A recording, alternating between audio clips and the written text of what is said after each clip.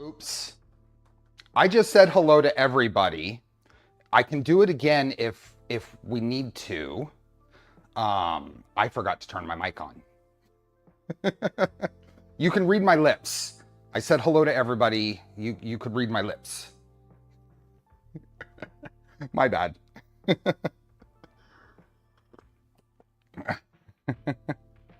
How are folks today? I am a little bit... You can't read lips. Hi, Rod. How are you? Hey, Panzergaden. Hey, Lars. Who else do we have? Steve. Andrew. Cliff. Whew. We are continuing this build, and I am really excited to get moving on this again. It has been hard not to make significant progress off stream. I did cut windows. I used my wife's Cricut to cut windows. So, and I think they turned out pretty good. They need to be cleaned, but I can read lips if it's Dutch English. It's a whole other level. Does it run today? I doubt it. I think this is at least a 3-stream build. We'll see. So, hey, Queasy Diver.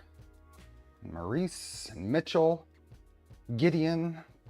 Cliff. Hey, Ben. Hey, Kenneth. What did I do off stream? I cut the windows. You can see them over here. I cut these on the Cricut. I don't have the settings dialed in. I basically did high pressure, 5 passes, and then they kind of pulled out of the spot. So that I think was adequate. I cut 2 versions of the front windshield. I think it was Takuya here. Let me know that the if you cut a millimeter off the height of the window, it installs better, according to some folks, I guess. How is the new remote? I haven't even turned it on. I actually need to buy batteries, and I forgot to bring it in here, didn't I? Oh no, it's over there. I can show that off.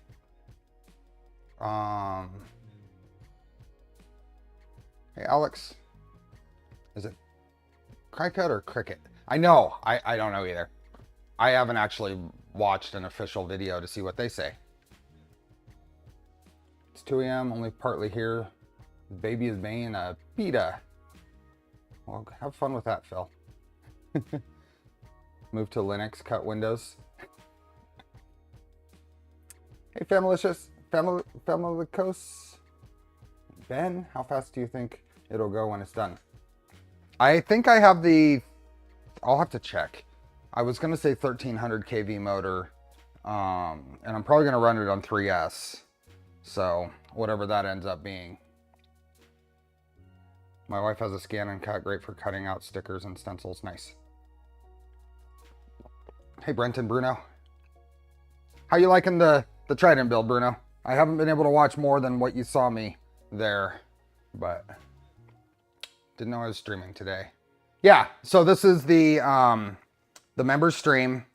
The idea here is I wanted to do this build within a shorter time frame than 3 months or a little over 2 months that 3 streams would normally take. So I did one at the end of January, middle of February, and we'll do beginning of March. And then I might do an end of March, just an extra stream, depending on how things are in March. Just to get us back on track with that middle to end of month time frame for the member streams. So first of all, thanks everyone for being members. Whether you're a recurring member or got a membership, you got that because you're watching my stuff. So it's definitely appreciated, and I'm excited for you to be here and be able to do these streams. So I got Windows a long time ago, went with MacBook Pro. It depends on gearing. Yep. I am here in and out doing work, but listening. Holler at me if you need something. Thanks, Shammy. Been awesome so far. Good quality prints as expected. Awesome. I finished my salad fork. It's been a year. I'll post a photo on Discord. Awesome. Hey, Daniel. Okay. So this is where we're at. We are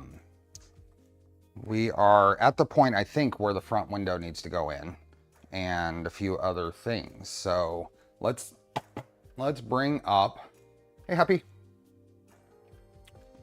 Let's bring up, do I have a window already open for this? Got all the windows out here. Let's use this one. 3D sets. Tomorrow we are starting the Milo build. We're taking a little break from the Rook. I'm going to finish off some stuff, some planning on the Rook, and we'll get back to the Rook as soon as the Milo's done. And we'll finish off the Rook. But tomorrow we're starting on the Milo. And then this week's Tuesday stream is on a Monday. I've been scheduled for a while to have a tooth taken out because a crown failed and now I need an implant and all that good stuff. So I'd been scheduled to have the tooth extracted at the end of this month, but it broke in half the other night. So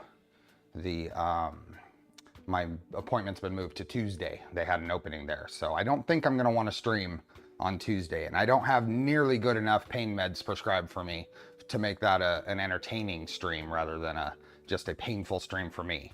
So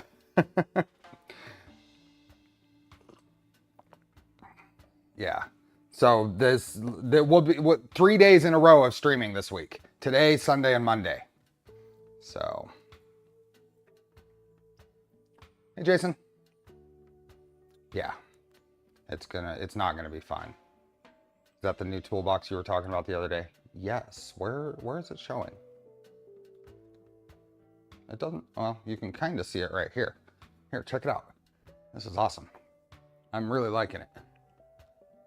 So the Micron's there because I had to move stuff around because my son had his birthday party last night. So I had to get stuff off the kitchen table.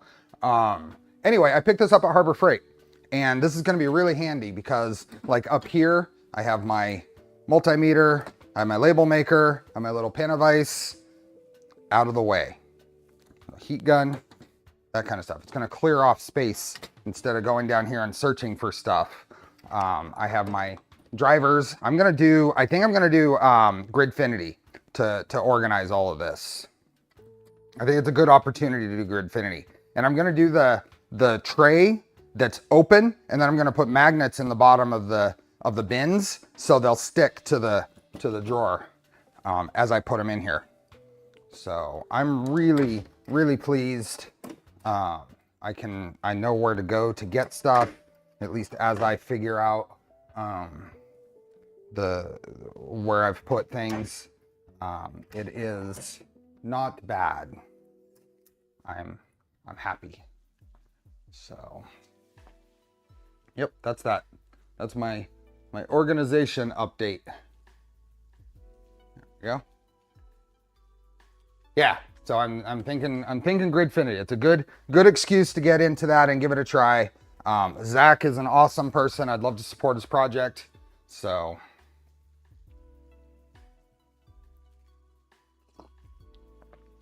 I need another toolbox to do that with. Yeah. So this is going to be really nice because I can roll it around in the shop here. If I'm going to be working on the other wall on subtractive stuff, I can roll it over and have quick access to my tools. I can clear this bottom part of this bench out, give room for like temporary project storage down here, like the Rook is under there right now, that kind of stuff. So how much did that one run? Even though it's Harbor Freight, and now my garage smells like a Harbor Freight because it's off-gassing. This rubber pad on top is off-gassing. My garage definitely smells like a Harbor Freight right now, and if anybody's been in there, you know exactly what that smell is. These are $400. They're nice, and they're cheaper than some other options for their equivalent capacity. The big thing that caused me to want this one is it's 22 inches deep. It's 26 inches wide, 22 inches deep. So I can actually use the top. I'm gonna put some sort of top on it. I'm thinking about going to the offcut place at the countertop and see if I can get a granite top for this, because then I can have a permanent spot for a flat plate instead of moving it back and forth and around onto my work area. So I'm thinking about seeing if I can actually get a finished granite or quartz top to put on it.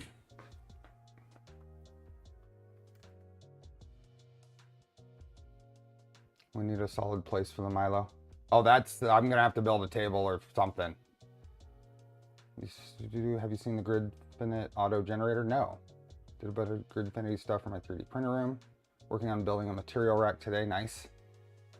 Granite would be, yeah, that's what I had that thought later, that something, using that as a spot for the flat surface would be handy.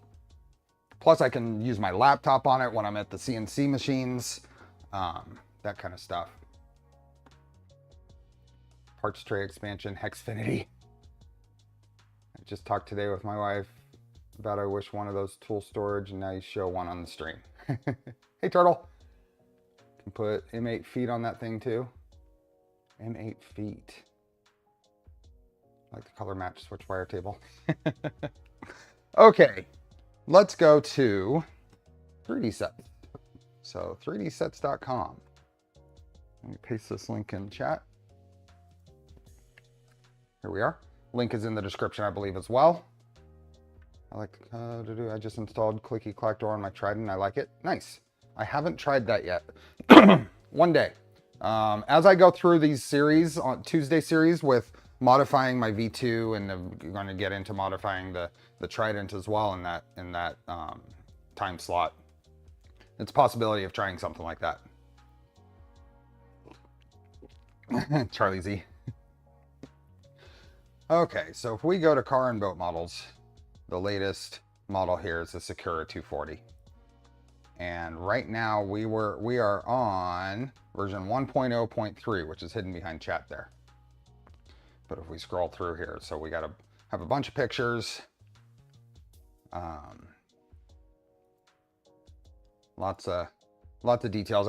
I use these pictures to go through and select colors for the various components. So they don't, that's one thing that I think could be improved in these models, is a little better idea of what color you should do things. And it would be nicer if their colors match. So like these little black spots here are within the plates that have silver parts. So if it doesn't matter, but if there was intended to be some contrast here, they should probably be on a different plate, right? The drive lines are all on the silver plates.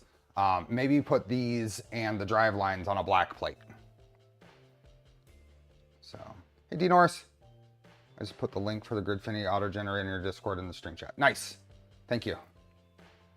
So yeah, going through here, there are a bunch of pictures to help figure out color schemes and stuff like that.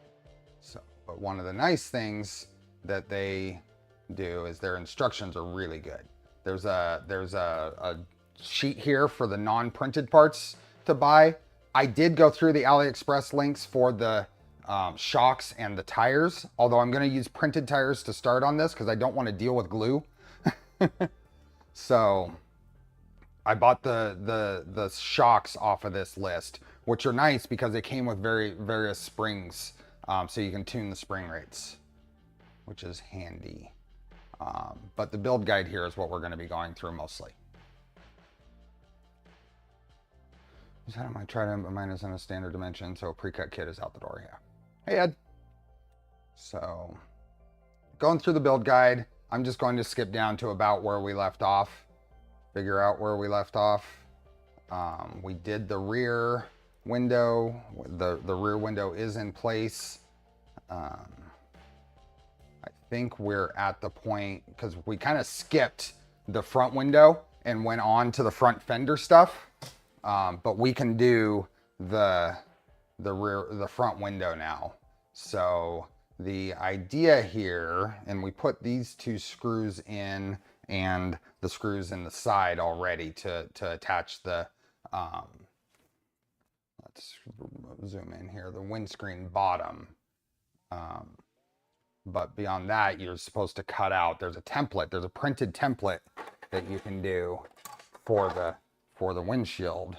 And that's this, and it's got a little handle, so you can trace it and then cut it with scissors. And that's what we did for the back window. It worked just fine, but I knew my wife had the Cricut,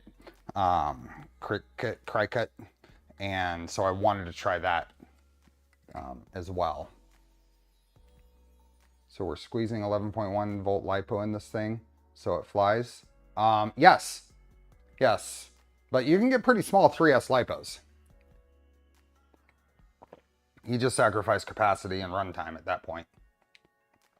But still, there's quite a bit of runtime out of these new batteries and motors. And brushless and all that. Okay, so normally you would cut this out. I did. I have two versions. I have a 1 millimeter shorter version, and that's what we're going to start with because that's what it was recommended is going to fit better. And if it fits without having any gaps, then we'll just go with it. I did buy the Tamiya. So in that sourcing guide that I showed, if you go all the way to the bottom, there is, or near the bottom, transparent foil is what they call it. And this is clear PLA. It's by Tamiya. It's 0.4 millimeters thick. And there's an Amazon link for this. How much is it? It's not too bad. It's about $15 for 4 sheets. So you can get, I think you could get 2 of these out of 1 sheet if you laid it out well. So, hey Mike. Okay, so now we're gonna put the windshield in. Now they have a video here because an update to this, they have a printed guide to help with this install. Hey Maker Viking. I think if I click here, there's a little guide here. I'm gonna pause that and then skip. So there's you put this in on the sides. This is only less than 2 minutes, so we'll go through and watch this real quick. This is a YouTube instance where I'm not signed in, so all of this is just based on anything that we've looked at on stream. Front piece goes on. Hey, Bearded Bucket. That sits, and then that sits into the groove, and then you put this printed guide on there to help hold it in place while you put the roof on. You use the windshield wiper holes to secure it so it doesn't move around on you.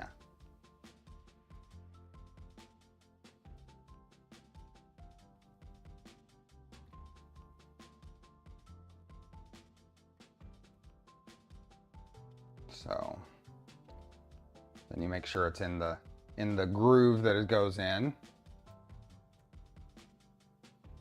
And then the roof goes on. And that allows you to basically not have to have so many hands. It holds the bottom of the windshield in place, and then you can move the top into place. So I haven't actually tried this, so it seems like it was a big enough feedback issue that they felt they needed to make that printed guide to assist with this. So once it's in, you can take this off, make sure everything's in place on the bottom, and go from there. Let me grab a fresh, while that's finishing up playing, let me grab a fresh microfiber cloth because I want to wipe off these clear sheets.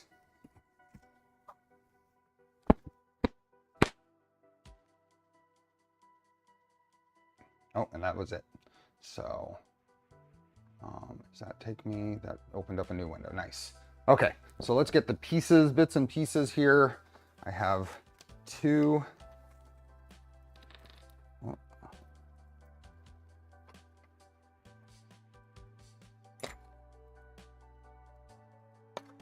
have 2 windshields. One of them is a millimeter shorter than the other. So I'm going to start with that one. Just gonna get the remnants from cutting it off.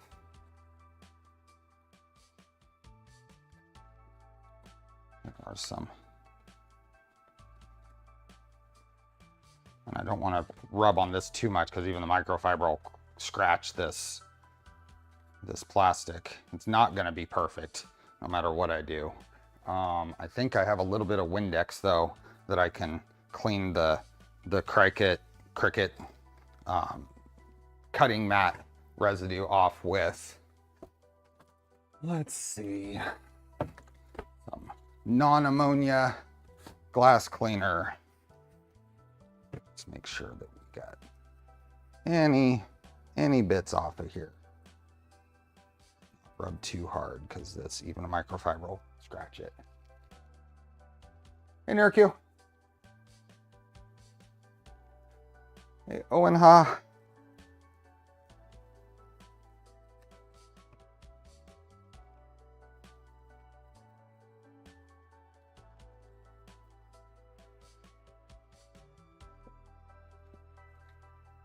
There we go. So we have a window, and then I need to find the, let's just start putting stuff around. Here's the window frame. So this goes on here. This goes in here. So that's all gonna go in there. Oops. There we go. This is going to be, I can already tell this is going to be fun. Fun in the very loosest sense of the term. Oh yeah. Yeah, because that doesn't actually go all the way across, but this does, so this is what actually holds it in place. It's got to stay in there.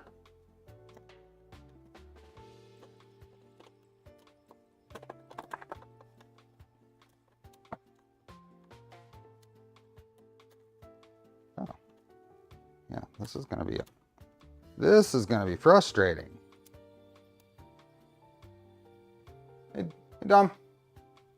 I make it look so easy in the video. Yeah, no kidding. No kidding. Let's go down inside that bottom. Take that all the way in and all the way in the bottom.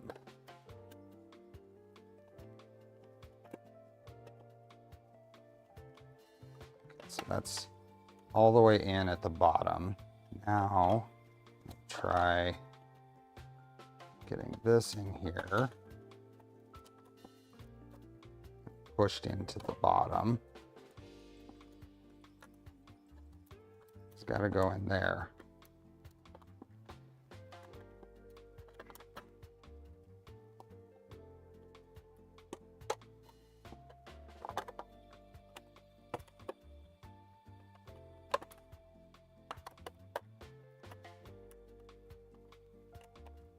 Definitely tough. There we go.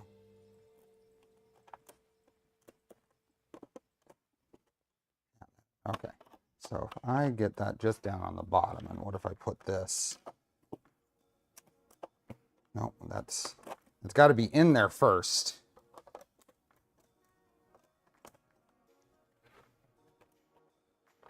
Hey, Polar Ted. It's easier if you start about midway down with the A-pillar and slide it down. Got mine in on the second or third try with no helpers this way. I've helped put a windshield in a 240Z before. It's not easy. The problem is you've got two pieces here. Let's go what you were saying. Put it in. The clear piece does not go down into the, yeah, see, I move it. If I don't have 4 hands, maybe I could do it with 3. See, I lose it on the other side as I have to push it in on the one side.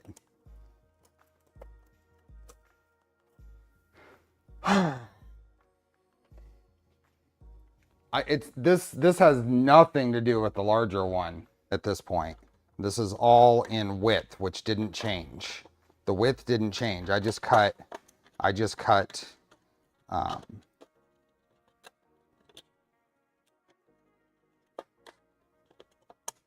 a millimeter off the top, which is what was recommended.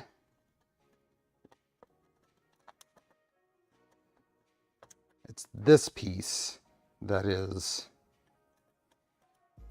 the problem, because I can get it in here, and then trying to get it in on the other side, it just pops right out. And maybe I can get something to hold that in place. Let's try a little clamp. The strip of blue tape, that's a great idea. Let me just see if I can just clamp this. Right. Yeah. I think tape is going to be a great idea. Let's see if I can find some. I think tape is a great idea. Okay, so if that goes there, this there.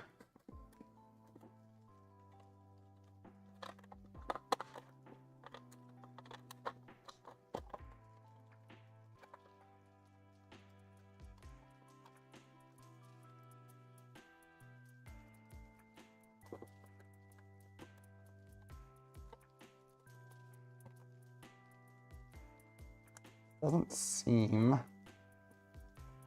like it's wide enough, actually.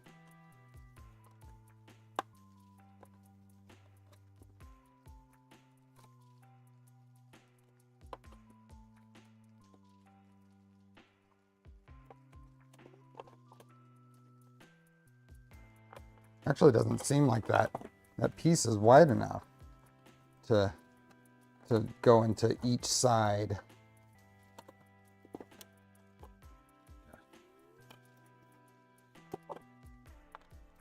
Let's do that right there, and then put a couple of screws in.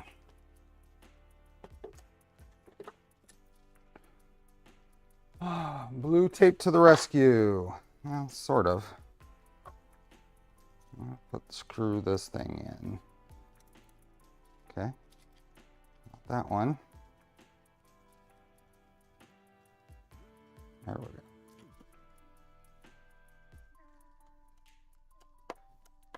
This is holding the bottom in, and I'm hoping I can get the top in and then push everything into place. We'll see. There'll be a gap side to side on the window. Black piece will not butt up against A-pillars. Okay. That's kind of annoying because it's kind of required to. Okay, that's in. This really... there we go. Okay, that might work. So that's there. Get the roof going here. It goes like that, and the roof comes on.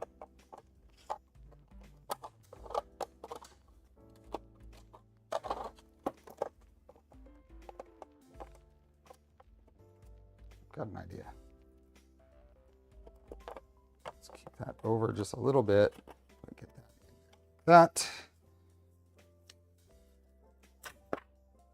in there. That in there. Like that. There, like that. And then I can see if I can get this there, like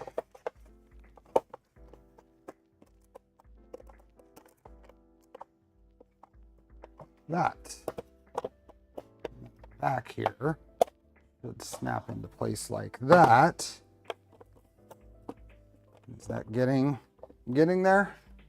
I think that's getting there.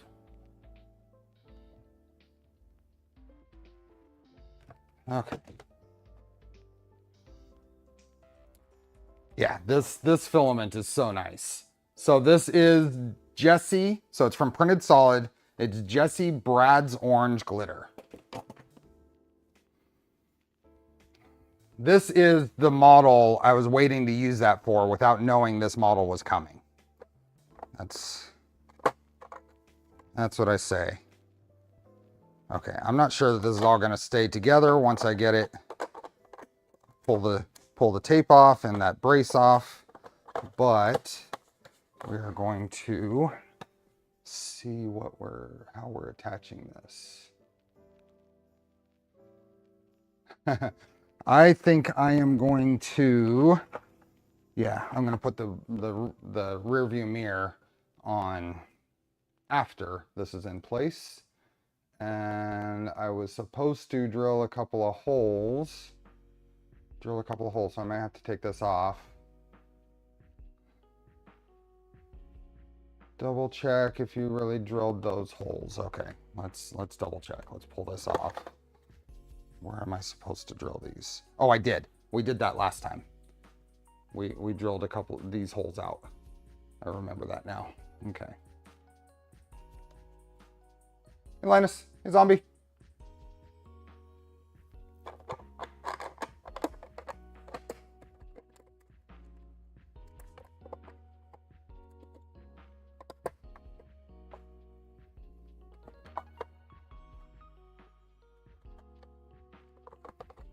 Okay, so then what screws go where?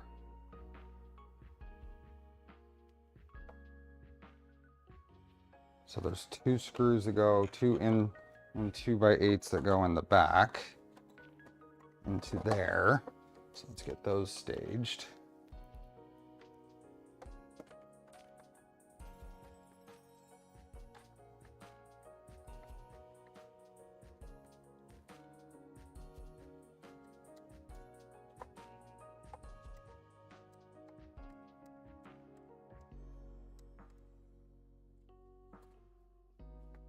One. Doesn't the rearview mirror help with holding the stuff in place? I don't know. It didn't, when I glanced at it, it didn't look like it, but I could be wrong.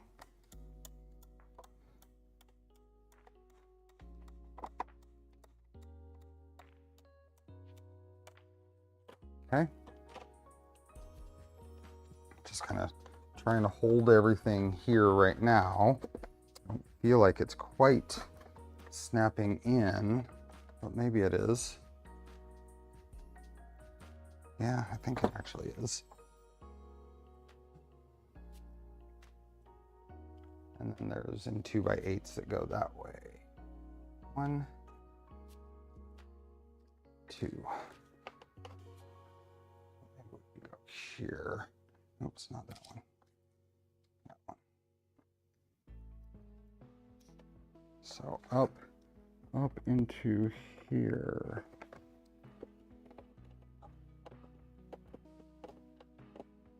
Hey, Chris.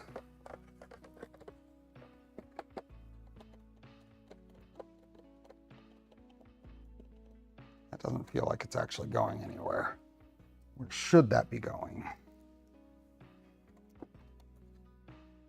Oh yeah, that's not snapping into place.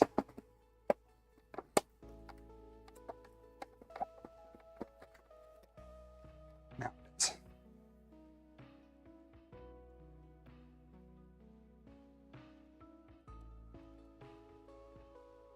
Yeah, now it's threading in.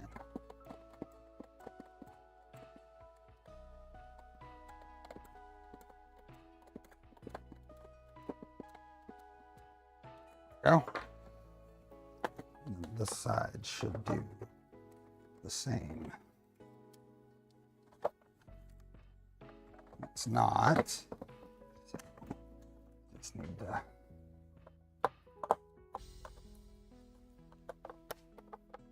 There we go. You hear that? Now it's snapped into place.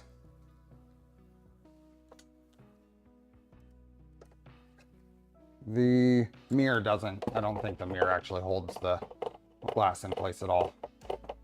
Or LS swapping this with a T56. Feel like it might. I think once it's in here, it's in. It's just a matter of getting all of the bits into place. So the top is good. Top. Oh, there we go. I think that just snapped into place.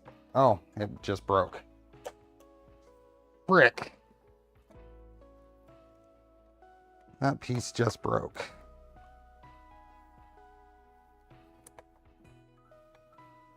That piece just broke, which means I need to replace the A-pillars, which they did update the A-pillars, and I elected not to print the updated A-pillars.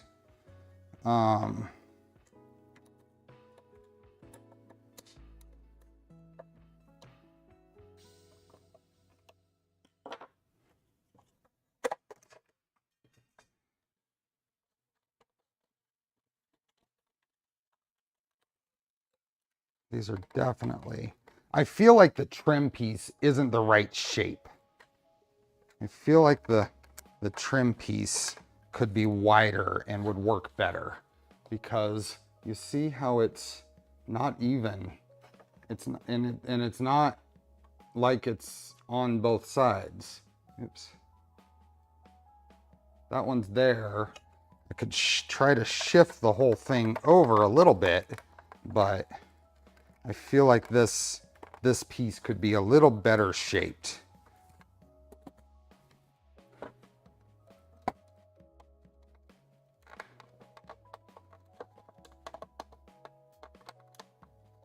It's not like I used ABS or something that would shrink. There we go. And then it pulls up in the middle. So yeah, it's definitely not an ideal shape here. I think it could be a little better shape. And they might have done that for installation. Maybe it'd be even more difficult, but I doubt it. Anyway, gloop would be horrid. Take the, yeah, I'm gonna reprint that, but for right now I'm gonna leave it because it's not really stopping it from working. I am going to reprint that and swap it out though, which means I'll get to do this whole jobber again, but that's okay. It's there. Wreck it a couple of times, then reprint. The honest reality is that I am going to drive this a couple of times and then it's going to go on the shelf. It's going to have been an awesome experience building and it's going to look phenomenal on my shelf.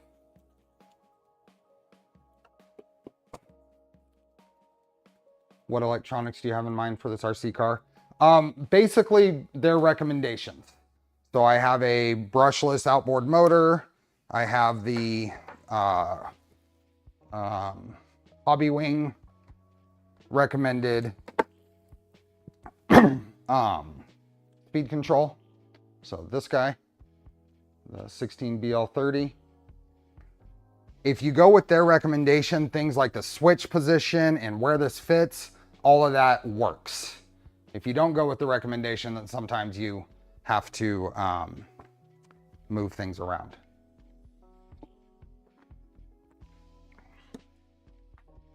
So I have a little bit of tape residue here, so another piece of tape is a great way to get rid of that. It was right in there and it's completely gone now. Should we have a track to drive these and make Pharaoh C? Absolutely, Ethan. If you make room for a track, I'll bring a printed RC car.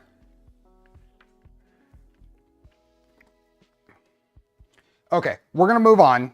I do need to fix that. I will reprint this and I'll print the updated version.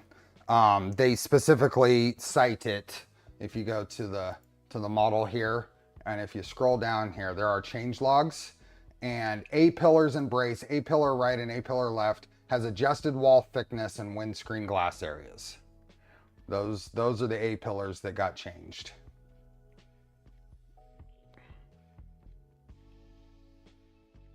I may need to make these to collect dust with all my Lego sets. Exactly.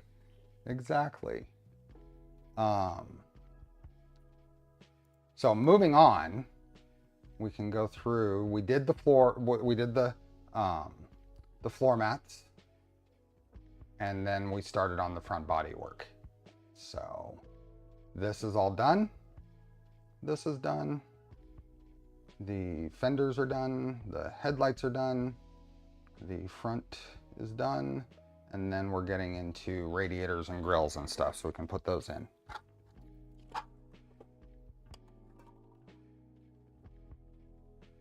Man, that really old RC high-speed track in the Greater Sac area is now gone. Oh, are you talking about the... Which are you talking about, D. Norris? Because Cap City RC is gone, but Rescue RC Raceway, which is up Highway 50, is still around. Then other things are kind of come and go. It was a good track and one of the oldest. Not caught up on streams. What's the status on the Phoenix? I am about ready to get started again.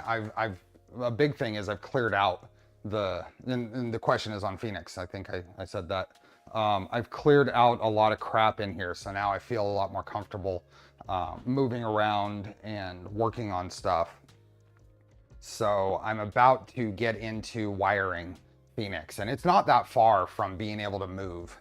I just need to get it wired, get the beds on, and get the tool heads on.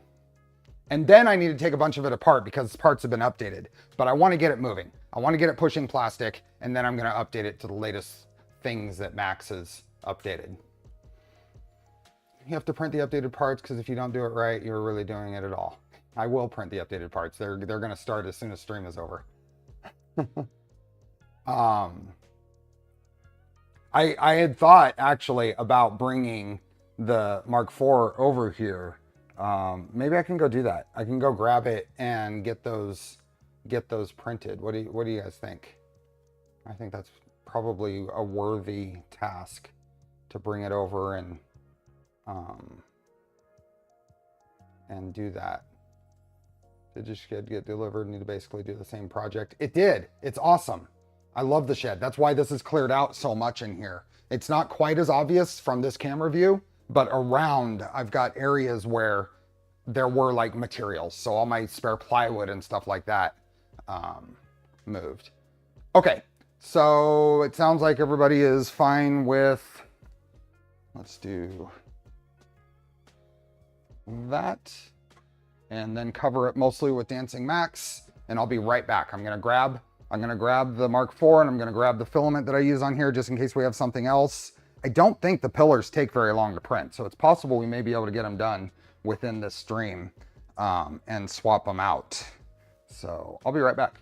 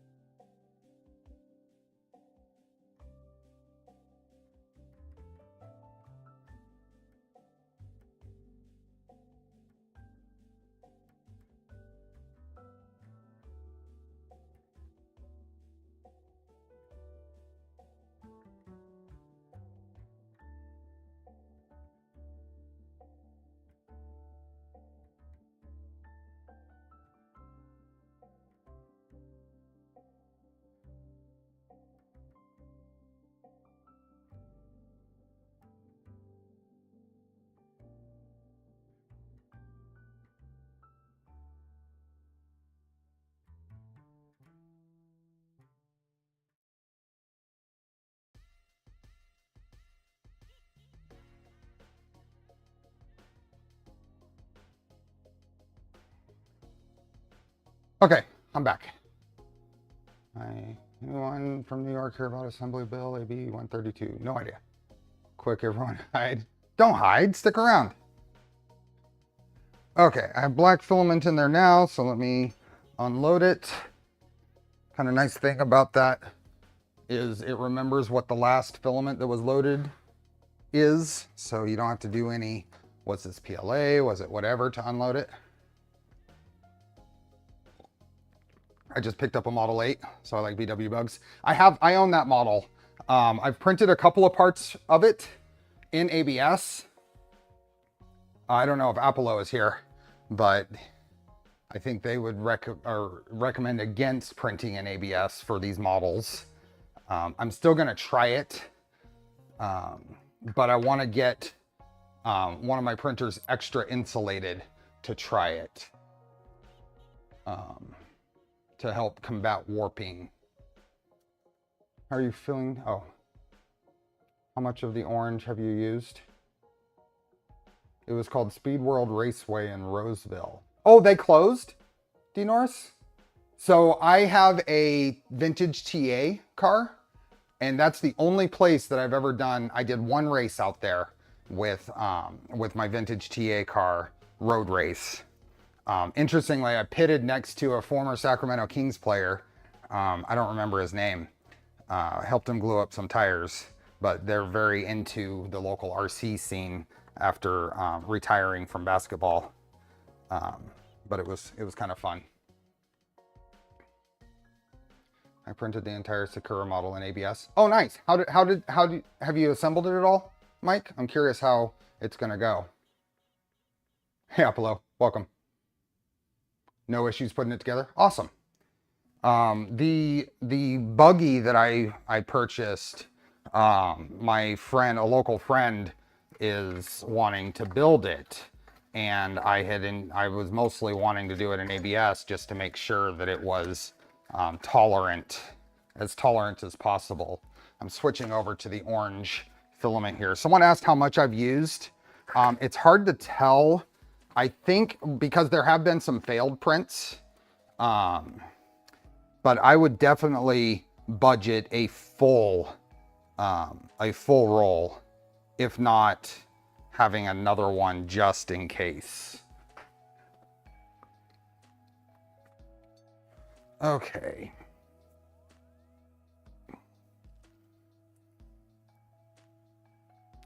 Just have done doors left, no issues. Awesome. That's really good to hear. How did you do anything special for your print setup or your printer setup to minimize warping or anything? Purging the filament.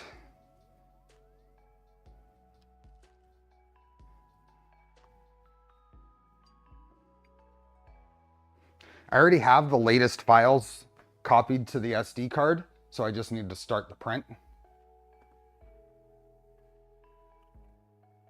October 2021, they lost the lease. Track was there, if I recall, 50 years or something. Wow. That is a bummer.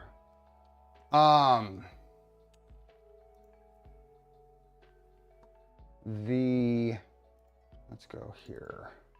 So I've saved my files out here to 3D sets, and then the Sakura 1.0.2 is where those updated pillars were installed. If you go to the files here, I can go into the MK4S input shaper G code. This is what I'm gonna run, but these A pillars, so I'm looking here, it's print 9. It's gonna take 1 hour and 43 minutes, and that's accurate. When it tells you that on a Prusa, that is how long it's going to take. They've got it dialed in for measuring the print time. So I'm gonna start this up right now. I'm gonna go down to print 9 and just get it started. And if my experience on every other one of these prints is to be believed, I don't have to touch it now. It'll do its thing and it'll print. So, no, print settings, I actually switched to Prusa Slicer instead of Super Slicer. Thin stuff had to slow down and print, but Most was using the settings of 3MF files supplied by 3D sets. Yeah, if you go to the ready to print plates and just go to the generic plates, the 3MF files, you can open these, and since they're 3MF files, they have the modifiers already in. So if they think you need a brim, it's already in that 3MF file for Prusa Slicer. So, okay, hour and 43 minutes, that is going to be done. Extra bit of filament here.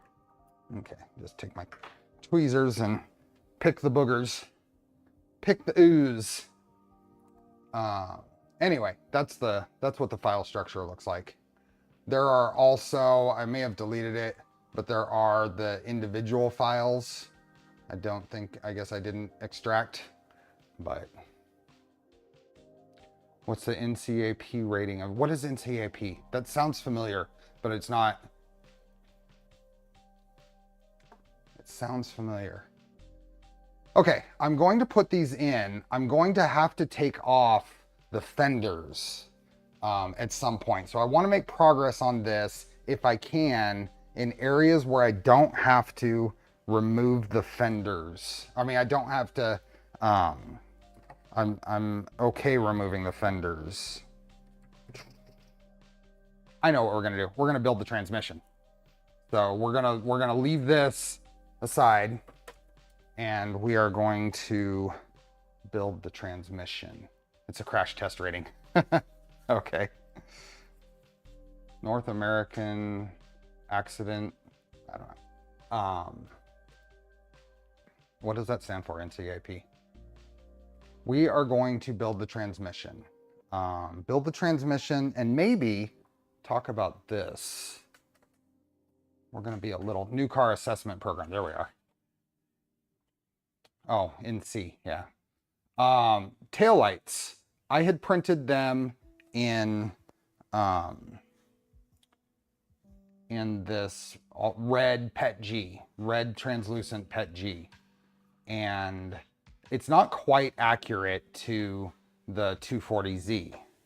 So I'd also printed later, I tried to do this as a single print, but the manual filament swaps was just too much. So I modified the file and printed it in multiple pieces to be glued together and put on. So maybe we can do that too. We can put this on the back, and I think that'll look better. What do you think? Clear PLA and red Sharpie worked well for me. Yeah. So there are a few things here that are going to help us line up putting these on. And they are PET G, so the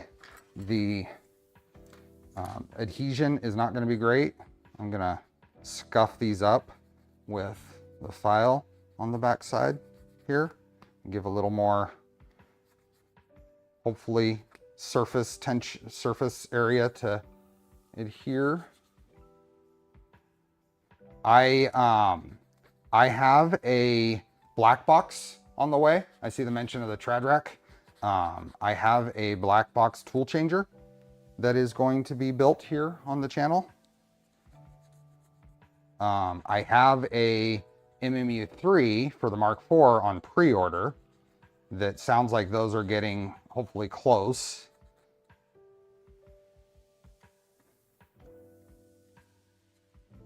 So if you go to kb-3d.com, KB3D is championing the black box tool changer, and you'll see it. It's a pretty impressive kit. It's going to be a full build. It's going to be a full build series. It's going to be a long build series.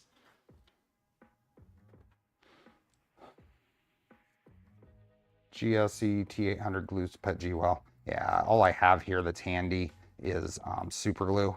So these are non-stressed parts. I'm going to assume it's going to be okay. Especially if I scuff these up well. Backside. Black Box 3D XYZ also awesome. Yep, that's... So Black Box Community Edition is released and available to order off KB3D. I am going to be building a 5-tool version, the max in the default kit. It is an open source project. You can build it to your own custom specs. When do you think you are starting Black Box? I'm getting my custom 8+ tool version ready for ERCF Printopia. Oh, I won't. Oh, ERF? I expect to have it done before ERF for sure. That will be a build sometime very shortly after Milo. So Milo and then finish Rook, and then potentially another build in between, and then Black Box. I haven't built a ERCF, so I can't compare. I feel like the Tradrack is a less complicated design. You only need one set of extruder gears.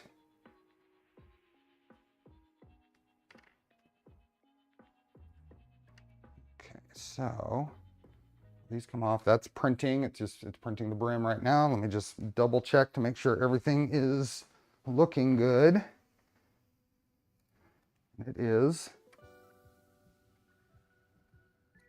Yep. Should be good. Did we ever find the part number for the file? Oh, this file? No, I don't remember. I don't remember where I bought it. Honestly, I don't know if it was a Harbor Freight special or what.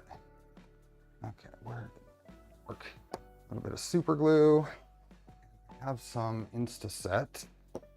And then I have to find the little middle pieces, because I'm pretty sure I reprinted those.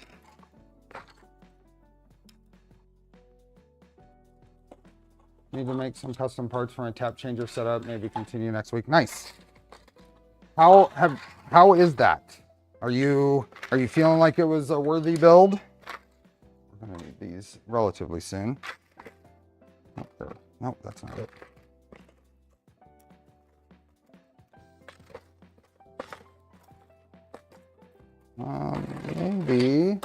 Maybe I don't have those. Maybe I'll have to reuse these. Transmission parts here.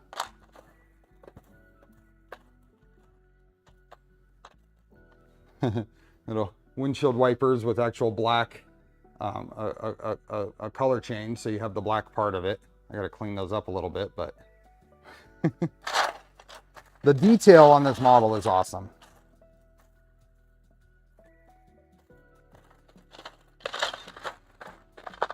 Okay, I'm just gonna reuse the ones that are in there.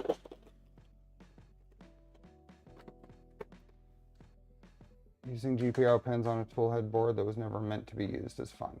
Yeah. What was the question? Just how is it working out for you, I guess, is the basic question. How did this come out? Did I get... Oh, okay. I think I can get to the license plate stuff, or the tail here through here. There we go. The wipers were a nightmare to print for me. Fortunately, they just worked. I think I just need to remove these two to get that rear. Yeah, the rear plate is coming off now. There's a few different variants of parts, but overall it's pretty good.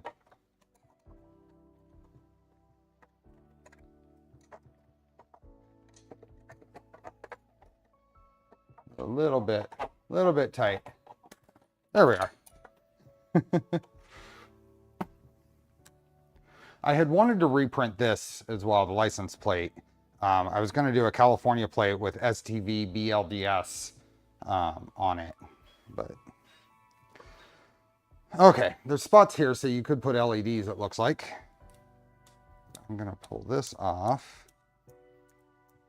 And I think I'm going to kind of put it in place and maybe glue it in place. I don't know if that's a great idea or not. Hope the new ones work out for you.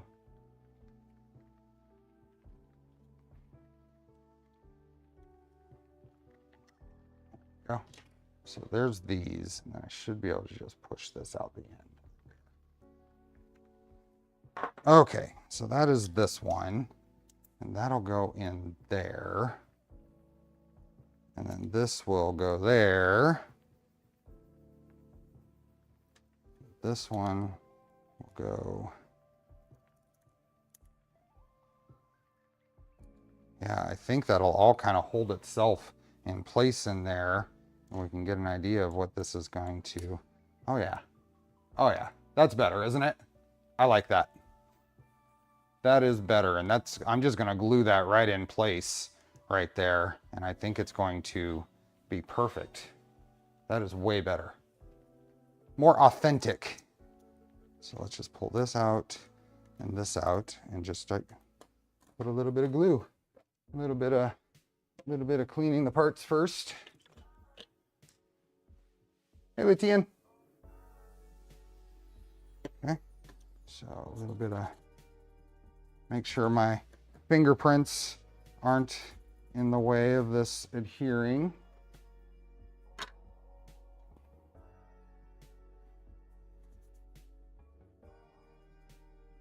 I'm gonna let this piece in the middle still just float. It'll get held in there just fine. So,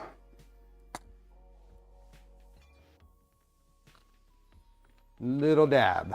Yep. Make sure I can see this extra well. I don't want so much that it's, I'm just gonna, there we go. So now this one, this is gonna go here. This is gonna go there like that. Oh, I got a little bit of glue around the edge. That's gonna go there like that. And then I think I'm gonna go ahead and spray it to clear up, and then just hold this for a second.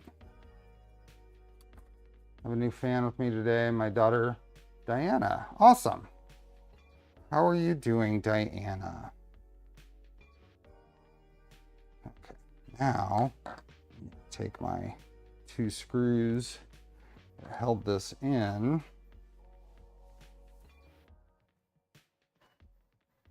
Go ahead and make sure it.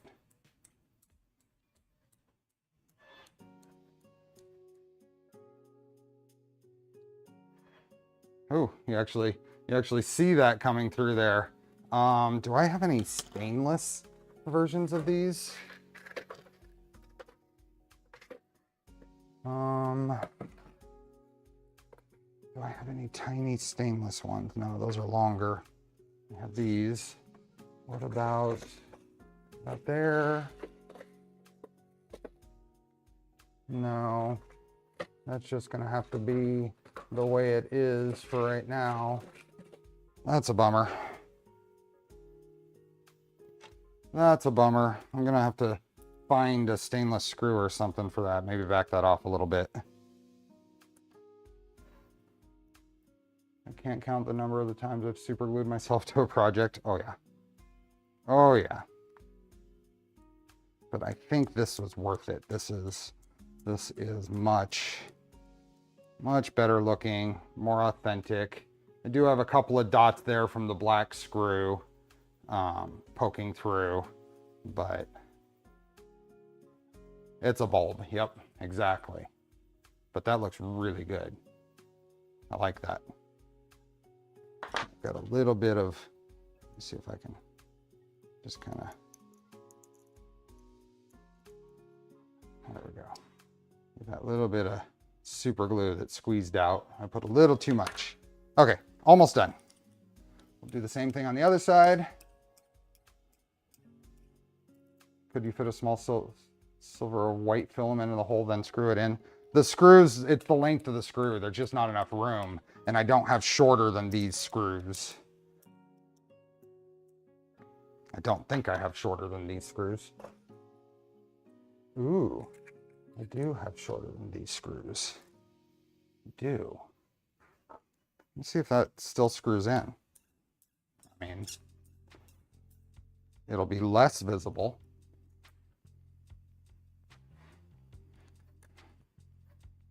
Unfortunately, that's already pushed on there, so you're never getting rid of that. But let's see if it screws in. I do have shorter screws. I didn't realize I did.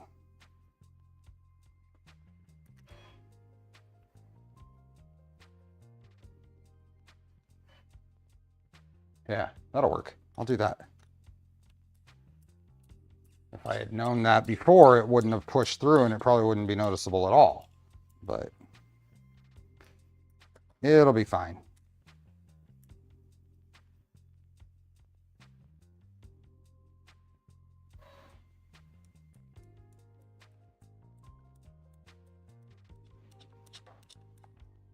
Oh, did I grab another long screw? I did. Crazy side of me wants to make PCBs with 1mm LEDs for the tail lights. Yep, I did grab a long screw. Let me get those out of the way. There, and that still holds it in place. And it's not quite as obvious. Now there's the divot there. I don't think I can push that back. Yeah, those are there for good, but whatever. It's a mold mark. It's a molding line. I'm gonna start with the longer screws on the other side to make them the same, or maybe that is just my OCD. I know, yeah, I mean, I thought about it. I honestly did. I honestly thought about it. I don't know, maybe.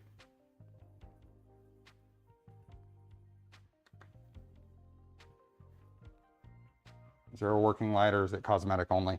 There's a spot here. These holes here, see on the back, you could put LEDs in there.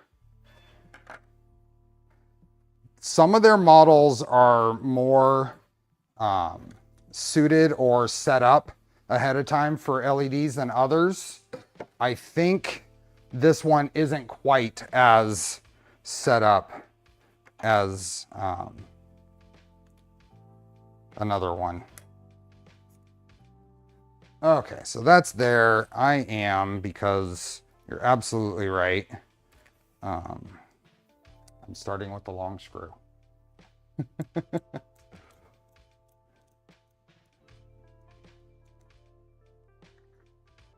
There we go.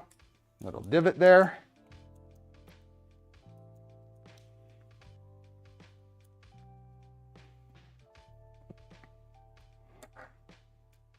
And a short screw can hold it in.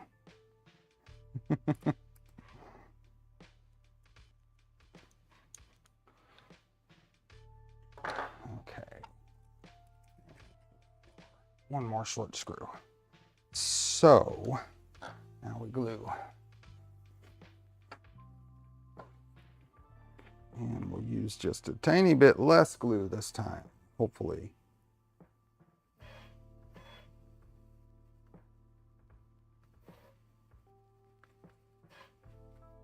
There we go. Cap. Have you ever looked into building one of the RC R2D2s? It's always been a build I would love to do. I haven't looked into it far enough to actually be starting it. That goes in there like that.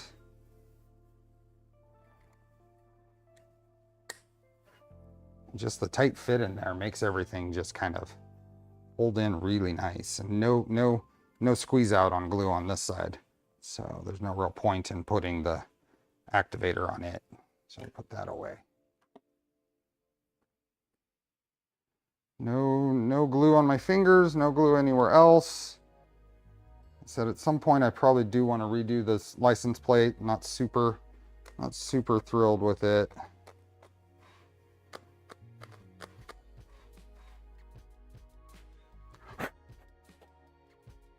Okay. Now we are going to push the long screw. Oops. Is that long screw or long screw? Okay, that's long screw.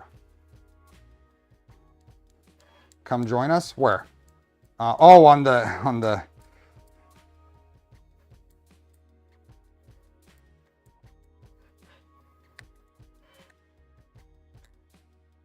There we go. Get a little divot on the droid building. That is a deep rabbit. That is a deep rabbit hole. I know. Hey Ethan, how did your talk go? How did your clipper talk go? Okay. I got even divots on both sides. We're good. OCD, check, passed. Horrible. I'm sorry. I hope I didn't contribute to that being horrible.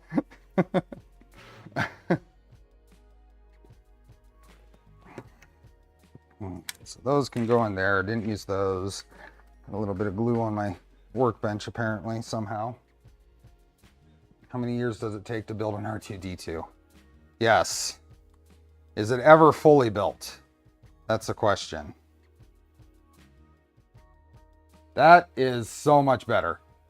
That is infinitely better than that. Yeah, love it. Love it. No Wi-Fi, wasn't playing well, so made everything hard. Ah, okay.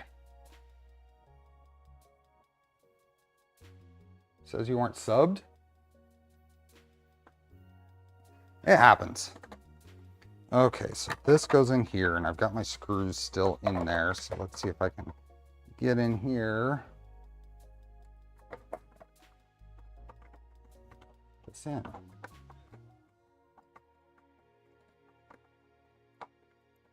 Nice. Very nice.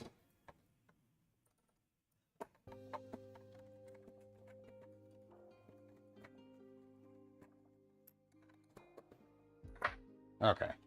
That is where it's at. Yeah. Happy I did that. Happy I did that. Okay. Let's move on to the transmission. It's a lot of fun to be ready for a multi-year process. Unless you have deep pockets and work on it constantly, then you might be able to do it in half a year. Now, I have the proper machine to do that. We'll see. That's a big commitment that I'm not even thinking of yet. Wow. Not planning. Okay, grill with turn signals. Well, we can put that together. Let's put that together. Grill. And we have, what parts do we need? Just the turn signals? Yeah. So that, and I think they're in here. Let's put that together. The sub-assembly we can finish. I got a turn signal and another turn signal. We're going to need this box soon. Put over there. And what are these? M2x6s. That is going well. Hour and 20 minutes to go. Okay, so these go in here. Does that go in there like that? Is it this side? Oh yeah, that goes right in there like that. And there is, see, a spot that you could put an LED. So screw goes in this side.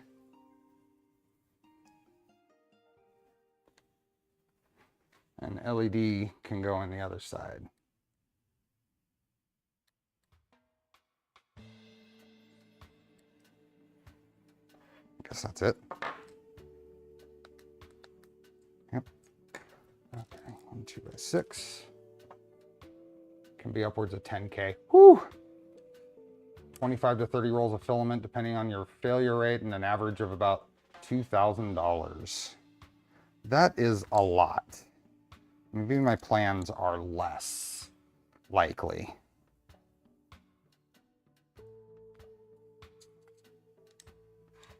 That's in. Cool. And that orange is doing pretty good. Okay, so that's a sub-assembly we can do. We're not going to do these because that means, or the rocker panels. That means we still need to pull these fenders off. So we're not going to get there. So exhaust mirrors and fender flares. So I think we're going to skip this right now. Let's just go down to the transmission while we wait for that. So electronics. I'm going to save electronics as well. So this is some of the routing, the switch, the receiver.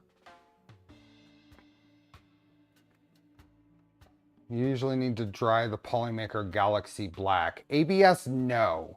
ASA, yes. See you, Rod. Howdy, Printer Prawn. I want to build one, but I think I'll start smaller and do a pit droid. There you go. That would be cool.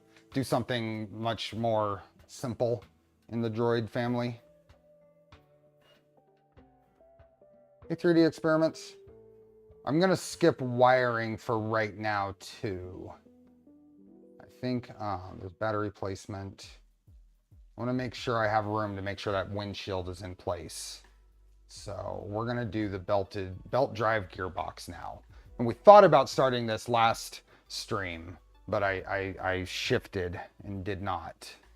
So let's just go for it. So we have a bunch of shafts. Now I did go through, I mentioned a little bit ago that a lot of the pieces are in the silver or the red. Like this is the main drive shaft and it's red. But if you go to the model and come up here and look, I mean, this is a great picture right here. It's obviously, that's this piece right here. It's black. And I think red would look funny there. So I'm going to, I reprinted them. I grabbed just those parts out and I printed black. So I just need to make sure I grab the right pieces. So if you print the carton part from the STL files instead of printing them from provided G-code, please use the following slicer setup. So I used the provided 3MF files.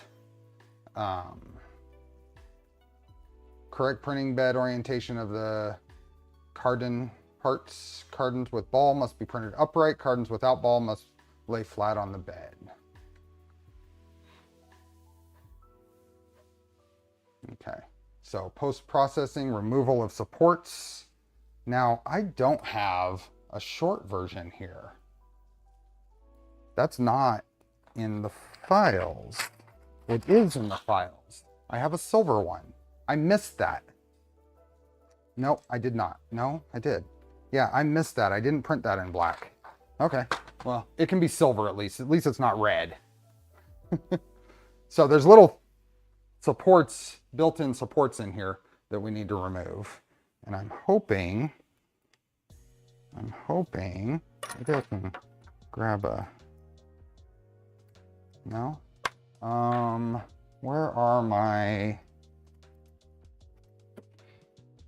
let's see if we can grab them with just crucipliers. Those are just too big to get in there. So let's try some snips and work on our way. If we go two sides of this and just kind of snip it away like we're chopping a log, hopefully we can do it without breaking anything else. There we go. I'll clean that up.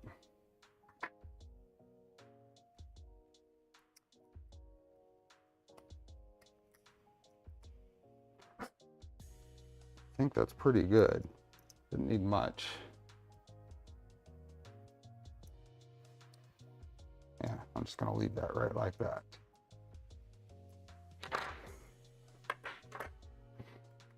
May end up making one of these. It is a very cool model. I am super impressed. Got a little bit of brim on this piece that I didn't clean up because I cleaned up a lot of the stuff, so you're not watching me clean up files half the stream like last time. But I didn't realize that this one wasn't printed in the black. So I am going to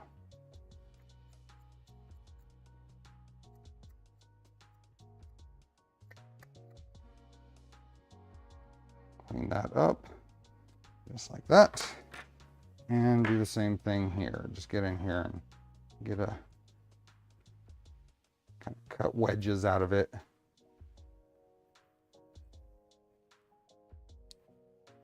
Not trying to do the whole thing at once.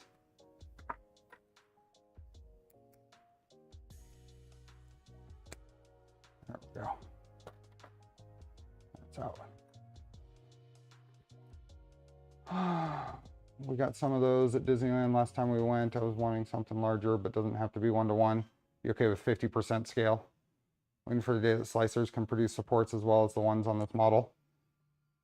Yeah.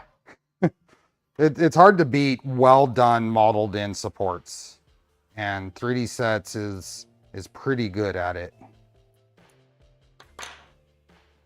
Hit it with my pocket anodizer. This being silver isn't offensive. So if it was red, then that'd be a little off. Okay, we need to drill a bunch of holes. Still have my 2mm drill bit in my pen vise, and we have all of these parts. So this and some of the gear pieces. There's one there. 3mm holes, not 2mm. We have 3mm holes to cut. And some of them we're just going to do with the X-Acto knife. So see, they use sacrificial bridges. As you'll learn in the Milo build, it's not my favorite method of a solution for countersunk unsupported holes. So, but it is what it is. And I'm just going to go in here with the X-Acto knife. I thought maybe we'll start with the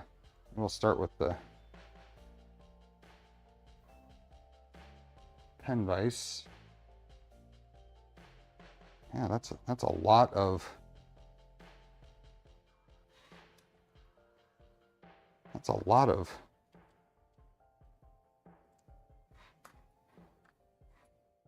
and my pen vise isn't holding the drill bit well enough.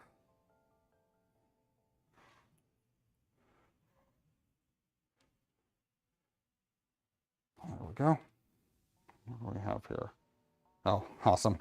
My father-in-law, who's building the Skippy boat that I gave him the parts for Christmas, just finished the trailer.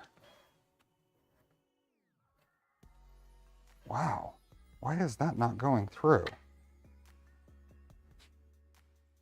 Let's break out the big guns.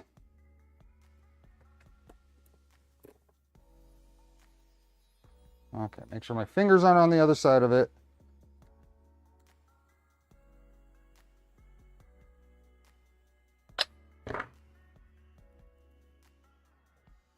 Oh, that's because it didn't say that we had to do that. I grabbed the wrong piece. That's why that was so much. It's not going to hurt that that's there, I don't think. But that wasn't actually one of the things we were supposed to drill through. What was this? There's another piece. That wasn't one of them.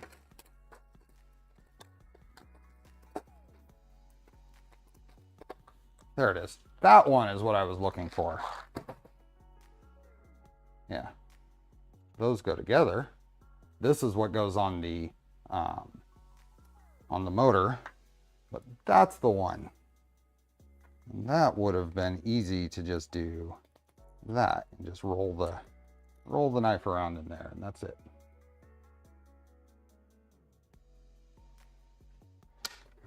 That was my bad. I wasn't paying as much attention as I could have been.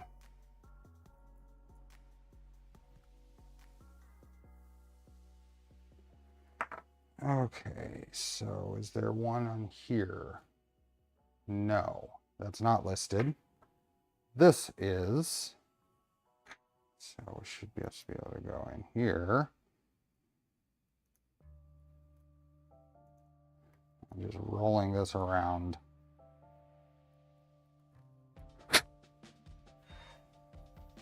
Just like that. I like a sharp X-Acto knife for this because those bridges, if you can cut them instead of just pushing them out of the way, it seems to be a little cleaner. And then there's a piece with, what is that piece? There's this piece right here with nuts. That and that. Where is that piece?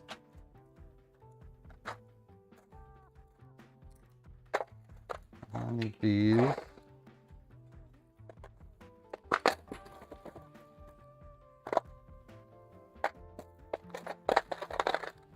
That's weird.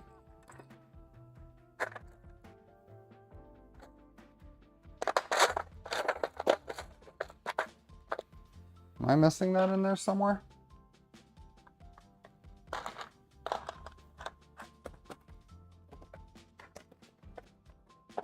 Got wheels and rear axle stuff in there.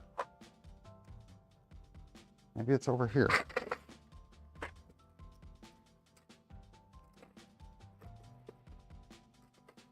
I am missing that piece. How am I missing that piece? That was on a plate of parts. That was on a plate of parts. I am missing that piece right there. Let's look at, let's open up Prusa Slicer. I think most people take the originals and simply shrink them all. You can venture out on your own a bit from the Badly files. Are the Badly files the best to go for if you're doing a droid?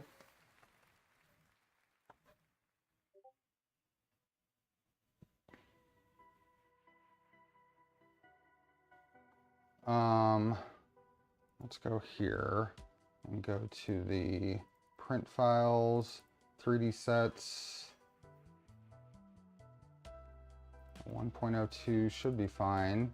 And if I go to the Prusa Slicer plates, the transmission.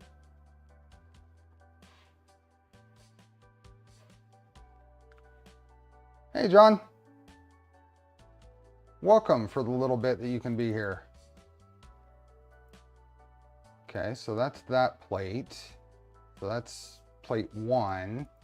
Let's go to belt drive gearbox 2. Oh, I didn't want that.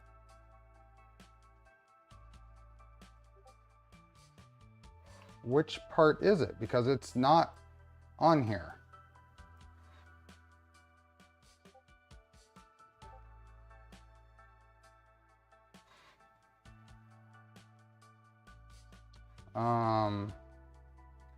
That is the parts there. Let's switch over to here. This part. Which part is that? That's not in the file. Oh, that's not what I wanted. That was my working on this is working on the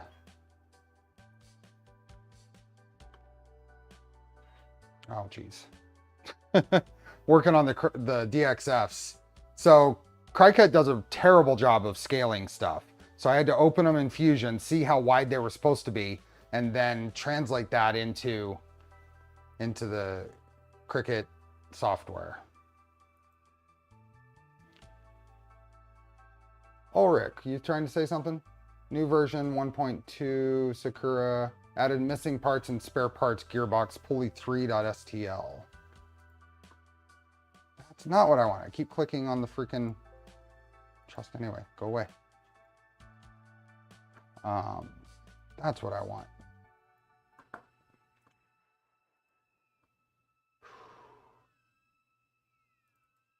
Let's see if it's in here. Belt drive gearbox. No, that's the same thing. It's a bit weird accurately sizing things in the Cricut canvas. Oh yeah, it's terrible. It's missing in the previous, which one? In 2.1. Is that 1.0.3? Go back over here and go to, not there, here. 1 point, added missing part, spare box, gearbox pulley 3. I don't understand why that's not. Let me go in here. So this is spare parts, gearbox.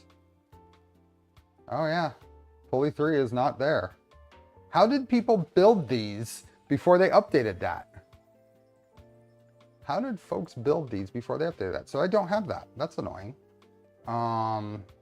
That means that I need to, okay, I need to bring this up in a different browser because I don't have any way to get there. So let me download 1.0.3.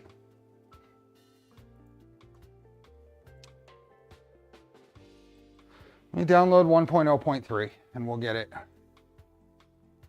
We'll get that file and I guess I'll print it in an hour.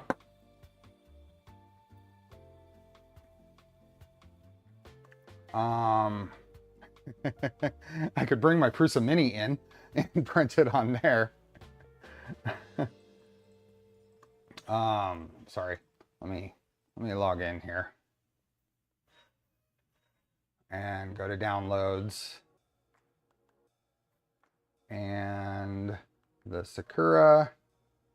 I've downloaded this model more than any other so far now. And let me throw this out there and then I can switch screens. And save this here. If only I had more than one machine. It's a question of if I have more than one machine that I have set up to print PLA. That I have a profile for, that I'll trust the part that comes out of it. I print the vast majority of things in ABS and ASA.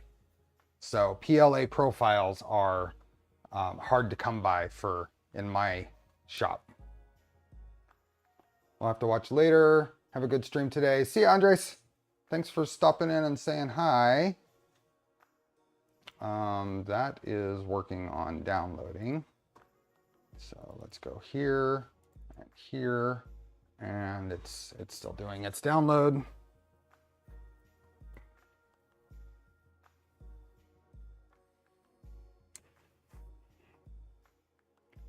You know, I read that changelog and I thought the way I read it is that in the spare parts they were missing some things.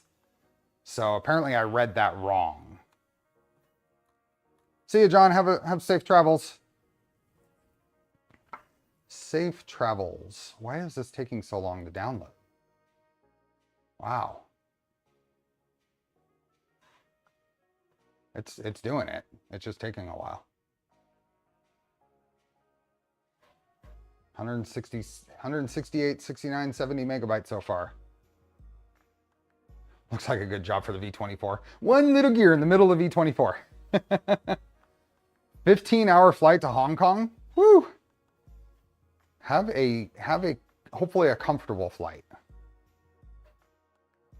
It's the best part of 1 gigabyte. Is it really? Yeah, it's up to 200 megs right now. That is being very slow right now. Is anything happening with the stream from your end? Let me look at the stream health. Yeah, it says excellent connection. We have 129 members here. I would think that every single member would hit like. Wouldn't you? Hey, Obi-Wan. Stream's good? Okay. 129 members here. 128 members. Apparently someone didn't like what I said. Or that's John leaving. That's it. Okay. I'll just assume that's John leaving. Or Andres. Finally, the counter came down for when Andres left. Whew. Okay. What is the next thing we can do then? So we are going to finish drilling out these, and I don't think I can get my drill bit down in some of those super efficiently. So let me grab a 3mm drill bit, which I thought I'd already done. Yeah. Let me grab a 3mm drill bit and get these cleaned up. So go from this side.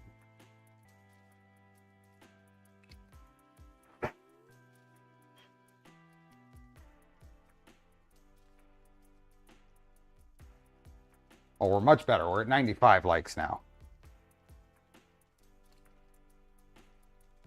So, and then there's something in here.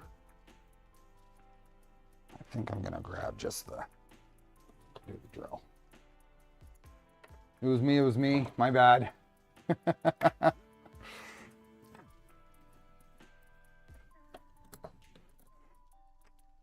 Okay, that's gonna go all the way through there, so. Like that, and that like that. And then this piece right here, looks like it has one right there. Oops, let's go from this side then.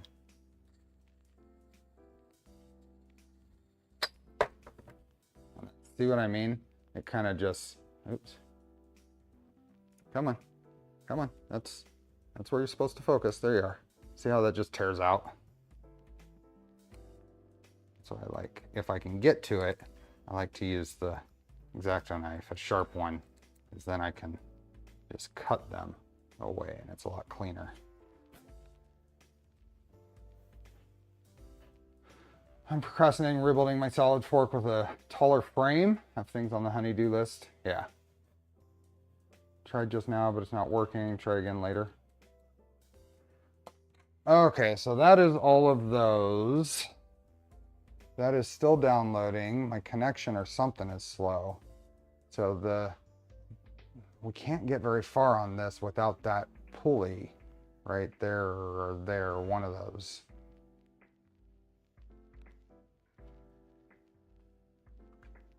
We have check if small 3D printed shaft ends fit the bearing properly, because such printed part objects may shrink too much. So let's check that. I'll grab a bearings out of here and check to see if the small or large are the ones we want to use. So this uses all one size bearing. You need like a bunch of them though.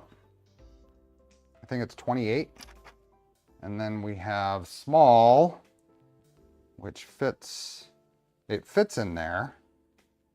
It's a little, I don't know if that's actually moving or if it's just like exactly correct, but I'm gonna try a large.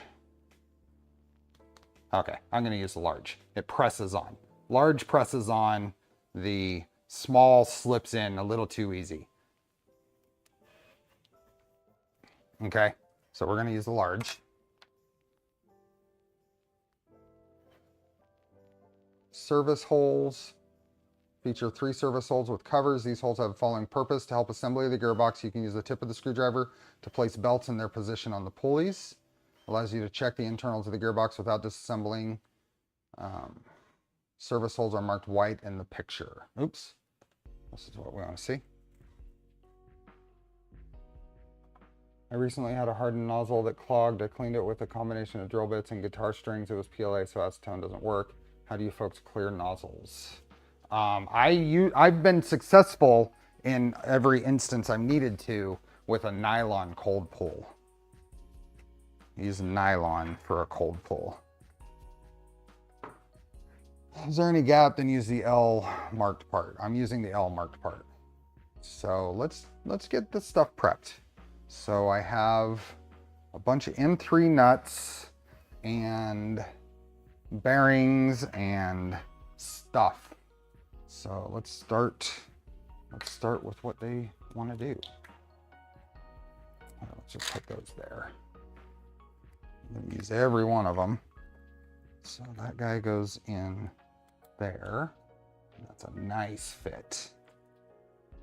That guy goes in there. That's a slightly looser fit than that one, which is interesting. And then M3 hex nuts. Those here.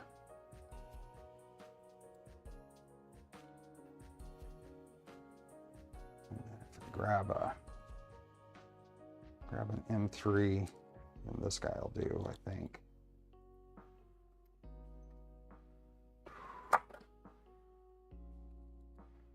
Pull. No, that one's a little too short. That's a M3 by 6, just a tiny. Grab a little longer screw here to pull that in. There's no reason to. There we go.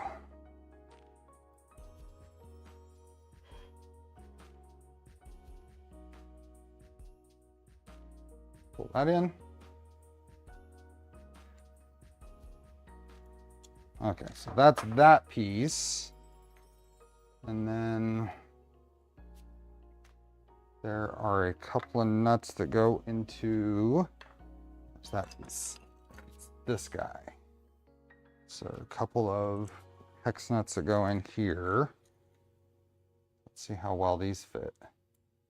Oh, that goes in there a little easy. That's okay as long as it stays in until we get a screw in there. So that one goes there. That one goes there. And then one in the top.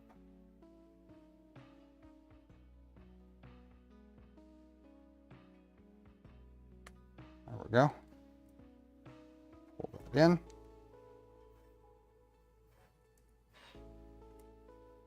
Okay. And then what happens here? We've got this listed here with something in the middle, but it doesn't actually say what goes in there. We got a, shaft middle, but is there any bearings or anything? It doesn't look like it. Okay. Shaft middle is this guy.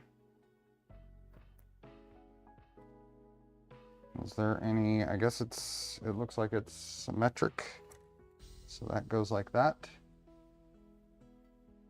And then there's a back plate.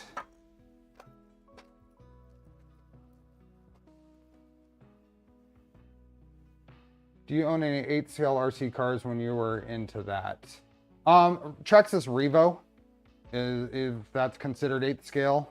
I don't remember if that's considered 8th scale or not. That would be the only thing. Does that remove the plastic or just open a path? Oh, acupuncture needles. Yeah. If you can get a path open, you can get something melted in there. And like I said, nylon is a great cold pull material.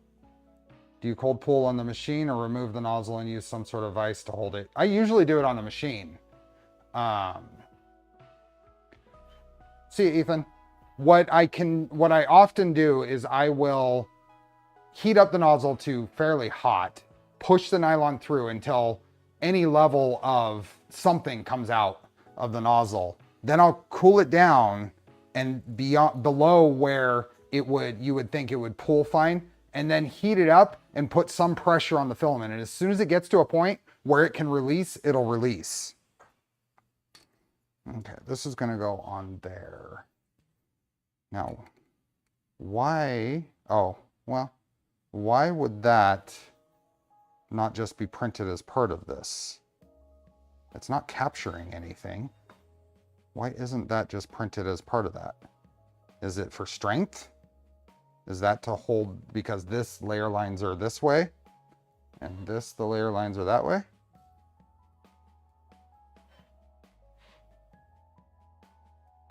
In 3x8s.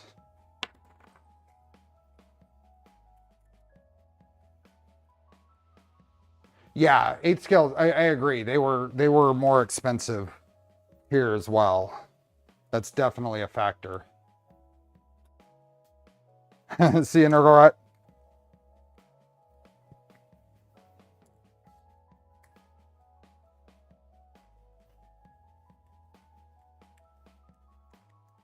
Okay, well, I think I can just put this together without having anything else in the way. That's a pretty red filament. This is a great filament. This is another Jessie. Apparently that M3 nut fell out. There it is.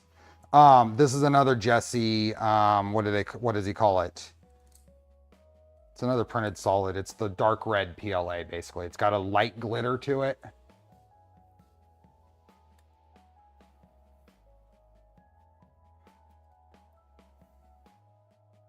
But if you go to printedsolid.com, you'll see, and you search for red Jessie PLA, it'll come up. Now I want to know what it's called. Let's use that one. Go to printed solid. And then we go to filaments. Actually, we should have gone to Jessie filaments. Let's do that. Jessie filaments. And let's just go red.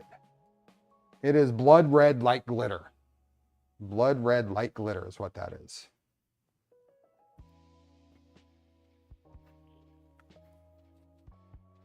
So,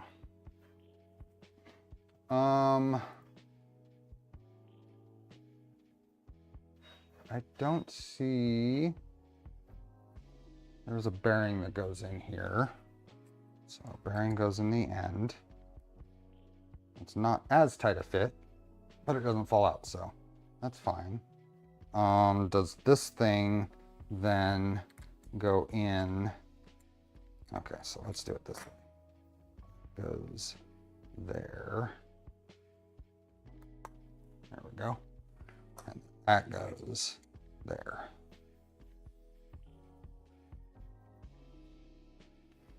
And then goes onto here, onto that, and then that gets captured. Now, it's not really captured because it's not held on either side. There.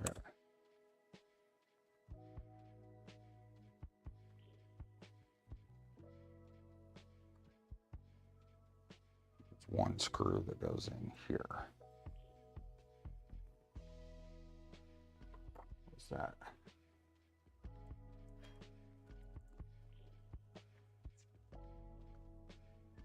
Blood and glitter. What a hilarious name combo. It's true.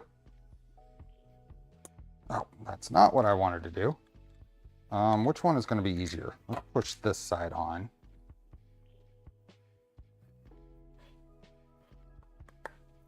That side on. Push it in here. Hold this somehow and put this in.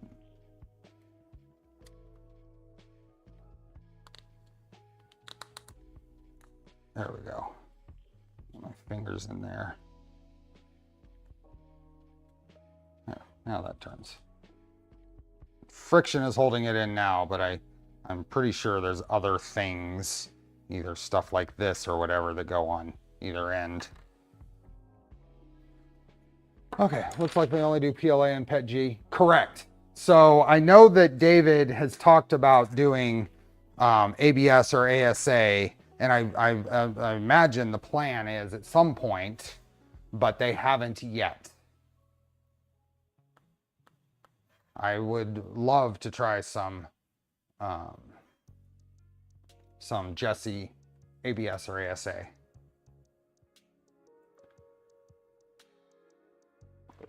Okay, now we can put the rest of this together because I think we have these parts. So the belt, please secure both screws on shaft with a thread lock and tighten them properly. Are they seriously telling us to put thread lock in plastic? I don't agree. I'm not going to. Double check that the pulleys are perpendicular to the shaft and do not wobble. Make sure there is no contact between the casing walls and the pulleys. Minimum 0.5 millimeters there. I don't agree with the thread lock. Is that Loctite? What? Let's see. They have thread locker. Which Loctite is this?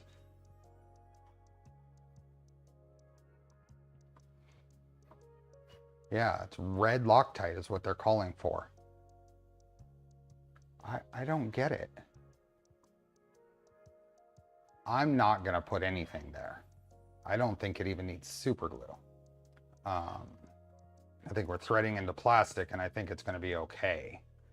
This is an M3 by 12.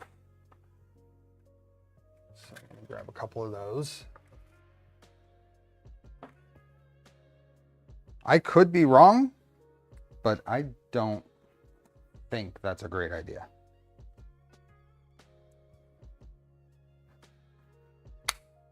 That goes on there. Hopefully that's not too, they're not telling me to put a pulley on here yet, so I imagine it is okay.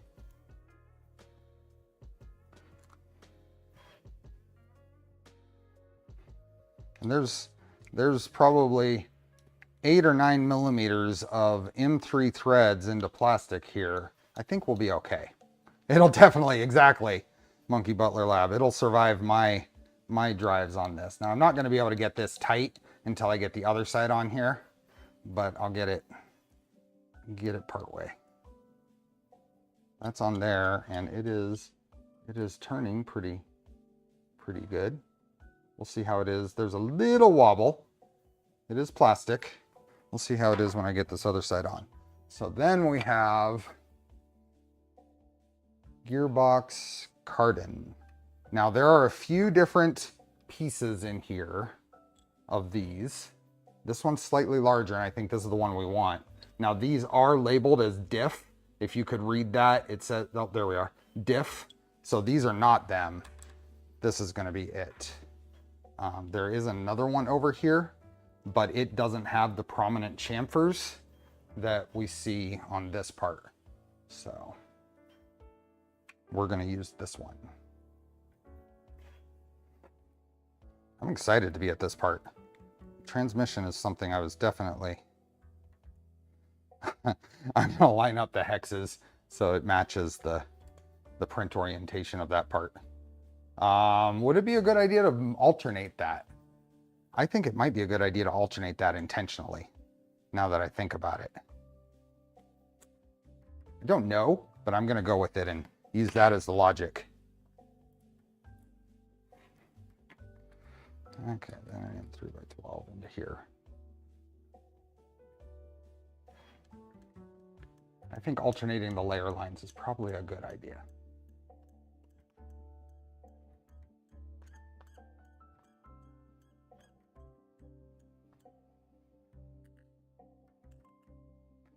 This side can get tightened now that I have something to hold on to. Moves good. Still has a very tiny wobble, but I think it's okay. It's not touching the walls. It's not touching, it's not rubbing anywhere. Nice. Okay. Here, I want to do something. Does thread locker react with PLA?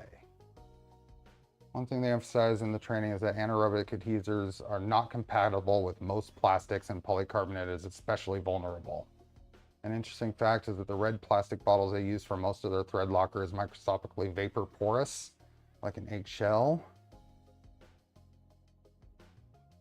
Yeah, I don't know if we're going to find anything in particular about PLA but we definitely don't, I've always been told not to do it on ABS, so I think I'm gonna go with my decision. Okay. Are we at a point where we need... Gulga says blue Loctite 425 can be used on fasteners for plastic.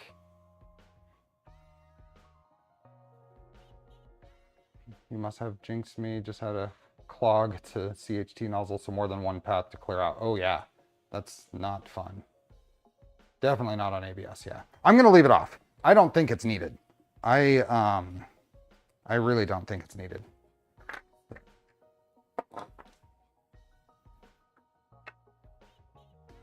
Okay, I do have some of this. So I have this piece, which is that one on the top, and then my large, there's little features there that line up with the features there. So I guess this goes in there.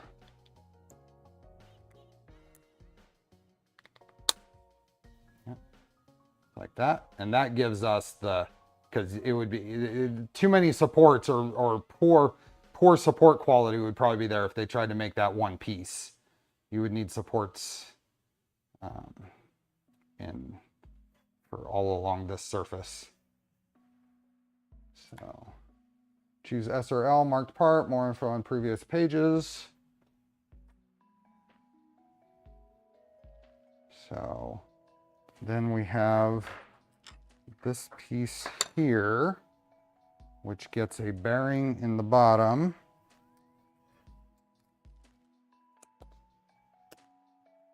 I use Loctite 425 on all my builds. Works great. On all your 3D sets builds? They recommend red. So 425 is blue, you said, right?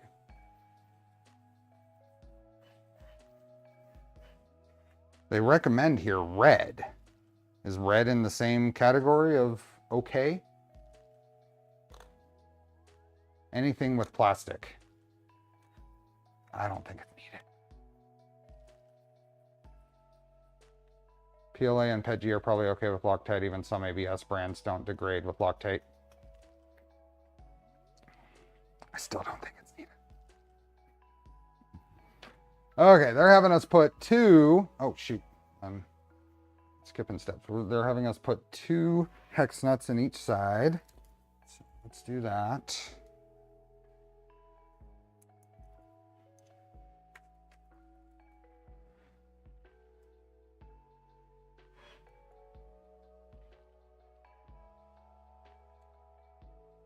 In there. PLA and PETG. Oh, yeah. That's what I just read.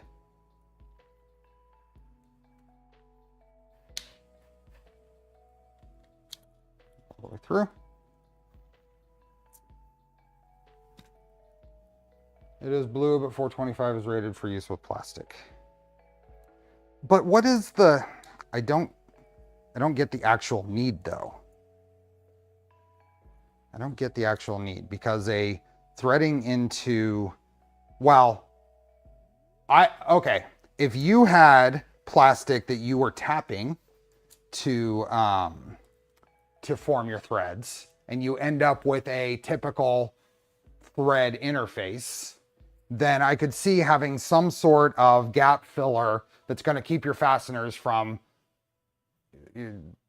coming loose if you and you're not tightening them too tight, right? If you have formed or tapped threads into plastic, you have a certain torque capacity that it can take when you tighten those threads.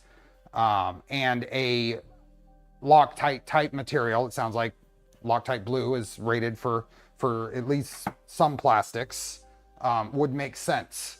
But when we're forming the threads as we're tightening these, I think it's less needed.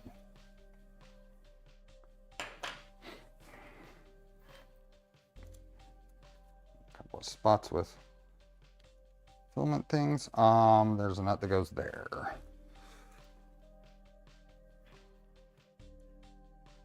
Does that make sense?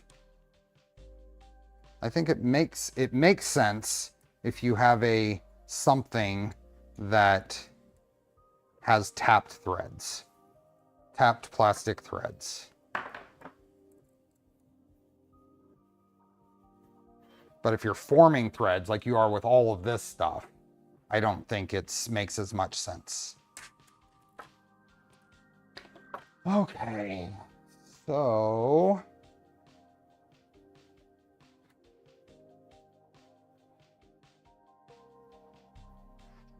make sure that the pulley 5 is assembled correctly. You can use some force to push the pulley shaft small into the cavity. We did that. We are going to need some M3 by 25.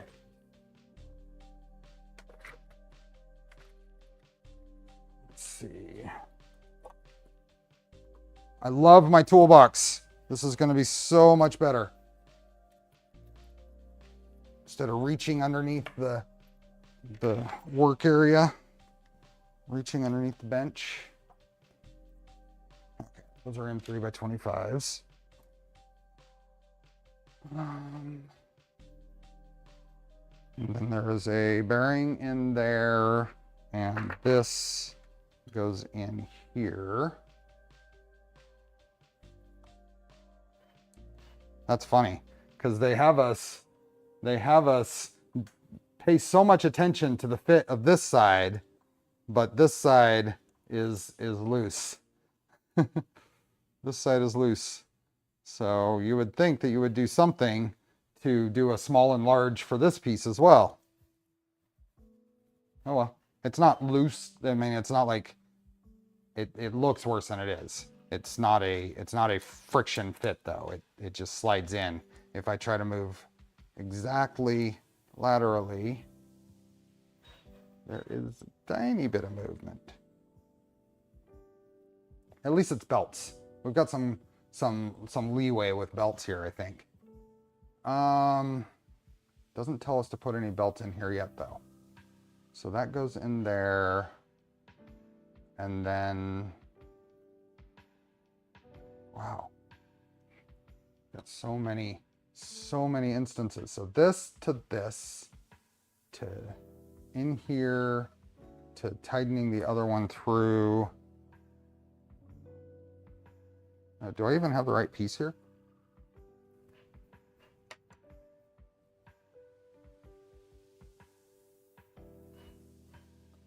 What in the world? Let me make sure I have the right pieces. I do not. Okay. So I need this piece. There are some hex nuts that go in. I think of it like a nylon locking nut. You form the threads on the nylon portion of the fastener and it stops it from coming off. Yeah. So there's 2 here, and those are not likely to stay in place. So, and then there's 2 into the side here. Okay. These top ones are just going to fall right out. So I'll just be, oh, these are going to fall right out too. So just keep that held. It looks like there's a belt showing in the picture.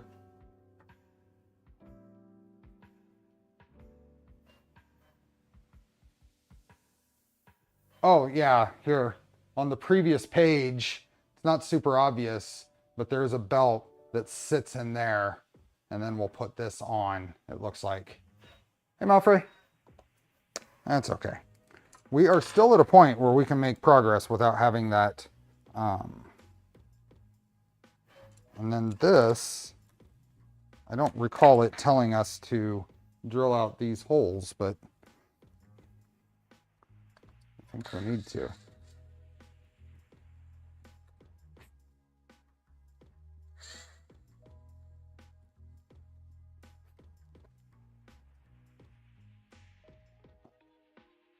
Is there anything else that looks like it might need to be drilled out? No.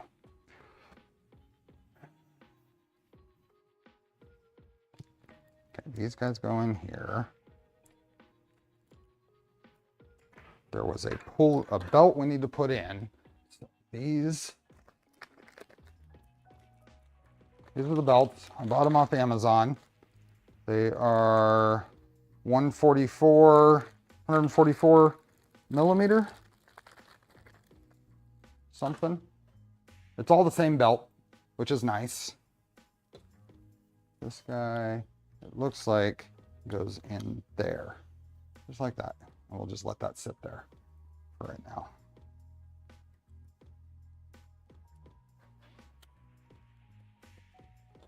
Yep. Okay. Oh, and there's a front cover. That's this guy that can go on there.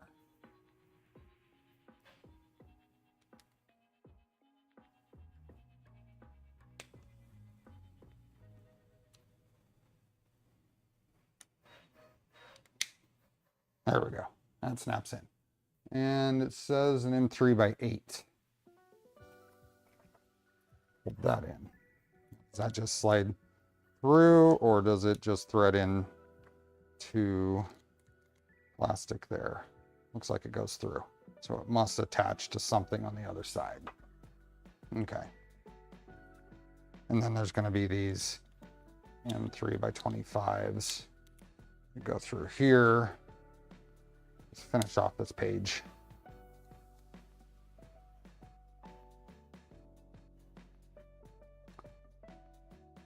Tomorrow, anybody who wasn't here before, tomorrow I'm really excited to start the Milo build. So we will be getting back to the Rook build. There is some prep work I want to do on it. Turns out I won't be able to use the Mini 12864 display, but I am going to finish the mount for it. For folks that are using Clipper and they want to use the mount I made, then it makes sense. But I'm going to use the TFT, the Big Tree Tech TFT 35, and the mount that Keith B made. Okay. Did I miss anything else on this page? Make sure I finish off that. So that's on. So now we come back to this page, which has a lot going on. What is this? Where does it tell us to put this piece on? Is it up here? Oh, it is. I see. Okay. I didn't finish this page. Hey, Hybrid Robotics. I'm more excited about this 3D sets Datsun 240. This is right there. I agree, John. This thing is awesome. This is the one with the nuts. So this is gonna go. Aha. There we go. That's why that screw is there. It goes into that. Can I put this in right now? I think so. So that goes there, and that goes there. Okay, you can actually go in and capture that.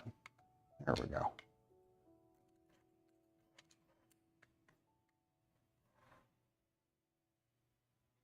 Oddly enough, I've been busy rebuilding my gearbox. What made you need to rebuild it? I would not be opposed to putting thread locker on these going into the hex nuts, but I'm not going to.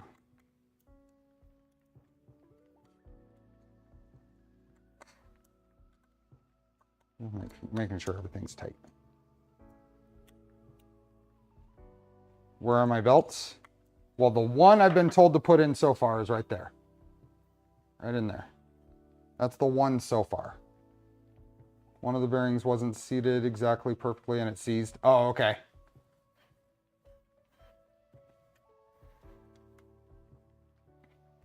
Okay, so that's there, is there, and then this guy, which one is it? We've got two different pulleys here, and it looks like it might be the bigger one. Pulley 4. So if we have pulley 4, and then, aha, here's the smaller one. Okay, so we want the bigger one here. So let's grab another large. Small. Get those out of the way.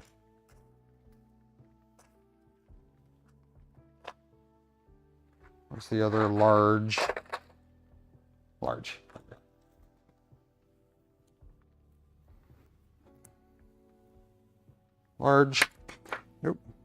And then this goes in here. There we go.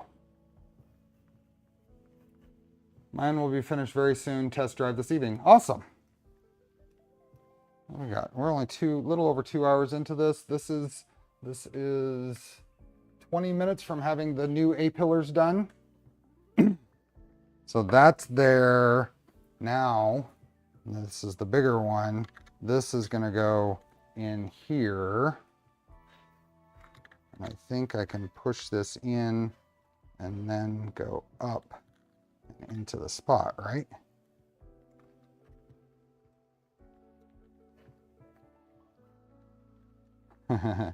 And now the funny part is this an inspection cover that I can push that pulley in that I just tightened down?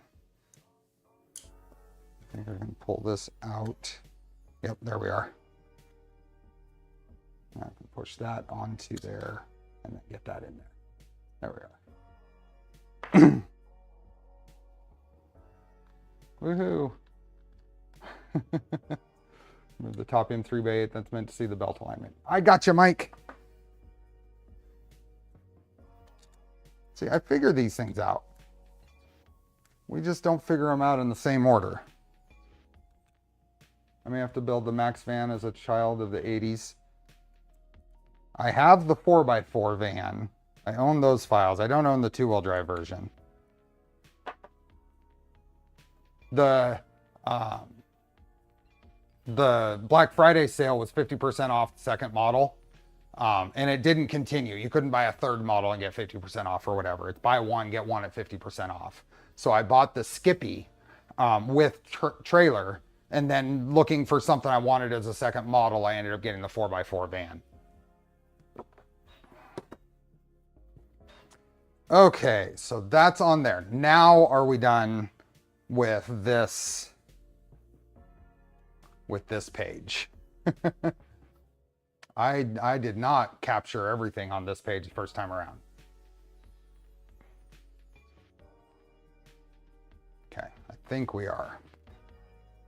So now this part gets us into, that can sit there, and this is the piece that gets all of this, and we've got a bearing that goes in, bearing that goes there.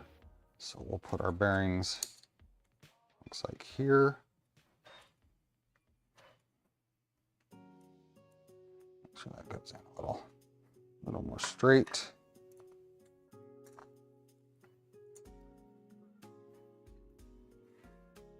There we go. Martin, should print a mini Phoenix to put in the back of the van when you get around to that build. That's funny.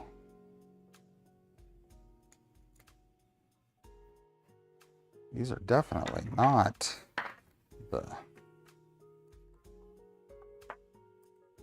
varying degrees of effort in putting the bearings in, but they went in. It's interesting that those are offset. Yeah, they're not exactly the same. Okay, so that's there, and then we have a bunch of nuts. So those two are in.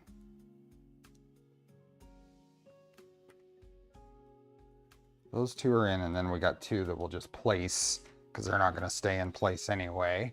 Is there anything else on this part? Make sure pulley 5 is assembled correctly. You can use some force to push the pulley shaft small into the cavity. We've got this piece. Oh, that's that. Yep. That goes into the top, and then is this the piece we're no, that's that. So that's that piece, goes in through the bottom. Well, that's annoying.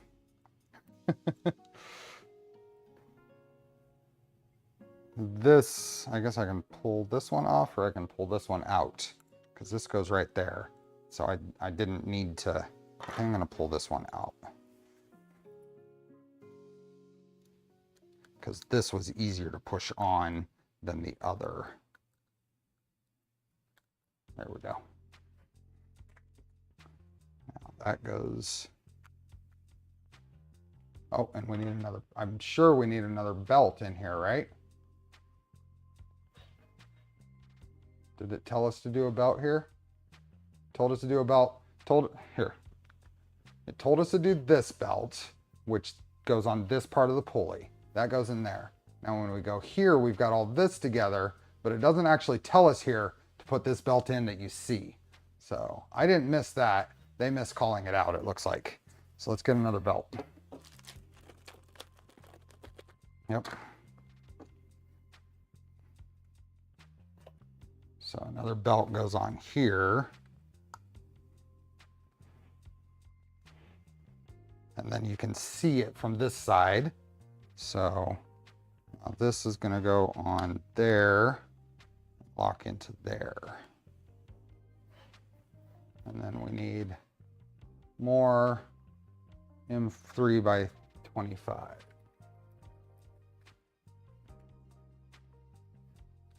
This goes through here.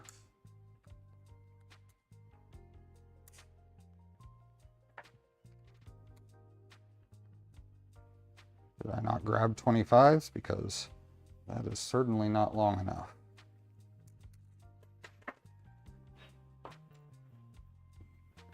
I grabbed 25s. That is 100%.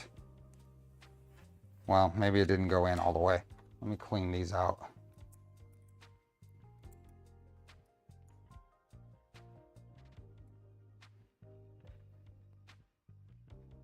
Yeah, I think it just needs some cleaning out. That is a 25, so got to be that one. And then this goes here. And let me see if I can get this to start. Yeah, it was just filament in the way from that pushing in all the way. Just make sure things are clear on this side.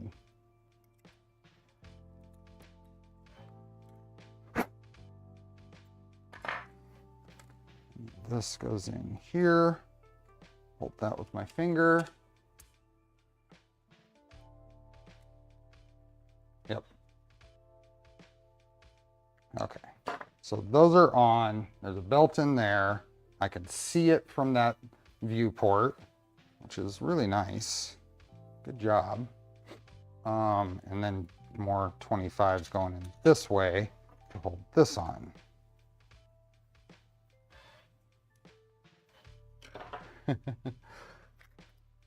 So much cool. So much cool.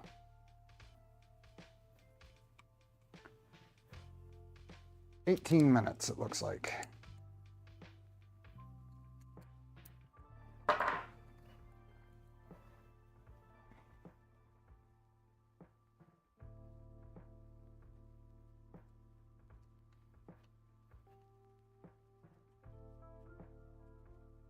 See that moving around? I like it. So now this goes in, this guy goes in right here, and I can see that. Drop my screwdriver to move that down. Now do I have, okay, there's a bearing in there that I can reach for. So once that's on there like that, pushing this over the lip that's at the end of that, I think helps to get that lined up like that. Yep. Missing part printing. A-pillars are printing now. We're about to print the missing gear, the missing pulley, which is probably in the next step we need. Okay, so are all of the screws are holding this assembly together. This is cool. I like it.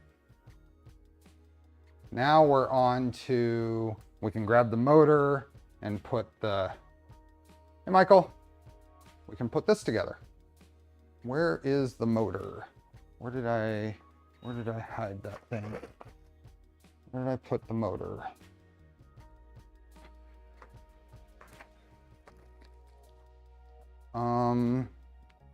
That's weird. Where did I put the motor? I had it out here.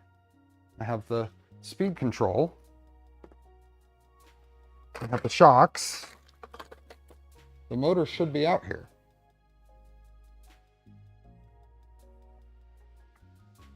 Speed control, suspension. Where is the motor? Motor.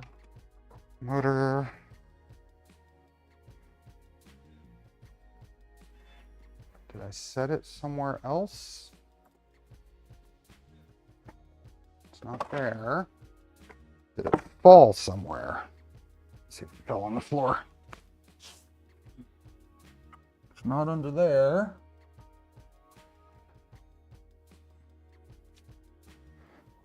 I need to go grab the silver filament for the next pulley.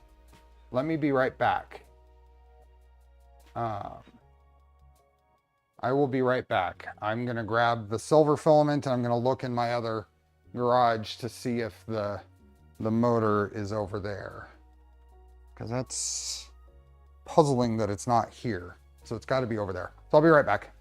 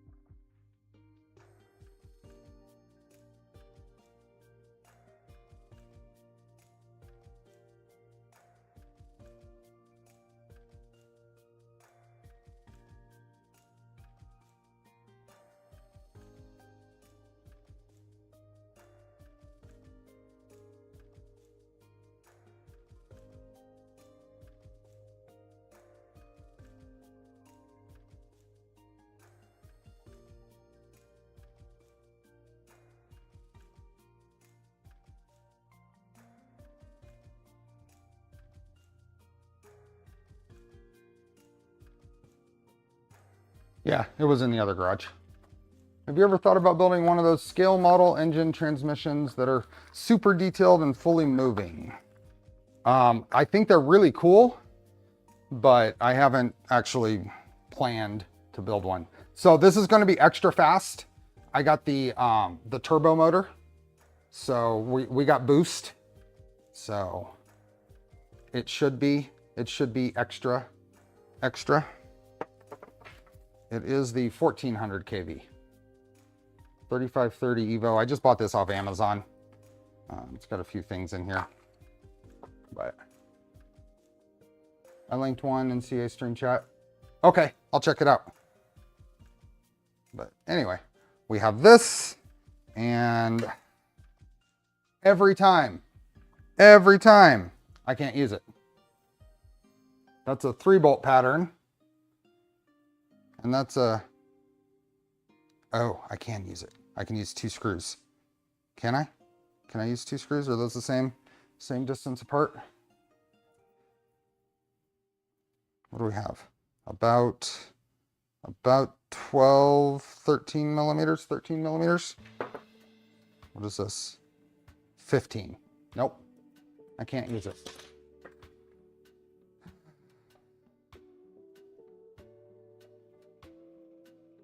That's a transmission stopper right there. I need to modify this to fit this. Now, the problem is, can I? Hopefully I can make that 3-bolt pattern work.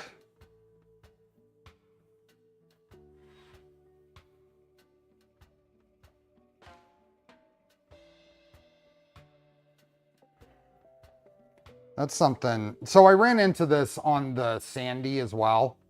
The motor I bought was a 3-bolt pattern. Someone had made an alternate, whatever piece. It's not something that's going to be terribly difficult to model or to modify. How would I, well, let's see. Let's see. Make sure that, here, let's see. Make sure that the pulley 1 motor is assembled correctly. It should not wobble when mounted in the motor. There's no motor, pulley 1, motor B. Let's look at the files from 1.03. And let's go spare parts, gearbox, pulley 1. What's pulley 1 motor A? Nope, that's that piece. So pulley 1 motor B is this piece. Pulley shaft, shaft middle. There's no, this is for a motor. So let's do a quick, let's just recycle my rook. And let's grab a new page. Let's go here. Let's try printables. And let's search for Sakura, just in case someone else has done it. Oh, that's not.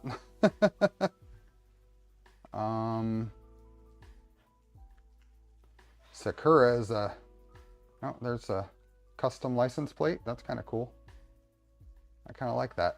I might grab that and modify it. I don't see anything here. All items were loaded. Let's look at this real quick.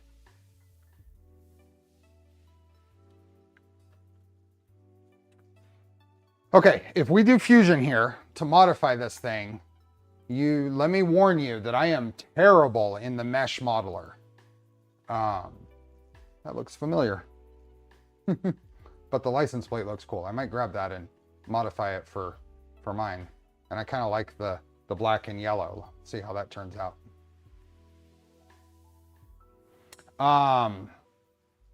Let's modify it. So let's go here. I can leave those open. That's fine.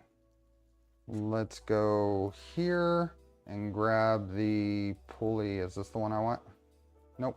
I want B.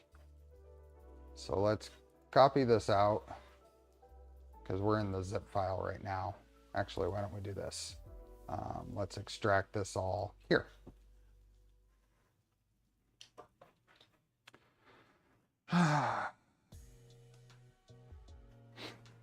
And what is our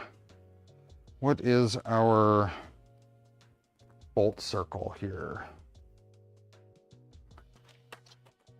Looks to me like 3 holes would interfere with the 4 lobes. I know, that's what I'm thinking, Obi-Wan.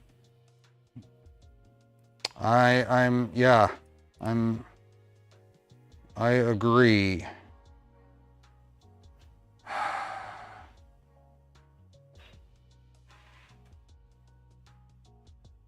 It looks like about 13 millimeters. Let's see if I can. I'm measuring this motor for the bolt pattern. So what do we have here? 15, probably 15.5 minus 2.5. So that's the 12 millimeter or 13 millimeter spacing. I won't need to modify both pulleys because this is the mating pulley. So this goes here and this goes on here and then these bolt together. So we won't need to, there's a screw that goes in here to bolt this together. And there's a taper fit there. You see that to make sure that it's nice and tight. I agree that spacing there, I'm hoping I can shift that one enough to maybe get the other two just around. We'll see what it looks like in CAD. This is still extracting. What? It's giving me errors all the way around. This is not extracting. Here. This is erring on many files. It's every file is erring. What is going on? File cannot find the file, or the system cannot find the file specified? Why?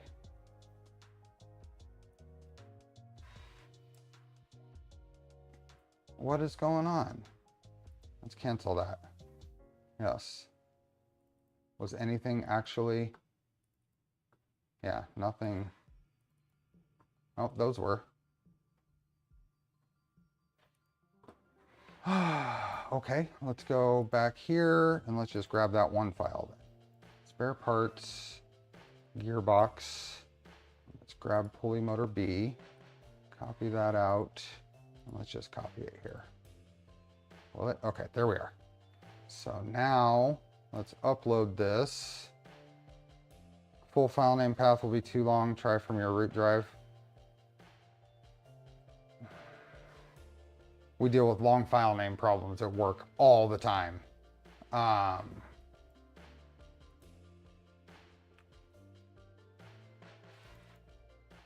Okay, let's grab this and let's upload it into Fusion. Like I said, I'm going to preface, I'm terrible. I know there are more or better methods now for working with STLs in Fusion. We're going to try this to get a good enough result.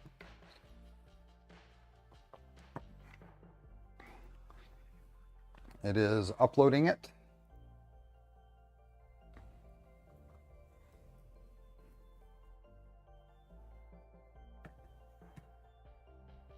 This is 4 minutes from done, so I'll swap the filament and get that other piece going.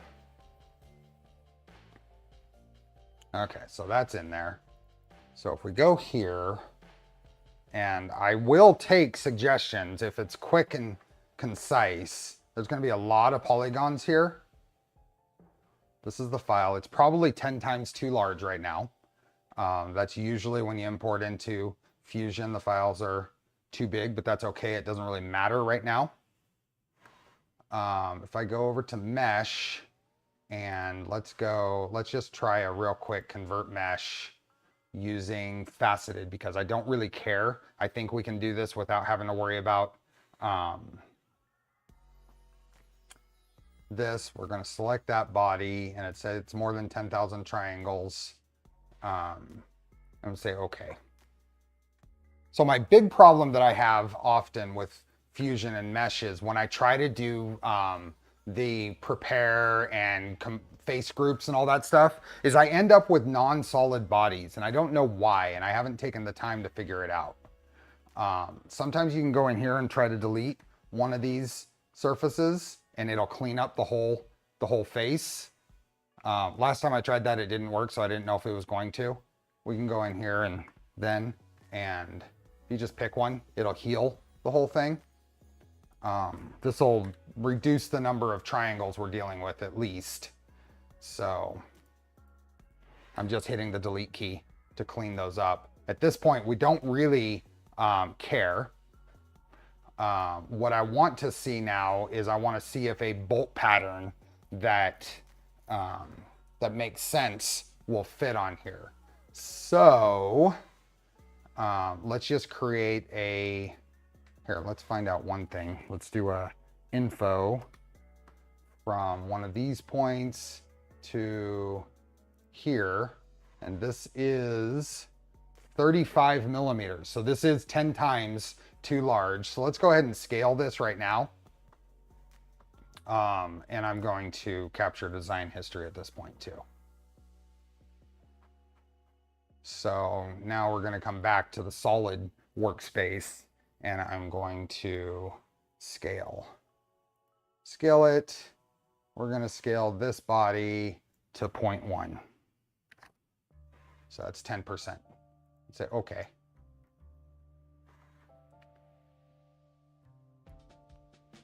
Yep. 120 degree 3-bolt pattern. And the measurement I could easily take on the motor itself puts the spacing between the holes at 13 millimeters. So we should be able to do that as well.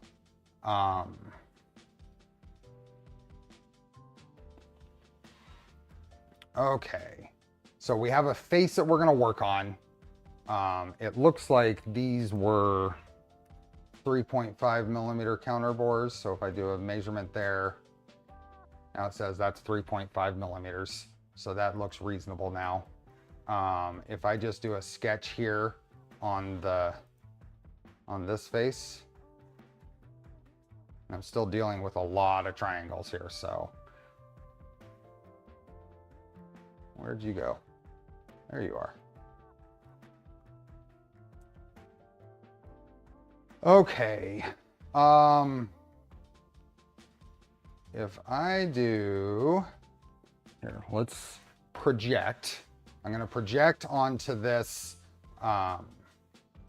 this space.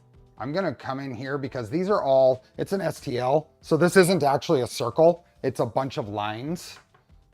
If I grab 3 points on here and just say, okay, I projected those. Those are going to be points on my plane. I can turn off this body and we can see those. Now, if I just create a circle inside of here and then coincidence to those points, I'm going to end up with the circle that intersects all of those points. And now I've got an actual, just using 3 points from that faceted circle, this is what the circle would actually be. Now, if you tried to extrude this through, you'll end with tiny little gaps because those are lines. But for our purposes here, we're just looking for a point that we can use for our bolt pattern. Okay, it is paid, Fusion 360, it is. If we turn this back on, and I want to grab one of these, I want to see where this is going to end up being. So I'm going to do the same thing here. I'm going to project a line here, just 3 points. They don't even have to be as spread out as I'm doing here. It would be fine. There's a 3-point circle option also. Well, that's neat. And then if I do this, and if I do a circle here, and once again, I'll just coincidence to these. Now I want to see if I pattern. I want to see a circular pattern here, and I'm going to pattern this. Oops, no, that's not what I want. I want don't want that. I want just the circle. There we are. The circle around this point, and there's 3, right? If I say okay, so that's just one of them. Now, if I do the distance between 2 of these, what is this? Well, yeah, so that's 12.99. That is the circle pattern that I think I'm going to need anyway. Let's see what it looks like when I put the now let's get out of here. What was this? That was that would be the bolt pattern for this motor I have according to my measurements with my caliper. If I turn this back on, you see that I interfere with this, and I don't think I'm going to be able to interfere any less than this. If you get what I mean. So I think we're going to be reasonably okay to just cut through this. We're not cutting a lot. I don't think I can do any better.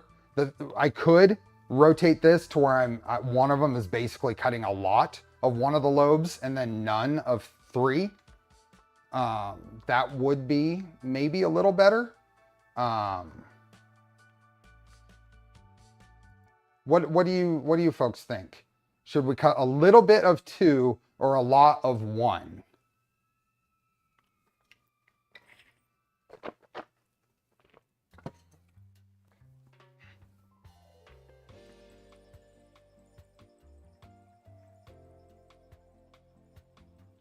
I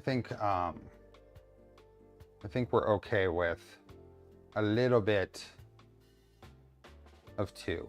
Yeah. I agree. I think that's the correct answer. Just to finish this off, someone said there's a 3-point circle option. So I still need to, the problem is I still need to, now if I want this bottom, if I want to know exactly what size they use for this, I still need 3 points down here that I need to grab. So, okay. And if I turn the body off again, someone said there's a circle, 3-point circle. So I think I can go there, there, and there. Yeah. So do those 4 splines have full contact, or is it mainly on points? It's tapered. So if you look here, that's a tapered piece and then a matching piece here. So I think a lot of it ends up being contact.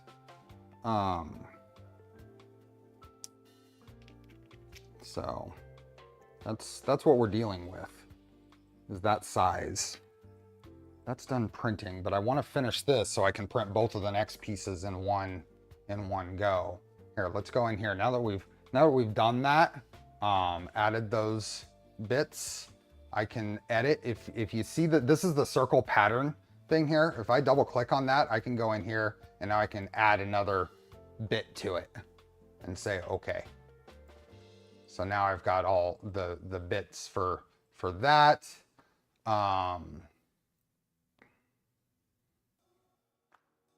Plus it's screwed to the inner coupling. So, right. So I'm gonna finish that sketch, and I'm actually gonna go 1 step back before the sketch because I want to delete these other 3 holes here.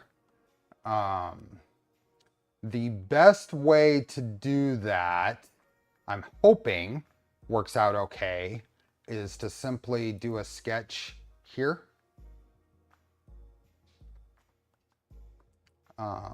And it's going to take a little bit. And I think, where's that thing? Where'd it go? Oh, there it is. It's not at the origin. I'm hoping if I finish that, can I grab? Yep.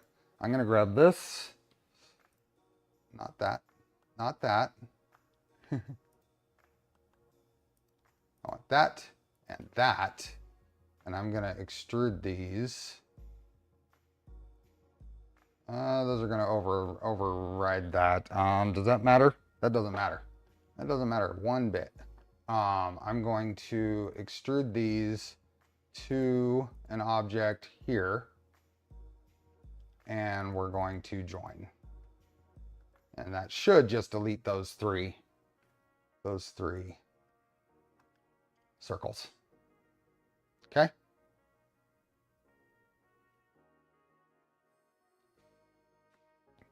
So now I've got the one that I referenced in the next drawing. So if I go back to the next, if I go forward in the timeline to where the next sketch is here, and I gotta wait for it to catch up.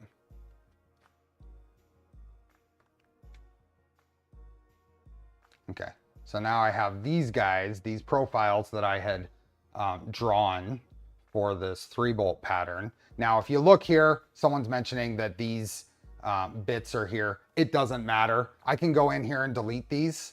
But looking at the motor, they don't actually interfere. But if I went in here and there's probably an easier way to do this. I think I can just do this and hit delete. Nope. It's because it's not actually a circle. It doesn't clean it up cleanly anyway. I mean, I can clean those up in a bit. I probably will. Just because. Let's generate these holes here. We can do a couple of things here. I could just generate a hole. Let's see if this works. Let's go a hole, and I think I can pick right here, and let's move this over to where we can see it. I don't use the hole function often, so we want a counter bore, and we want our counter bore here to be, what size was that? Is it 6? I didn't actually measure it. Here, let's cancel that. What size are these? What about making a circle and extrude it into the mesh? Making a circle and extruding it into the mesh. That's what I'm gonna do.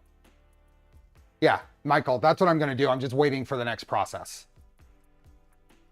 Yeah. What size were these?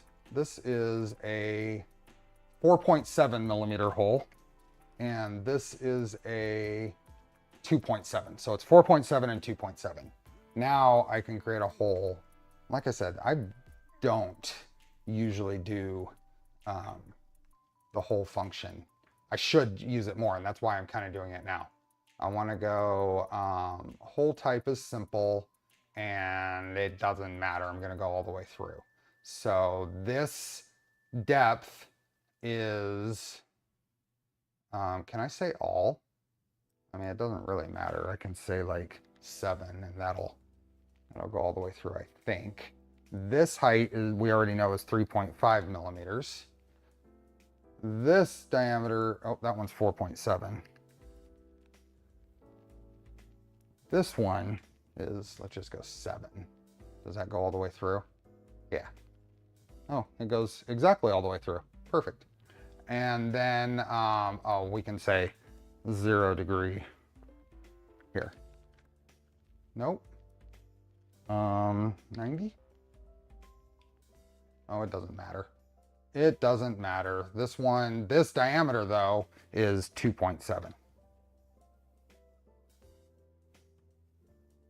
Okay. Let me say, okay. You want to select the larger hole if you use the counter bore? That worked. There we go. So there's a counter bore there. And we can, I could pattern that.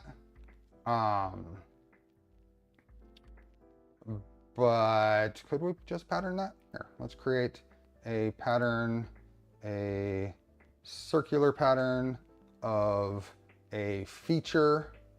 We want a feature, and we can click that feature on the timeline. And then our axis is going to be this, the center point here. Let's get that. And that's going to be enough. There's 3, and we can say, okay. And now we've got our 3. Now, if we want to extrude this, if we click in here, we want that profile there, this. If you click on an area like this and hold down the mouse button, it'll bring up this little menu where you can choose what you're trying to select through there. That, oh, the profile, and then that, look through here for profile. There's the profile, and then we can just come up through here. And we can just say, you can set a distance, or you can say all. Let's just cut that. And there, that's not a whole lot cut off of there. I think that's pretty good. Right? Hey, Dirk. That's not bad. Amount of missing material doesn't seem terrible there. I'm not going to clean those up with fillets or anything. I'm just going to let it print. I don't want to remove more material, and if a little bit of material gets bulged there, whatever. To clean up this bottom, we can simply just do a sketch here then. And we gotta, because it's not centered on the origin. Oh, there it is. Whoa. Shoot. Sorry about that. I got my, let's do a sketch on the bottom.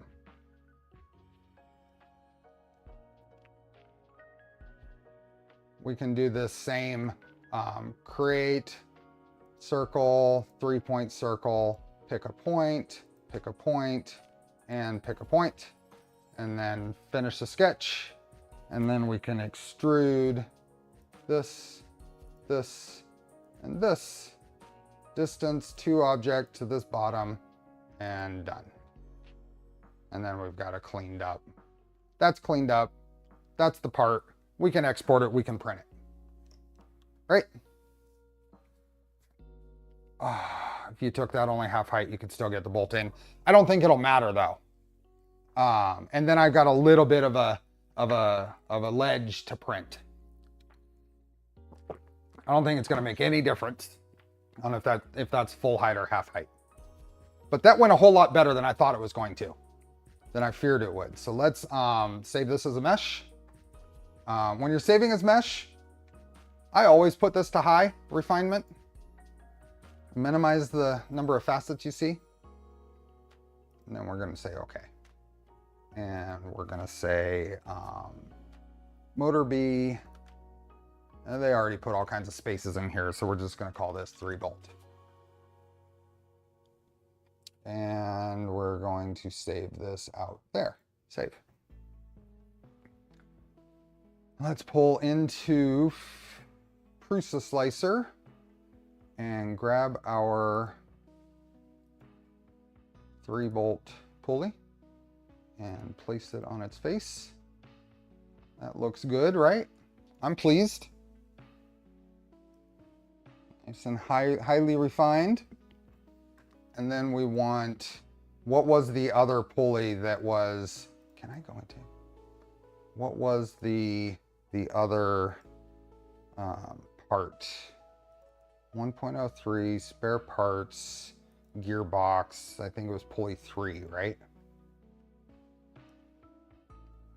No, which one was it? Let's find out. Here on model. How often do you just use the mesh as a pattern and create a solid model that matches it? Occasionally, but not often. I'd be tempted to try printing the part with the bolts in place, just for fun. With the bolts in place. What was the part that was updated here? Added missing pulley 3.stl. I thought it was a pulley that we had to drill holes in. I don't see holes in that one. Oops, sorry. Pulley 3.stl. We look at this. There's no holes in that.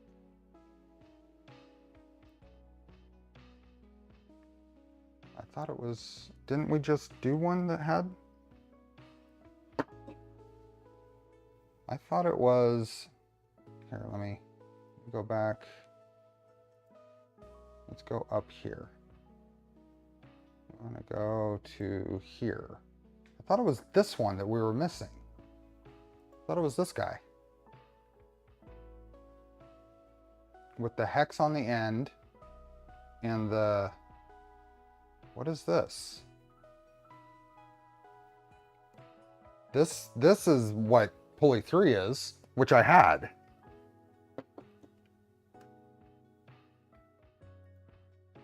Missing parts gearbox pulley 3. What other models are there? Pulley 4? What is this one? That one we have. Pulley 5. That one we have. Where's pulley 2? Where's pulley 2?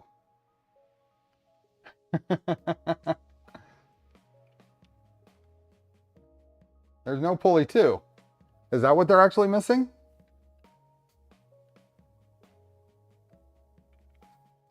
I have pulley 3. Let's look at the other files. Let's go here. Let's go to 1.0.2. Spare parts, gearbox. Here's pulley 2.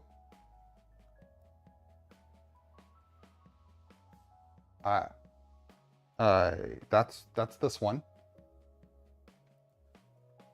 Pulley 4. That's that one. I think they're still screwed up. We have that. Gearbox carton, okay. I think they still have it screwed up. How am I going to finish this? Because pulley 2 is this guy. Pulley 3 is missing. Pulley 4 and pulley 5.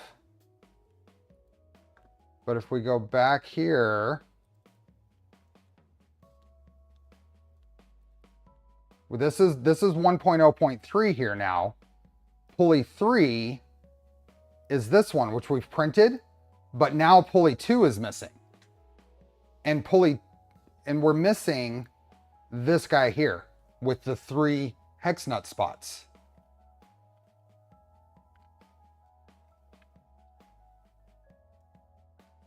I'm missing this piece right here. I think they still have it screwed up.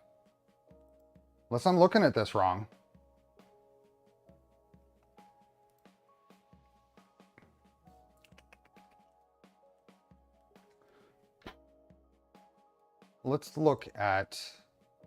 Let's instead go through, because we're missing that. Where would it go? Let's see if we're actually missing that. Instructions out of date, numbering parts using new math, apparently. Let's go back to our instructions. So when we get to this point, we've just modified this piece and we have this piece. Those go in. There's no other part. I think there's something wrong in the instructions there. I think we're okay because we've gone through all of this and I don't see a part that looks like this.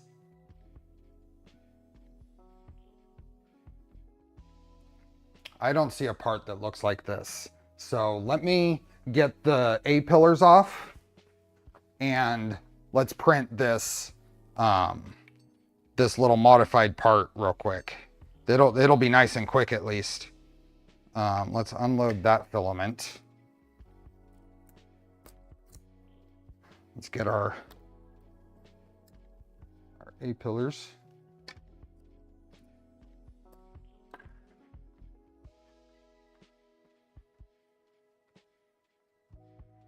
Make sure everything's clear. It's working on ejecting that filament. So if this is true, then this is a super quick part. We can get this done really quick. If we go here and go here, and I don't need anything. So if this is the only thing, I want to print this actually up here because that's a nice clean spot in the bed right now. And I want that as that. And I've just been choosing Prusament PLA, and I want the 0.15 structural, because everything in this is printed at 0.15 millimeter layer heights. And this is going to take a grand total of 20 minutes. So that's not bad. That part is not used, just looked at the files. Yeah, they've got some naming errors in the versioning right now, because pulley 2 and pulley 3 are, one of them is missing from either. And that one in the picture is missing completely. So, but we've kind of figured that that's not needed. If we look at this, this looks reasonable. I can post this. I'm going to post this on printables as a file. I can get another file out there, another upload.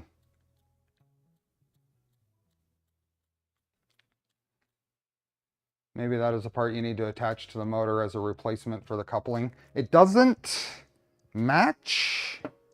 It doesn't match. So if we look at this, is that ready yet? Yeah. Let me do this real quick. I don't want to get too distracted and lose progress here.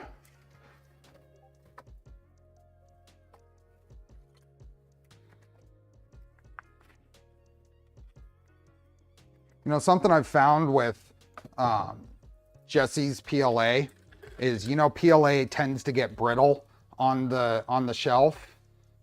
It does it, if not at all, far less than any other PLA I've found. Okay, correct.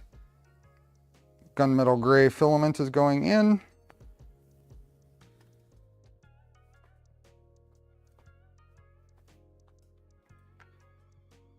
Are you allowed to post a modified paid for file? Other folks have, but that's a great question. That's a great question. I do see that they've reacted to my Twitter posts that I've tagged them in. So maybe I'll ask them that, if they mind if I post a 3-bolt pattern piece.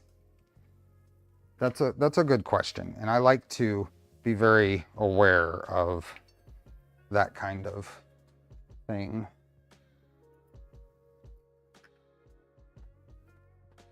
I'll ask them.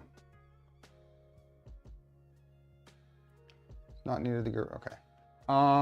That is ready. I do have to use the SD card because I have this set up as a wired network.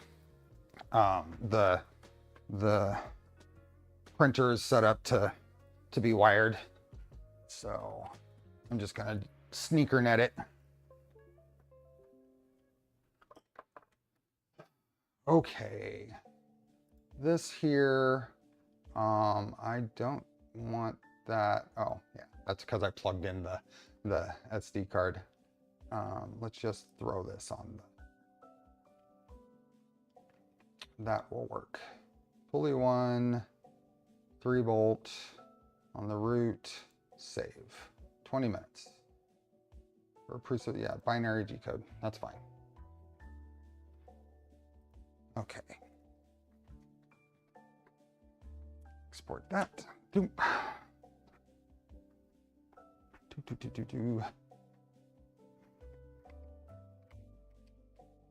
And that should pop up with the latest file to print automatically. Print. There we go. Okay, 20 minutes and we can continue on the transmission. In the meantime, we have these guys that print it. And some built-in supports, and I think as long as it's just 1Z, 2Z parts for compatibility with other motors, you're not posting the whole kit, it would be fine. I would imagine the creator would encourage it. I've seen other people post it, but I agree that it doesn't hurt for me to ask.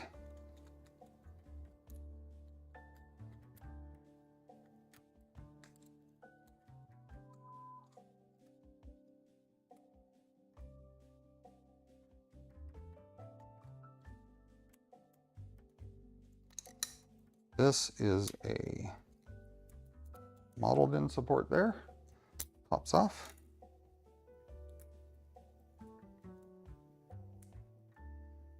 And then I've got all of this stuff to clean up. This is going to be a bear to swap out. So I bet you it takes more than 20 minutes to swap this out.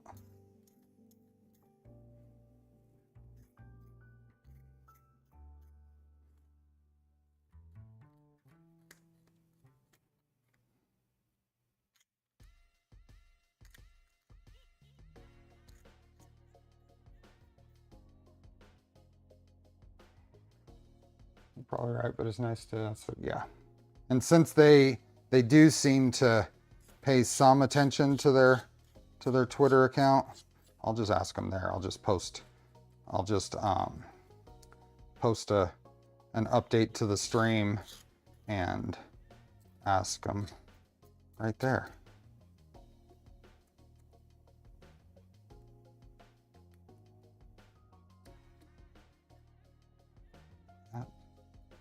There's a little spot in here. Oh, there it goes. It's gonna start.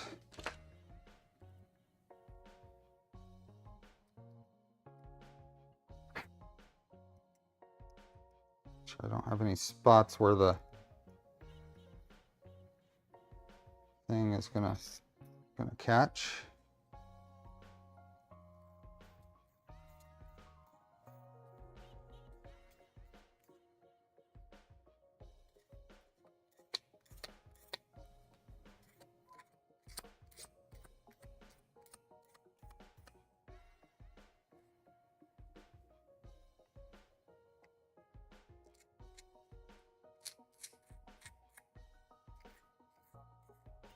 Trying to avoid doing this kind of cleanup on stream. but can't help it.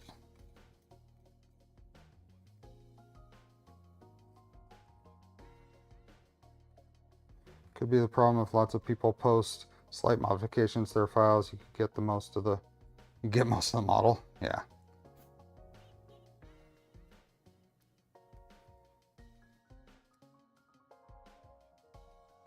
Well, even if, I mean, they're welcome to take the file or the idea that a 3-pin or a 3-bolt motor mount is needed. Okay, I think that's good enough for that one.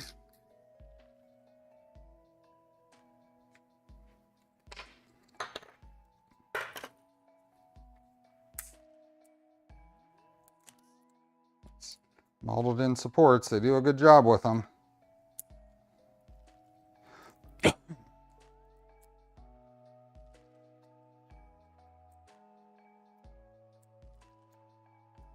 I really would have liked to have had doors or something on this thing today.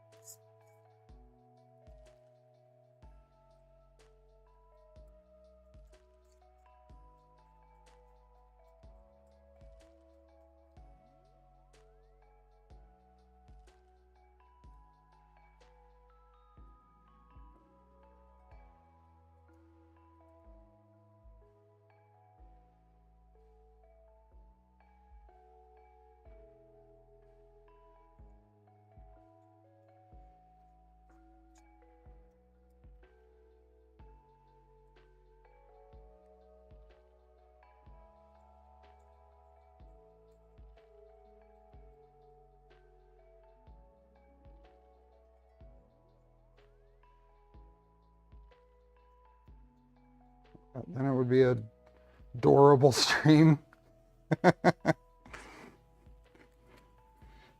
Well, John's not here, so someone's got to fill in. So you're okay.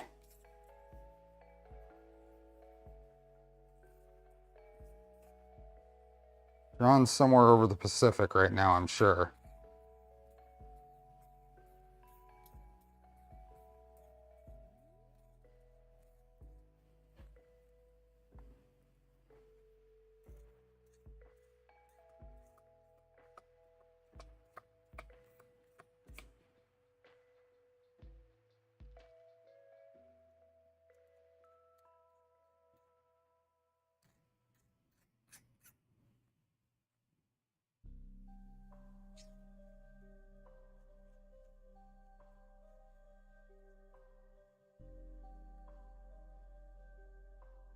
Maybe it should be split, so any part that interfaces with non-standard hardware, you can make and distribute models. I mean, it's really up to them. So, and just because I've seen similar, I mean, I downloaded one for the Sandy on Thingiverse, doesn't mean it's the correct thing to do. So I will be asking them. It'll be easy. They will agree or not.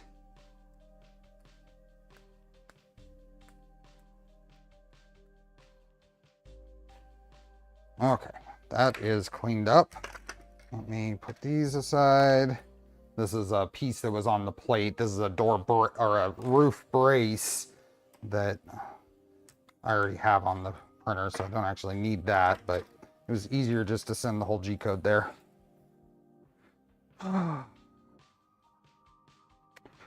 Okay, what do we have to disassemble to get to that?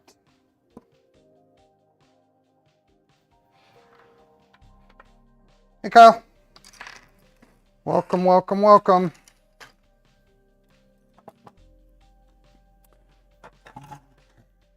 The roof stuff that we just put in has to come off. So let's get in here, get the roof off.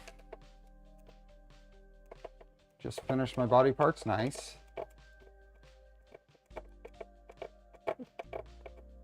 You get that adaptive meshing stuff working? I did. I did.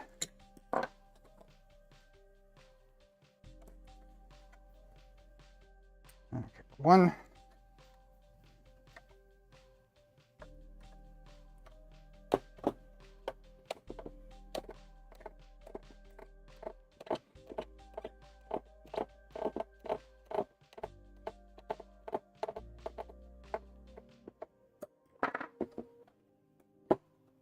Two, and then up underneath here.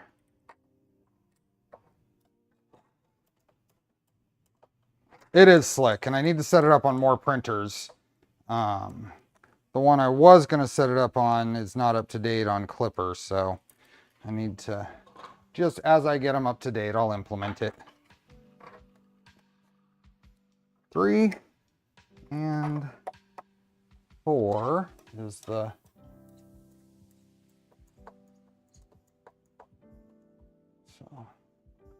they say they want you to share for some reason. Maybe they will take your suggestion and make a 3-hole. Oh yeah, that would be a perfectly acceptable solution as far as I'm concerned. So this should pop off.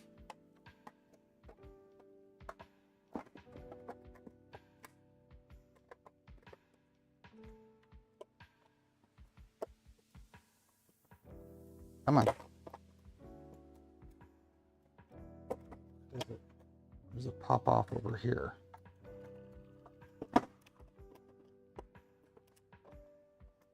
Oh. There we go. Okay, undo all of that hard work.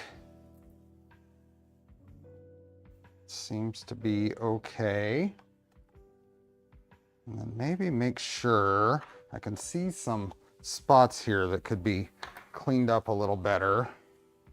So let's see, this could be here.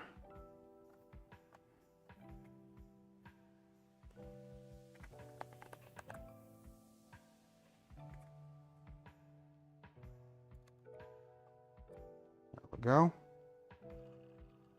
Other than that, it looks pretty good. Be a little scraping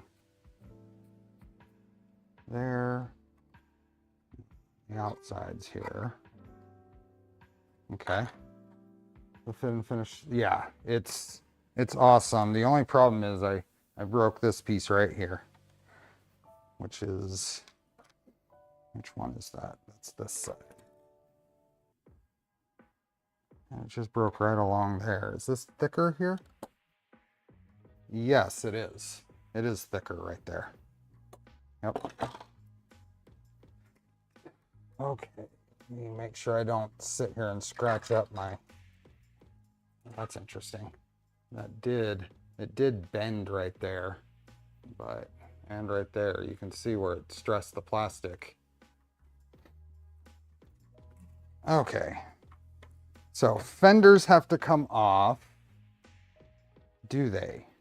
Can I get this out? No, I don't think I can get that out just by removing those 2 screws because there's a little index thing here. I think I need to take the fenders off.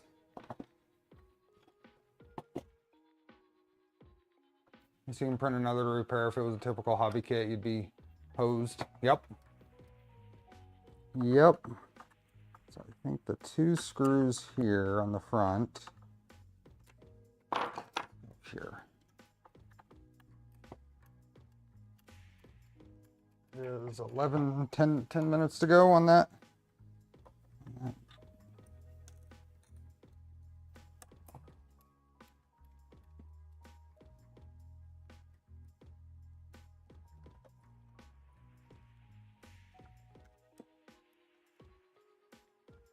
I think those just go into there, so I don't think I have to worry about those.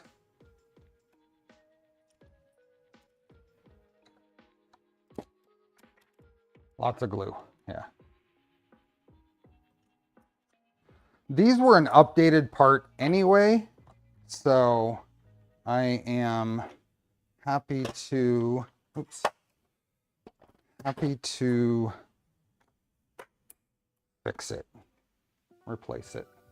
Although this is going to be, these I remember snapping into place, so I'm gonna have to flex them in just the right ways to get them off.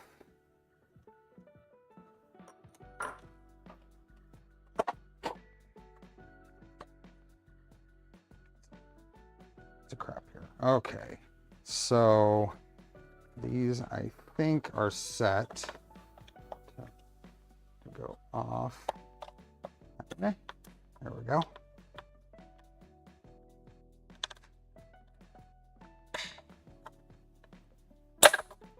Whew. That does not sound like it's coming off clean. But it did. So I'm flexing this away and up to get past this little ledge here, is I think the plan.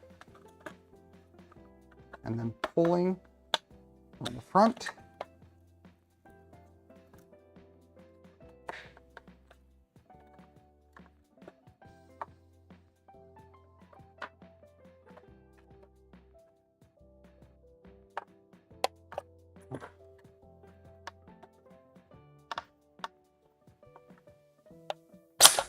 Whew.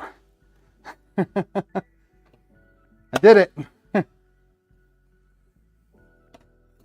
Everything is awesome with the shed. The shed is great.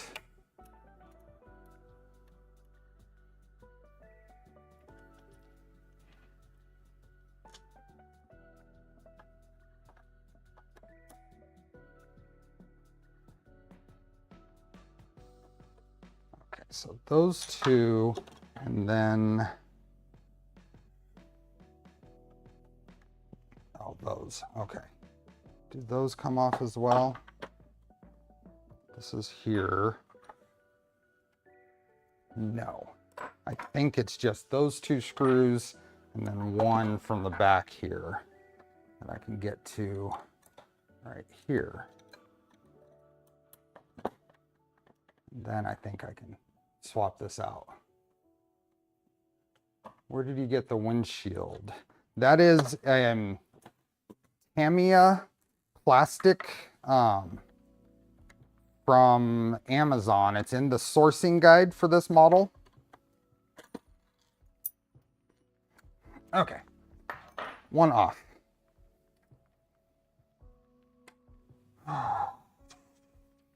This is that side.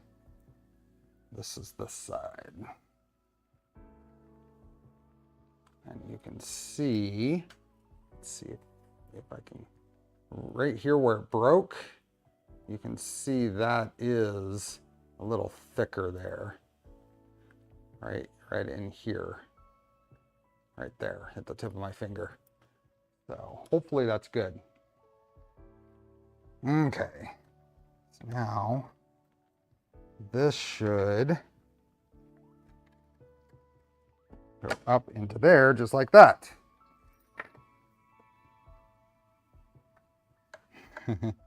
Unfortunately, you're seeing the difference. I'm seeing the difference in probably 2+ years difference in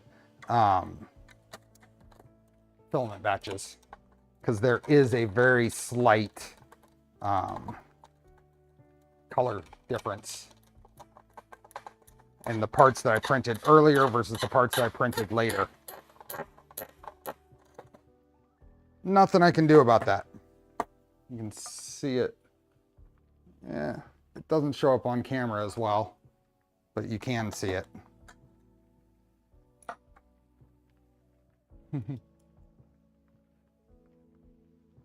Use overhead projector film as well, probably.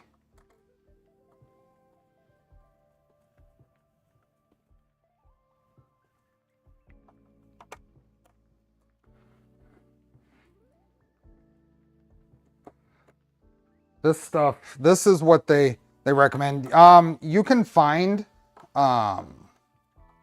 thick transparencies, especially if you're familiar with anything that was used for like pandemic face shields. Those would probably work pretty well. It's a little thinner than this stuff, but I think it's thick enough to work okay. Hey, DeFinch.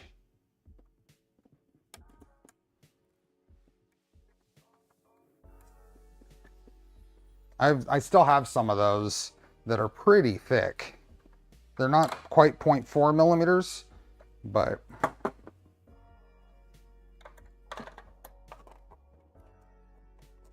DFX for the windscreens, I'm sure they do. Takuya made mine, Kyle. I don't know if he generated them off of the, I think he generated them off the STLs, off the pattern STLs. I don't know that DXFs are available. They print patterns that are like this, that you put on there and then you draw around and then cut it out. And I believe he might have made it from this. Yeah, there you are. Takuya's right there. There we go. So that one, this is the broken one. That means that one. That means this is the new one. It goes right up there.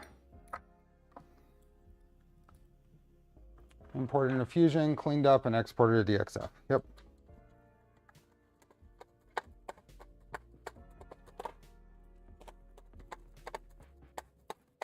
It's a race on if I get this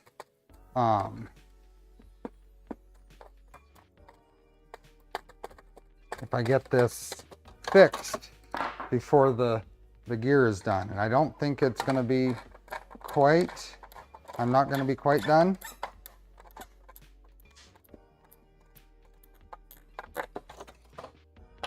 But it's awfully close. Yeah, that's in person. There is a difference in the orange. It's a bummer.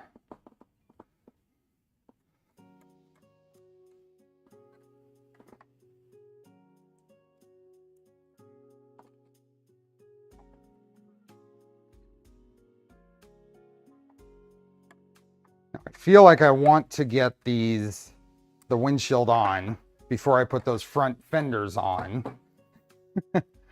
I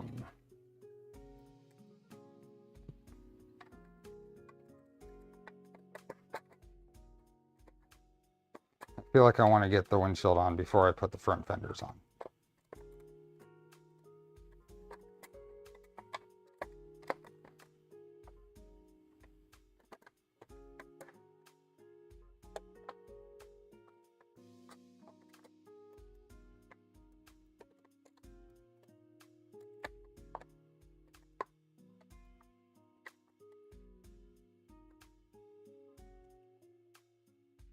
Is it it is. It is a different spool. It's like I said, it's years. It's at least a couple of years difference in batches.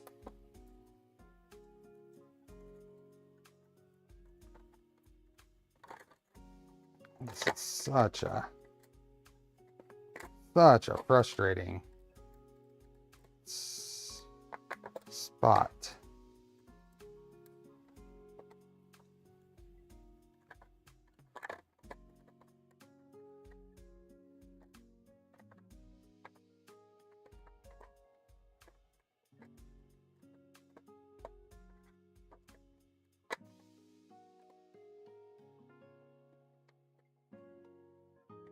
I just don't feel like it's wide enough. I think this piece here could be wider and it would be easier. So I'm going to try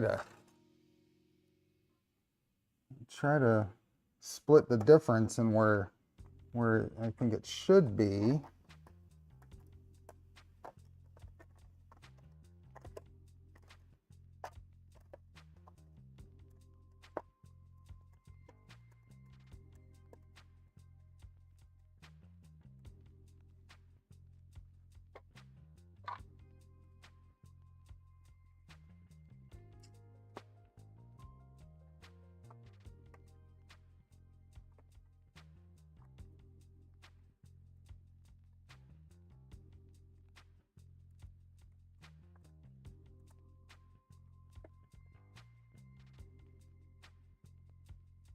Something thin here to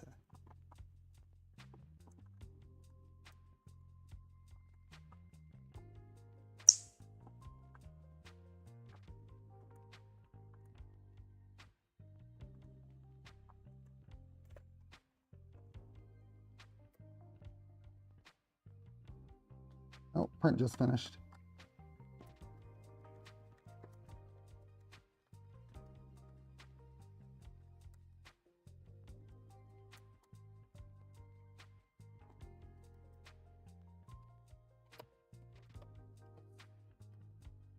It is a little mangled too. It's been bent out of shape. I may need to reprint this. I need to reprint this little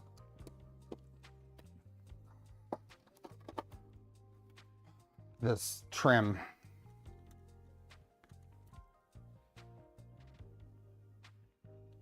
Don't forget to add your VIN plate before you install the windshield.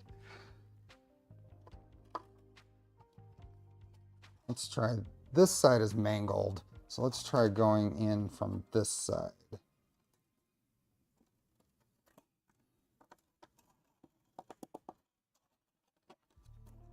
don't want that all the way. Put this in here behind it now.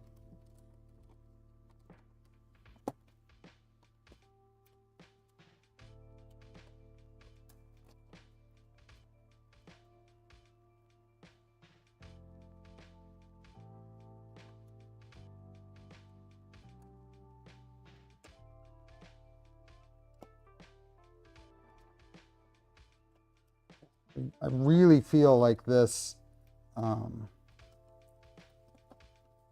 this piece could be wider and it would be easier. It would make this install easier.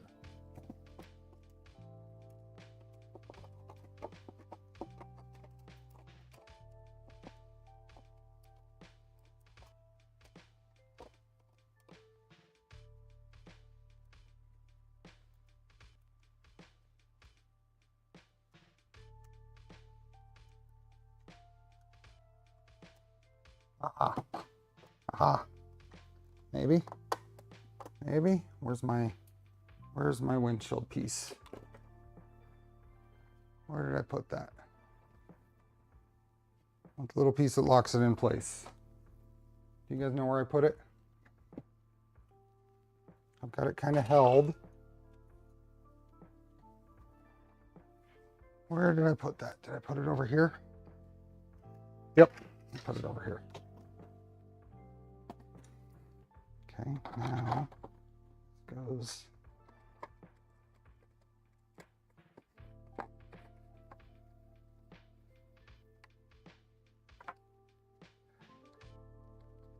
get this held into place.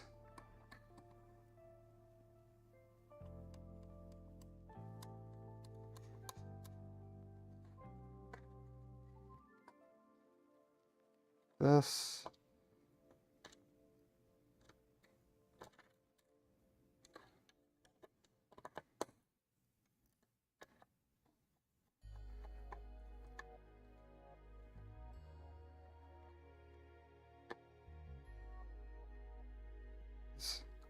Where's that hole?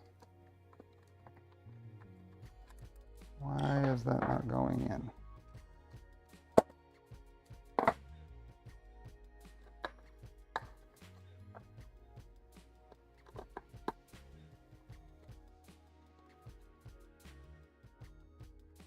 There we go. Do Bondtech extruder gears wear out? Yeah. Yeah, they can. Okay. Make sure this little bit of filament I see here. Just clear here.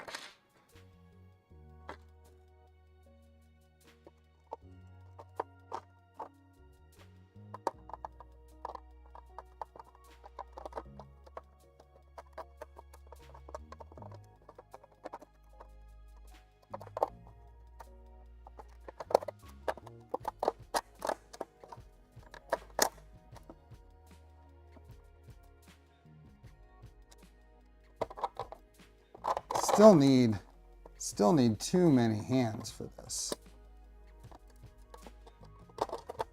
This is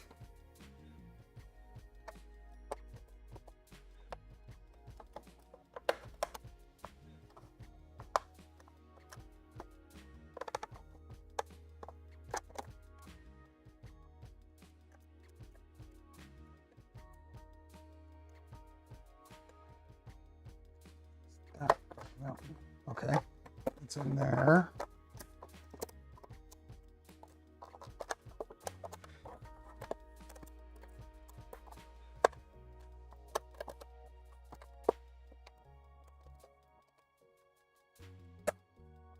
Ah.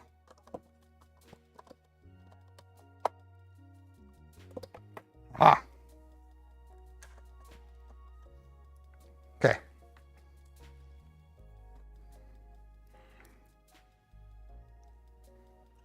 It is fiddly. Very, very fiddly. Far too fiddly. I think that's probably the only frustrating part I've run across on this build thus far.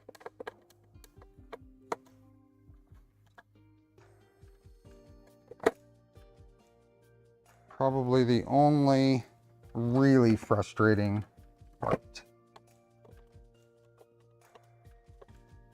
Oh, far worse than anything on a V0. There's nothing on a V0 that fiddly.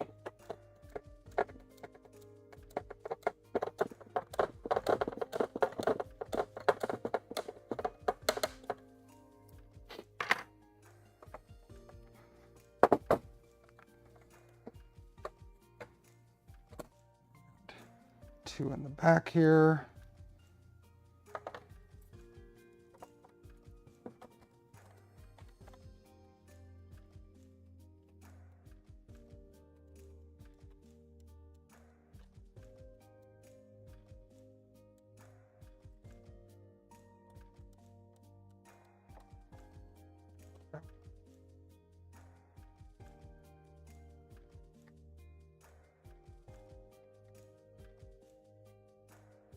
Your hex part tray is being used for Pringles here.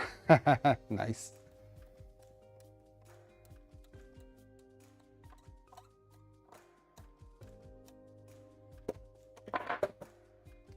Okay, let's see if this comes off, if everything is in place. If it's not, I'll be very sad.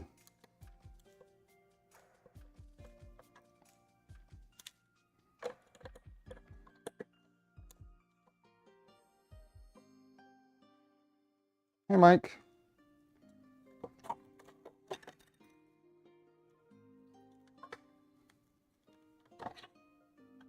Everything is not perfectly in place, to be honest. There's this spot over here. Really should be more. There we go. Okay.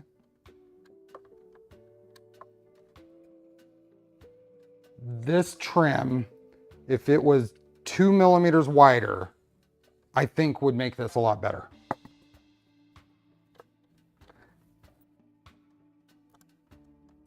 But it's in there relatively even now. I think the trim needs to be about 2 millimeters wider, and it would fit better. Okay, that is on though. Awesome. Gear, motor gear.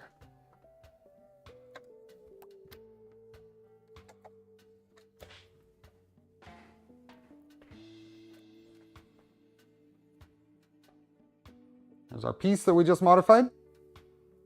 The absolute wonderful thing about 3D printing is have an idea and execute. And that's minimal material gone. Yeah, that was a good call. Use screws packed with your motor. Going here, we have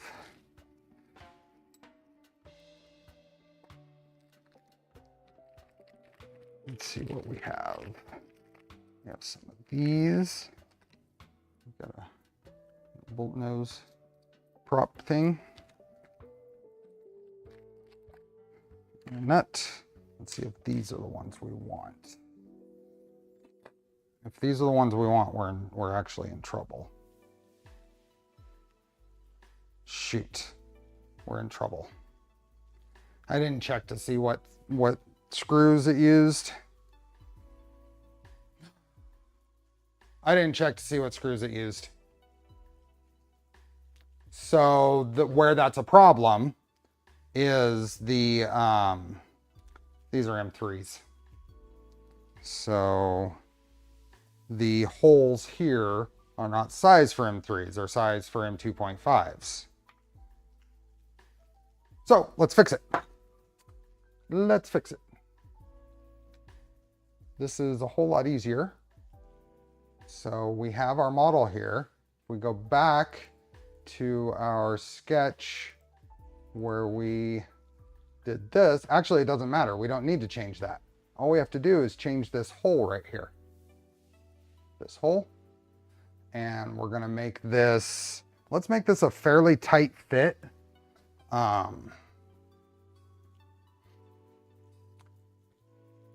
The head of the screw is too big. Sean, the height is going to be fine. We have 3.5 millimeters of space here. But I want to be a fairly tight fit. So we're going to go 5.5 millimeters instead of what I would normally do 6 millimeters for that hole. So if we go here, we want the countersink here to be 5.5. And we want this down here, and I'm gonna make this 3.5 because that'll be fine. And then we say okay. That will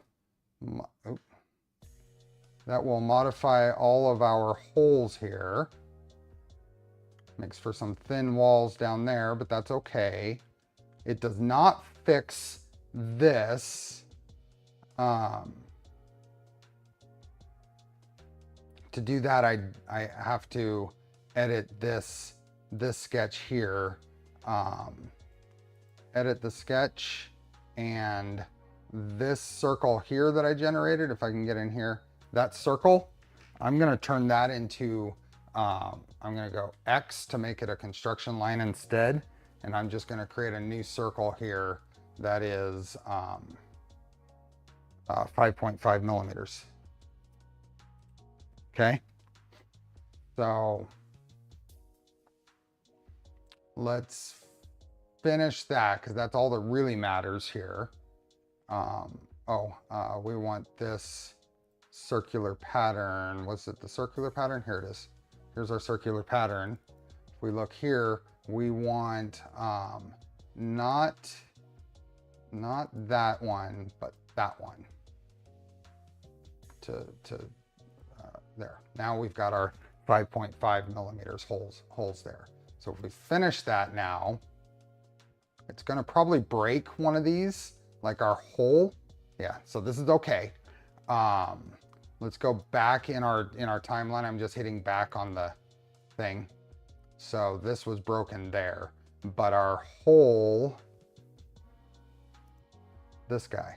So we need to change our points. So we're gonna go missing facer points. All right.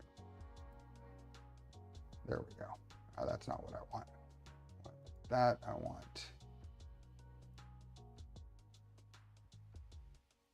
No, not that. Why can't I grab that profile again? Can I grab this one? Doesn't really matter which one. At point from sketch.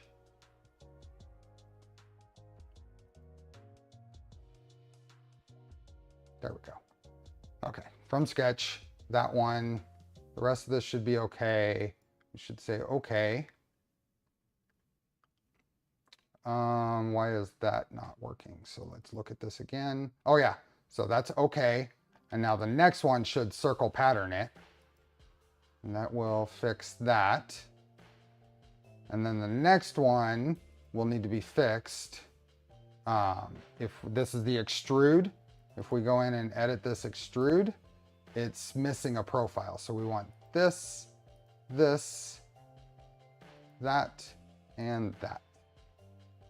And we can come in here and grab all these. Let's just hold down, we'll grab the profile, and hold down, and find the profile. There we go.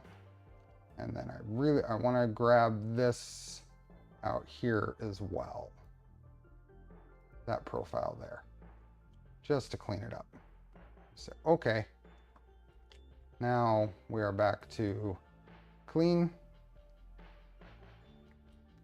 And that should, yep, there we are. Now we've got a piece for the larger screws. Hey, Dr. Dave. So now let's save this as mesh. Okay.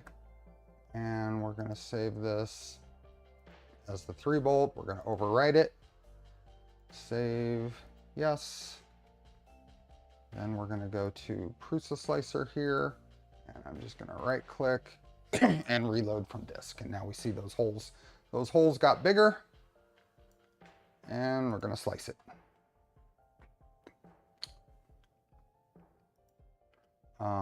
I'm going to move this to another spot on the bed that I know is clean. And port this to the SD card.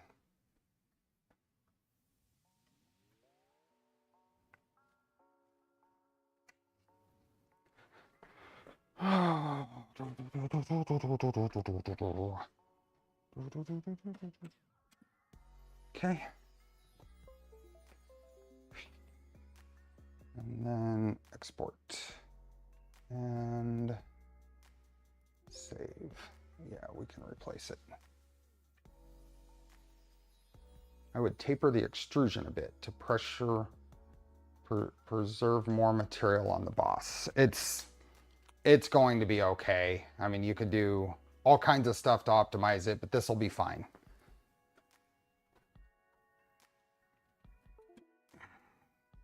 "20 minutes and then it'll be printed." But we've got lots of things we can do now that we've got those A-pillars fixed. And print. There we go. Okay, lots of things we can do. Is there an easy way to change part orientation when you save as mesh so it faces the build plate correctly without adjusting it in the slicer? There's new features in here, and I don't remember what it's called. Is it a... Kyle, are you around? I know you and Kyle were working on it. What is it called? Is it in the assembly? There are features in here where you can set a you can set a, is it only in the assembly? An assembly of things you can do it? I haven't actually messed with it, so I don't know. I'm not familiar with it.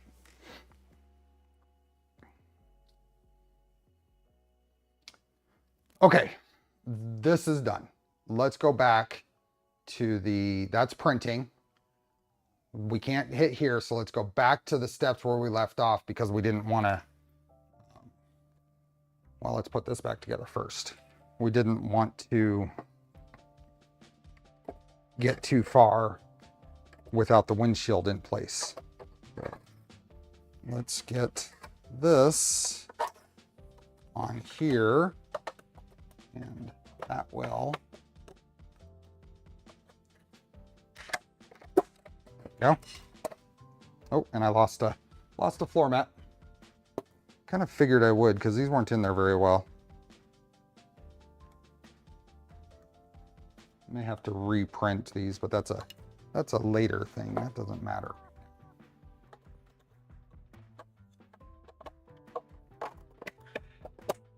There we go. And we've got screws to put in.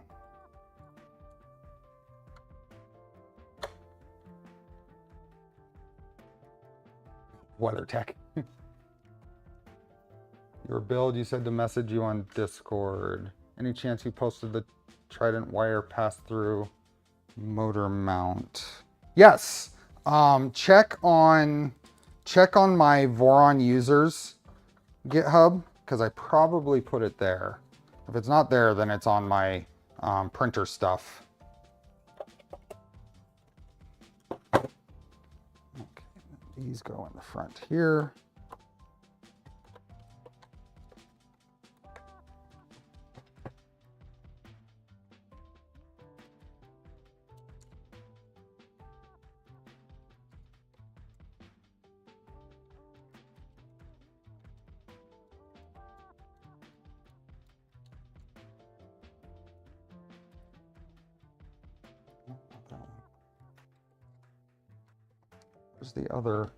Where's the other button head that went on the front here?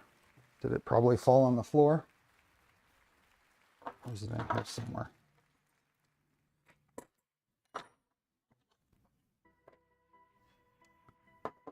Huh. Oh, there it is. Ooh, caught it. It's out there. I know that's out there somewhere. I can find it if you remind me if you can't find it. Okay, back to that. So let's go here and let's scroll up here to where we left off. I think it's in, so that's on, that's done. Fenders are on. We're here. We can do this. So we have a radiator. It's gonna go in, and this is kind of neat. It goes on these, there's features here, and it slides onto them here. Awesome. And there is a screw anywhere? Is there a screw that holds those at all? Radiator goes on. And then the oil cooler, it's not an intercooler, oil cooler. There's no nuts that go in there?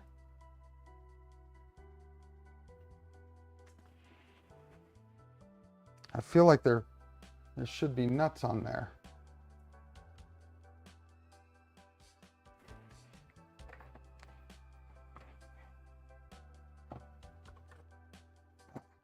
What are those? M3x8s. Note to self, do not touch the metal part of a soldering iron.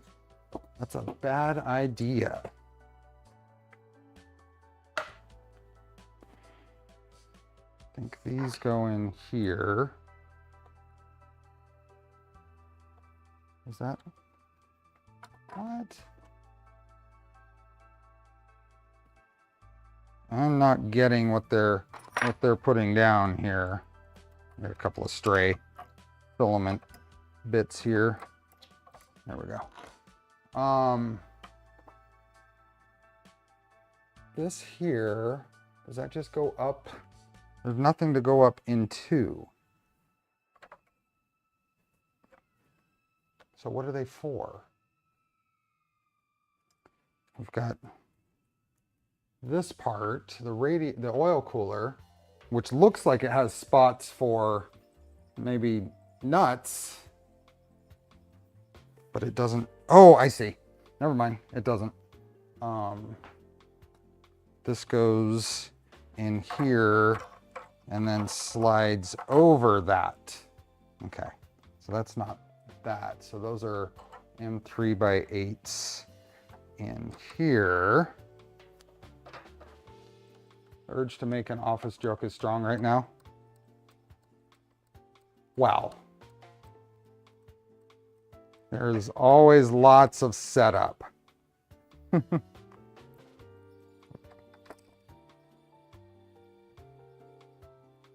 Fun touches, make sure it's unplugged first. Unplugged and cooled down.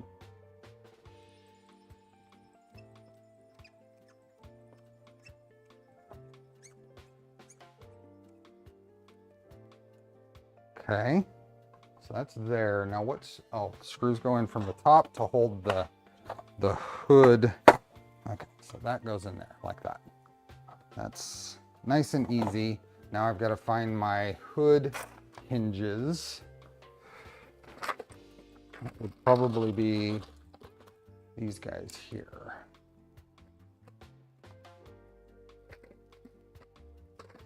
These two.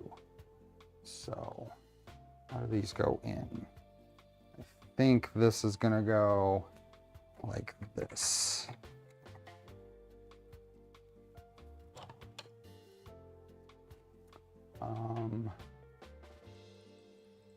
Maybe it goes like this. There we are. There we are. And then 3x8.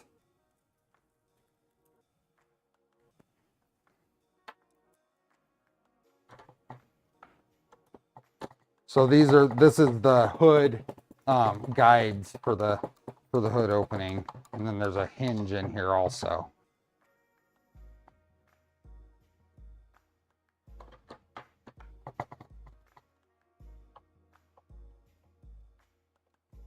If you have a chrome marker, it would be cool to paint headlights.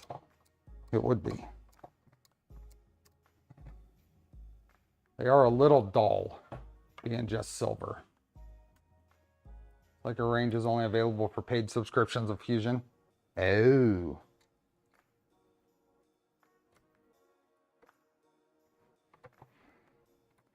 So if you have a single model, you can orient it so that the correct layer or the correct face is down, so it exports correctly for the slicer.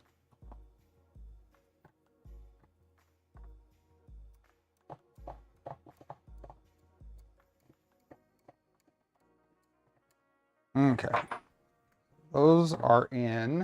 Is there anything else on this page to do?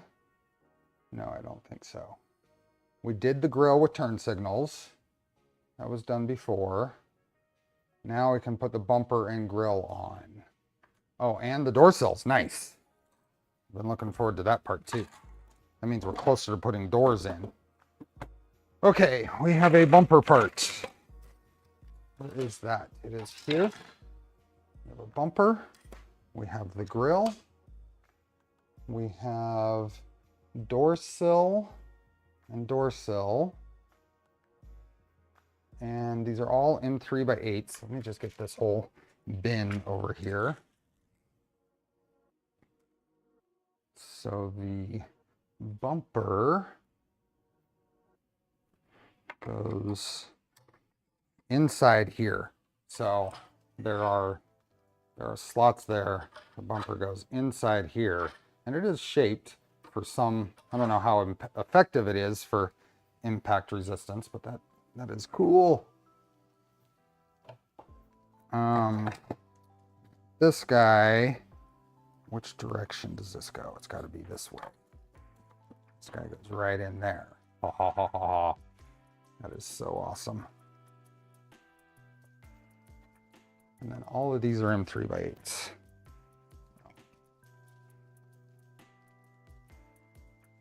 You getting rain in Sac? It's been raining here in Modesto all morning. I have not looked out since I started streaming.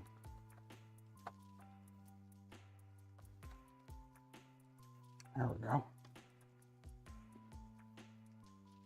How many go in? We got 1, 2.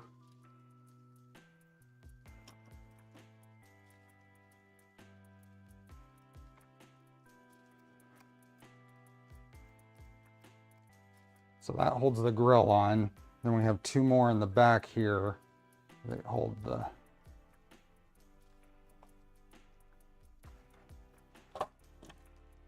two more in the back here that hold this bumper on. I'm gonna dash into my game night. Catch you. See ya, Ella.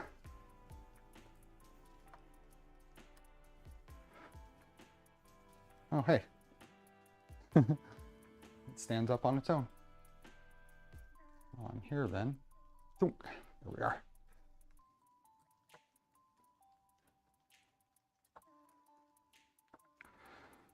So anyone who's still around, we are streaming 3 days in a row.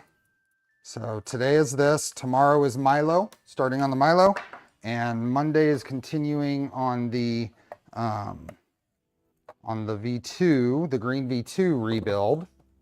Look at that. Getting any closer. Because Tuesday I've got to get a tooth removed and I don't feel like I'm gonna be up for streaming on Tuesday. So instead of Tuesday, we're doing Monday. So keep an eye out for the scheduled streams. Yeah, so I'm off from work, but I'm gonna do my normal 5 o'clock time. I'm gonna go say howdy to Pooch during the day, up at in his neck of the woods, and then come back and do my stream at the normal time.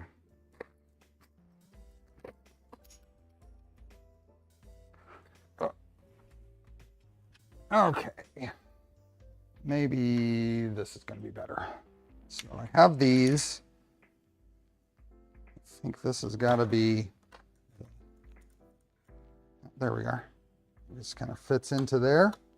Oh, there we go. Fits right in. And then what is it? Probably M3 by 8s. Yep, M3 by 8s. Lots of M3 by 8s. Tooth day, is that Tuesday? Yes. I didn't think about that, but yes. I'm not looking forward to it, but something's got to be done. It'll be my first implant. I am missing another tooth. 20 years ago, I had a root canal go bad. They pulled the tooth and I couldn't afford an implant at the time. And insurance didn't pay for even part of it like they do now. So I have one missing tooth. I don't really want 2 missing teeth. So this one I'm getting the implant.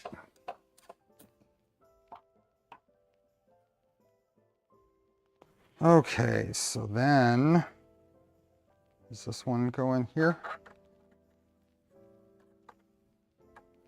Or is it this one? There we are. And then that should snap into there, just like that. The same story for my mission molar. Oh, is this a M3 by 8 also? Yep. Everything's M3 by 8s. M3 by 8s all around. Hey, Pezlas.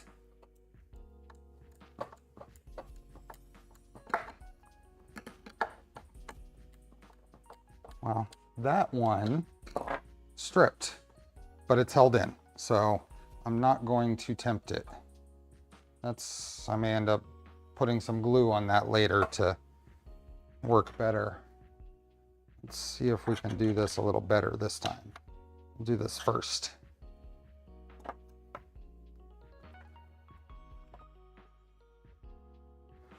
Okay.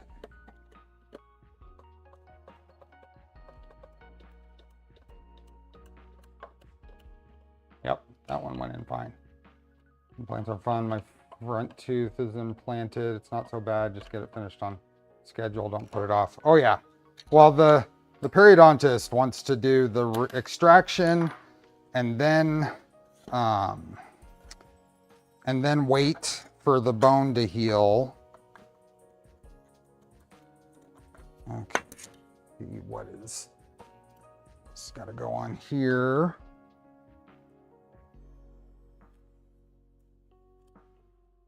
Everything is good here. This goes on like that. It should be going on a little further. So what is keeping it from doing so? The other one went on all the way. Just make sure it's not something like that.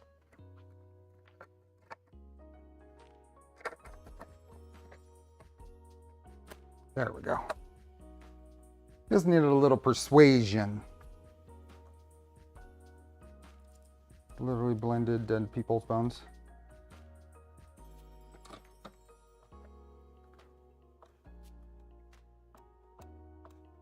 Ask if they use cadaver bone for bonding.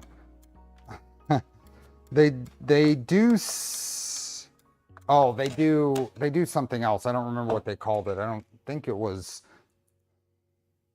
there was something. It wasn't I mean, cadaver bone grafting, but there was something else that they do for healing, promotion, something.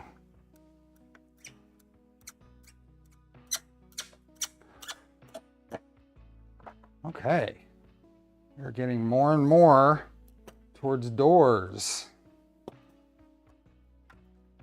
Look at this. Sneak peek. Sneak peek. Oh, somehow I scrolled to the very bottom of the instructions. Let me get back up here where we left off. Where did we leave off?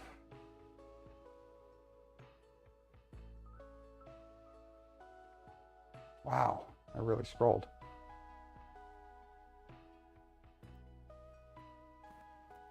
Three. Okay. This is further. Oh, we get to put the fender flares on. Okay, so did I miss anything here? Dorsal, dorsal, dorsal, dorsal, dorsal, dorsal. Exhaust mirrors and fender flares. This is a part I was excited about, getting the fender flares on. So we have mirrors. So let me find the mirrors. There's one and two. There's two mirrors with their little supports. Pull the supports off. Hey Nils, I think that Steve should go hockey player style and have teeth that you can just pop out on demand. Okay, so that's the mirrors. And then we get an M2x6 is going to hold this on. Now I feel like this is dangerous to be putting the mirrors on now, but there's supports that come out of the middle of this? No. Okay. Kind of figured there would be. See, it's got a ring there on the middle. I guess not. It just kind of gives it a look. I could probably color that with a Sharpie. Little silver Sharpie. I wonder if I can do that. Do I have a silver Sharpie handy? Dude, let's see if I can mess this up. I bet you it'll look pretty good if I can keep in the lines.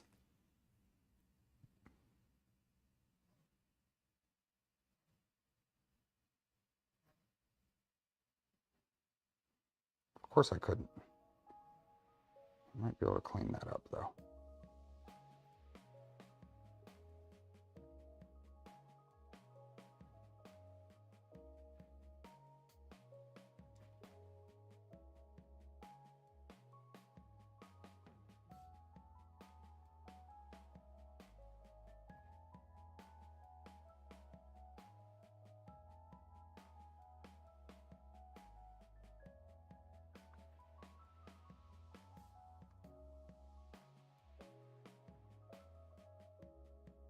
I don't know what that is. That's pretty good. Now let's see if I can clean up that one little mess up.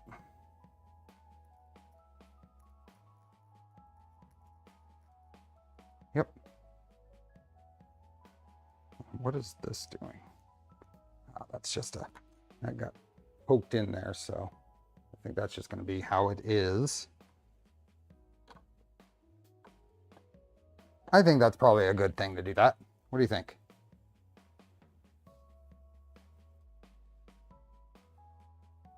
There's a chrome marker for this stuff. Oh, yeah.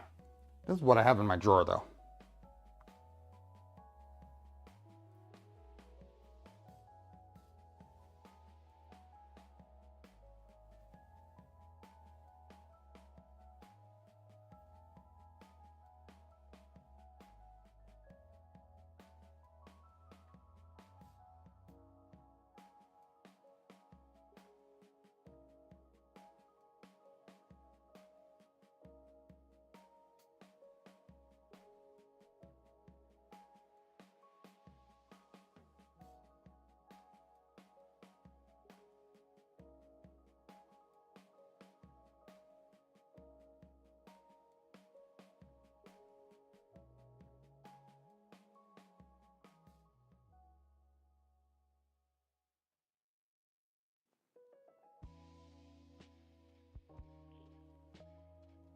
It works. You send the link.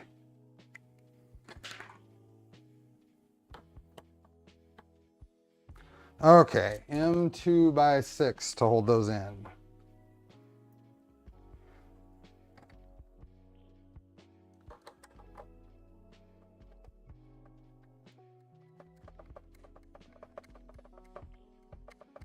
Oh, that finished printing. This is the second gear. Do I need to buy myself a silver Sharpie? Silver Sharpies are really handy. Silver Sharpies are really handy. But you can modify the STL to make that a simple swap gray filament for the mirror. You could. But that worked out pretty darn good. Come on. I'm going to do something similar for the door handles because they're all silver, and I'm going to make the handle itself black, and it wasn't at a good spot for a filament swap. Okay, then we have the exhaust. Now the exhaust didn't fit very well. This is one of the parts I did print on the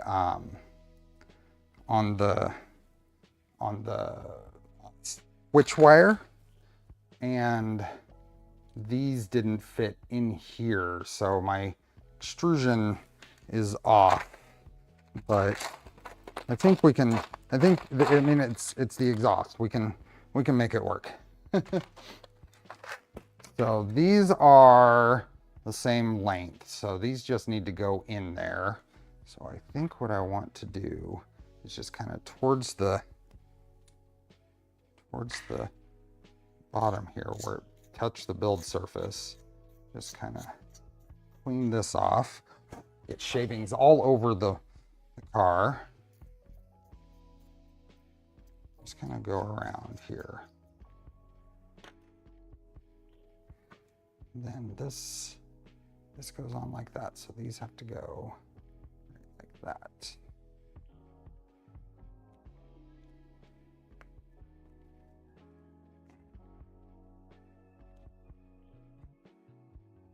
Is that all the way in?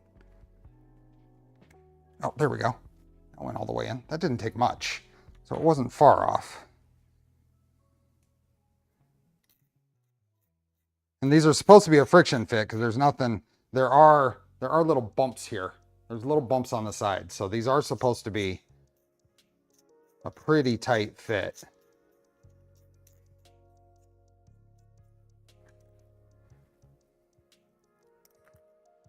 How did that, oh, that printed like that. Okay. 3D set kits have zero tolerance for over extrusion. Yeah. Yeah. And these, so this exhaust and the roll bar were both printed on the switch wire, the Charlie wire. Okay. So now get this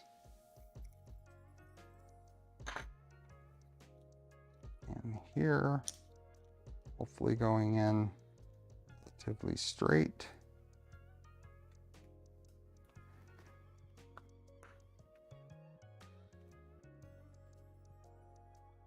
This here.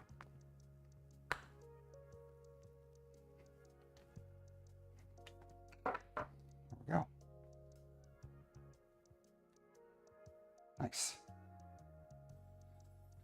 Okay. I don't know how, I can't really tell if that's in all the way.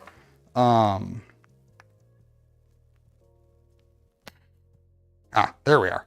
Now it's in all the way. It's even across there. I put a driver down the middle of there and just pushed. I'm watching so long now, my TV asked me if I wanted to continue watching.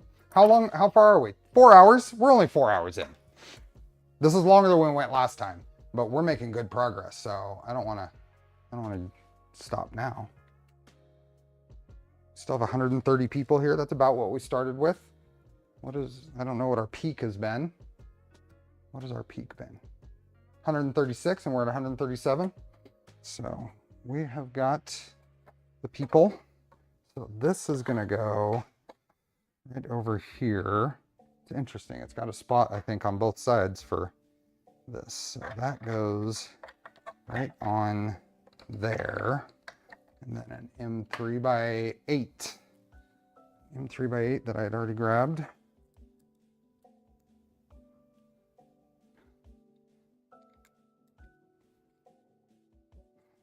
Let's start this in here.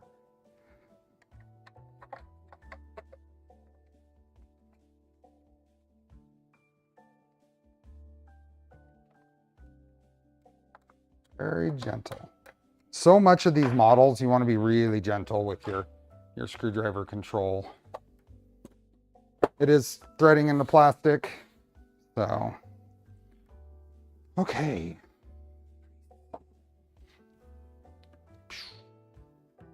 Is that all of this page?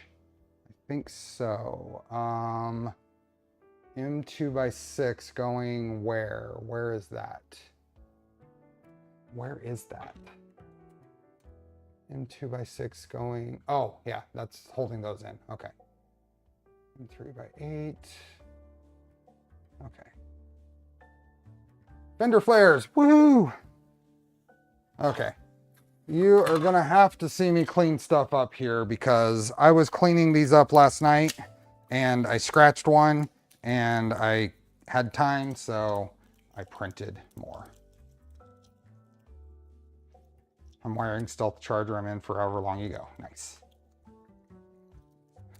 Okay, so let me clean these up. I'm going to grab the Noga deburring tool to hopefully speed it up a little bit.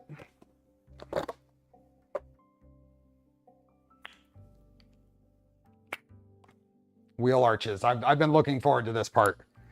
I've been looking forward to this part.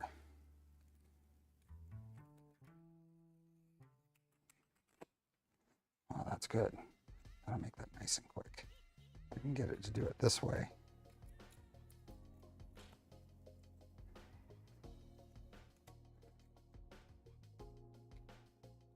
These will go a little quicker than I feared.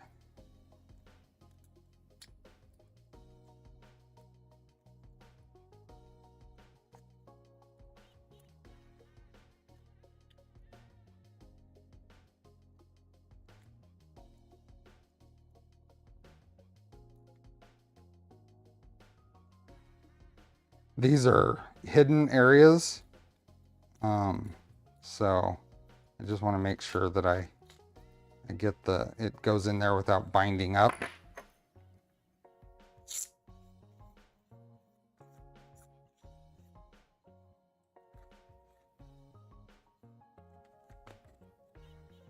Okay, I'm gonna call that one good. They do give it a mean look. This is definitely one of the key visual features of this model.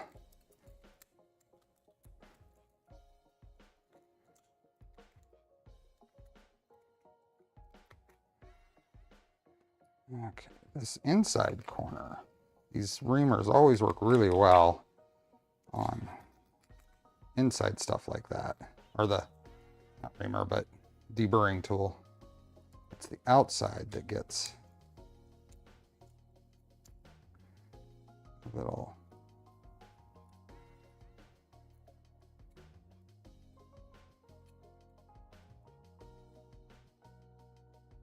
It's not too bad though.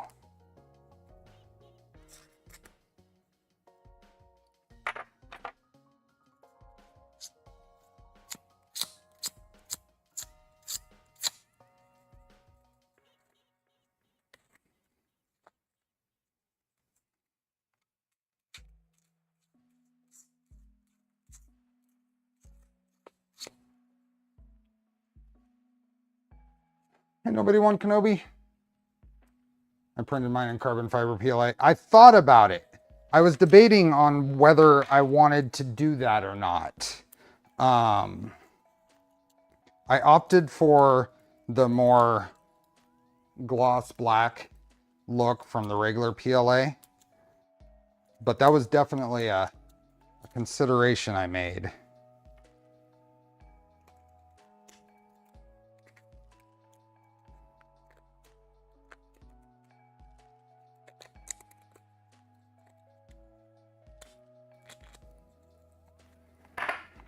not nearly as smooth as the other one.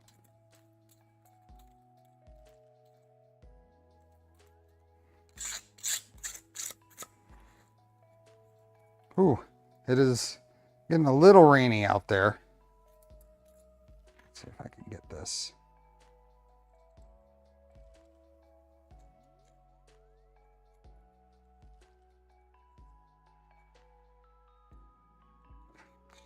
I don't know if I haven't seen Bill today, but he sent me a link to a Noga, basically a scraper, plastic scraper, that I want to pick up and try out. I just haven't found a good place to get it yet.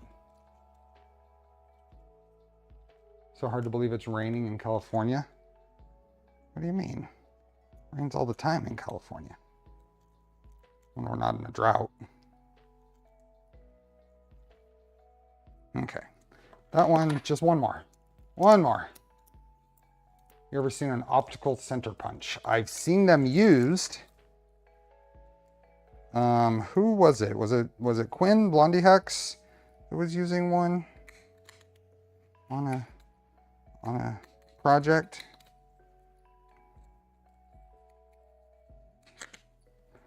Might have been Clow James.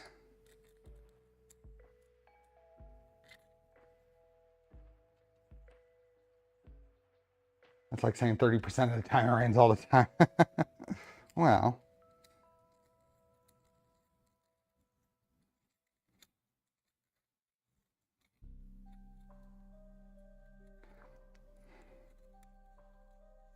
you could spend almost as much time in brim and other cleanup on these parts as putting the thing together.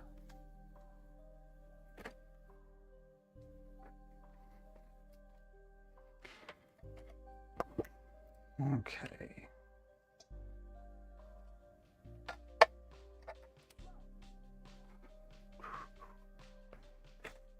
Oops.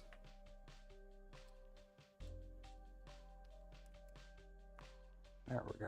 Yeah, that'll work. Let's see if I got this.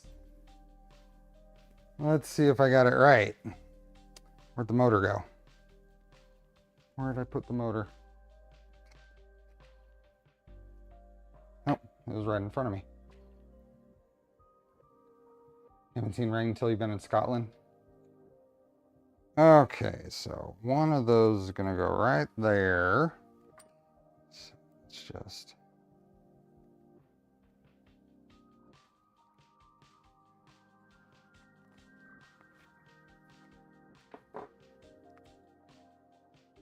It's interesting.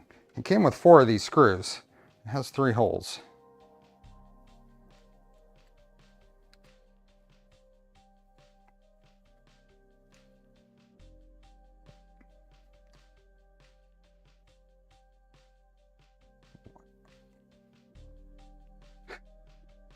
I didn't hit the hole.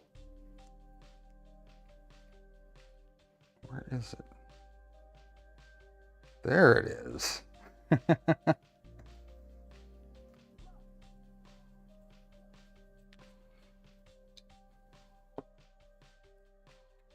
This is working though, so we will be able to move on the transmission. There, there, and there. Perfect fit, first time.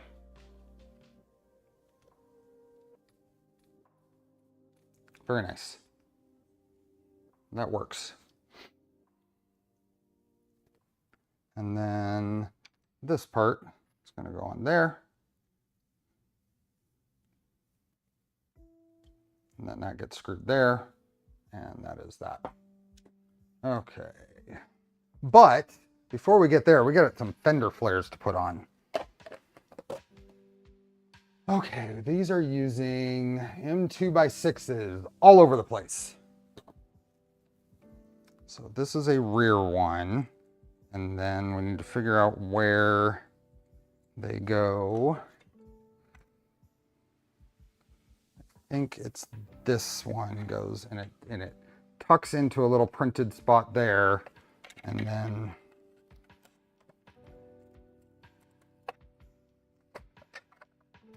nope, not that one. It's got to be this one.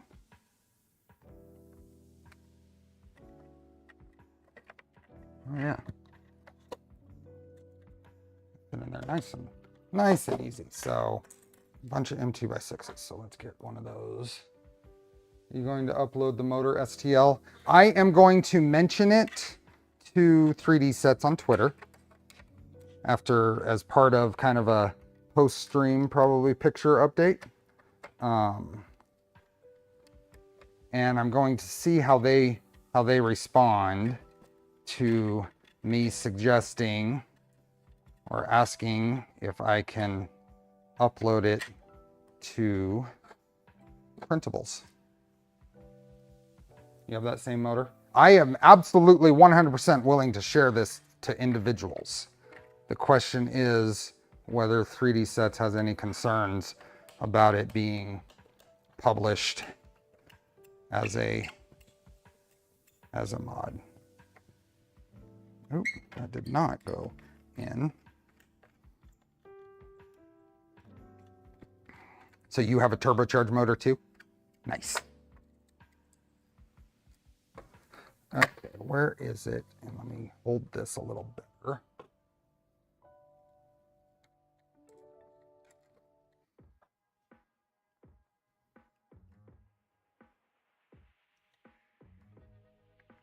Yep, but for any individuals who are here who happen to have that motor, absolutely, just send me a message. I'll send you the file. I have no problems with that.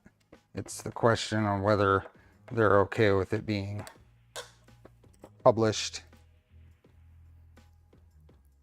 This is one of the parts I was very much looking forward to, is seeing it come together.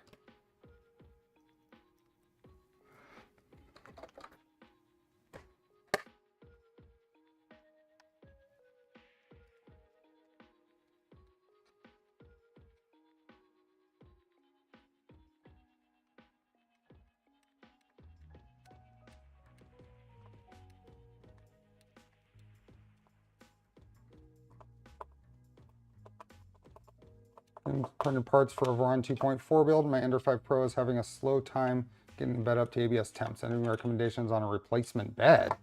Well, that's an Ender 5 Pro, right? So 24 volts. Are you running Marlin on it still? Is it still basically a stock printer?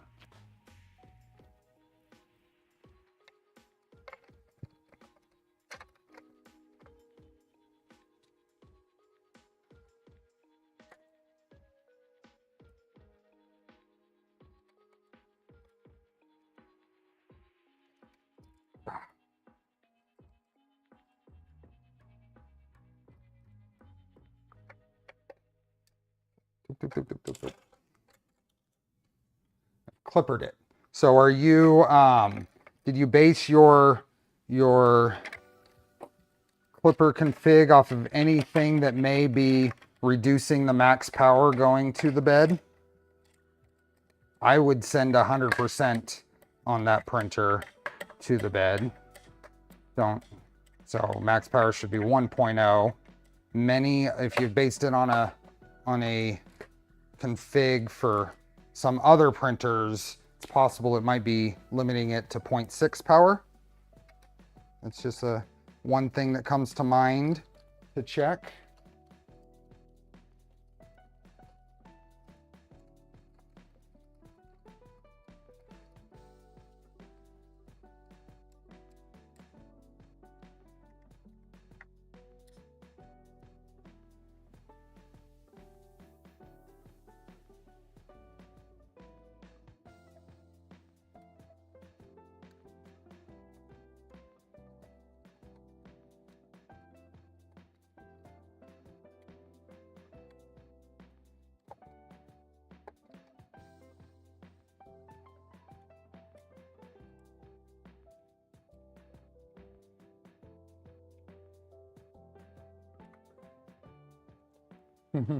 Getting these little M2 screws lined up. It's a little bit challenging. Right, why? Oh. Let's see what's going on. This one, I think I goobered the accepting hole here, so let me clean it up a little bit.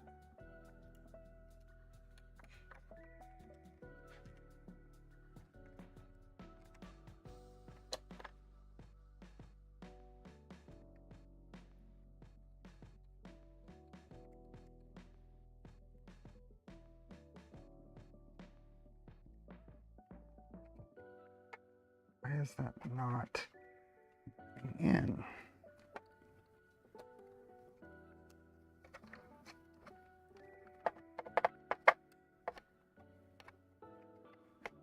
That is not wanting to go in. Let me loosen these up.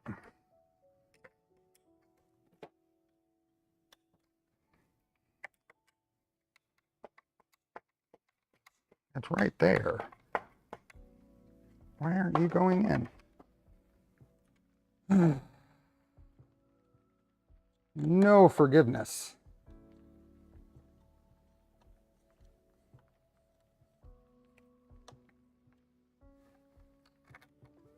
Okay, I keep trying to go in on the side here.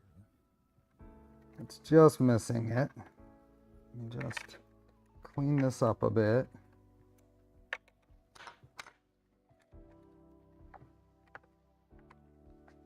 This is the correct one, I think. Yeah, those are both the, yep. Okay.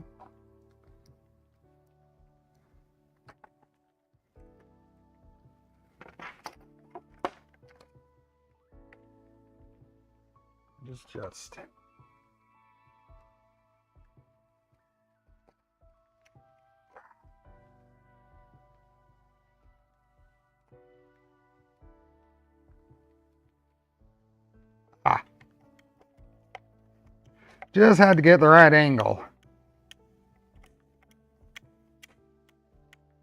There we go.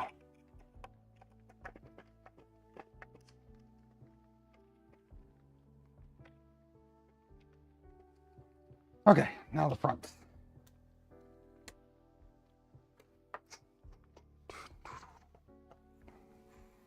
Okay, which direction do these go? This one's got to go here. This one goes here. There we go. Sometimes you have to hold your tongue just right. I know!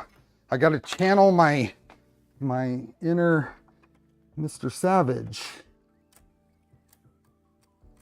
I haven't developed that skill yet.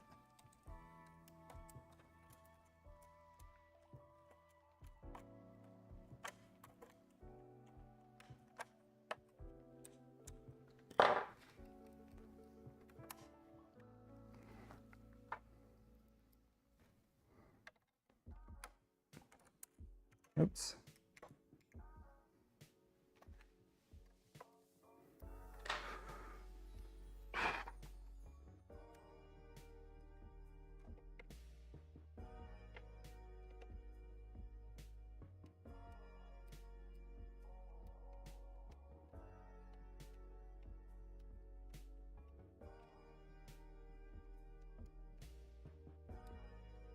Oh.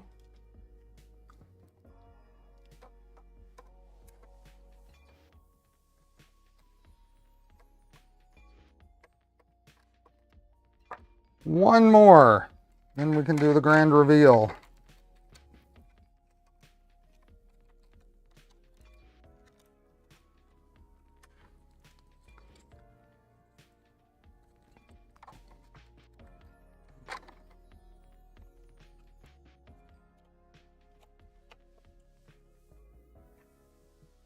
There is a significant amount of printer boogers going on here. That was a high overhang area. It didn't seem to impact the other side. There we go. Okay.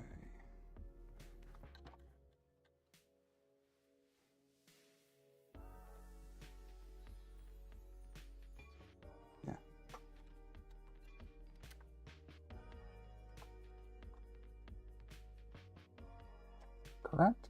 Yeah. Okay. Max temp 135, min temp.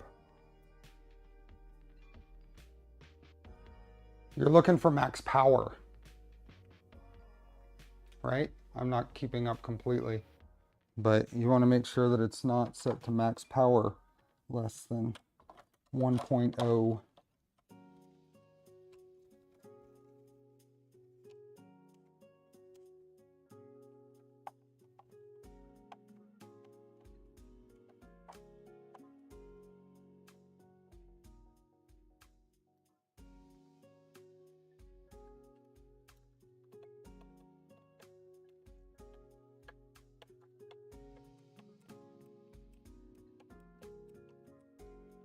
$37 for genuine gears? That doesn't sound terrible.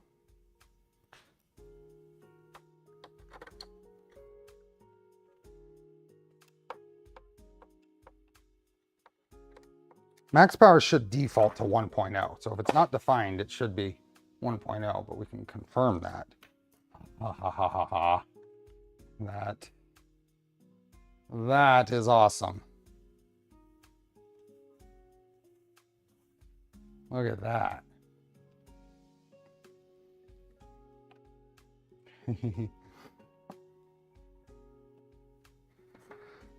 Okay, let's see. Keep going. Oh,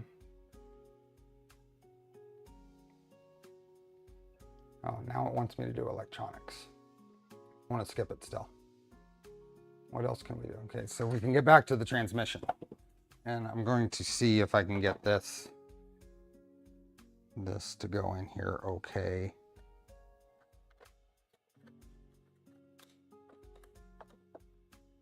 No. Is that it? Okay, well, I guess that's it. Transmission. We have this part done.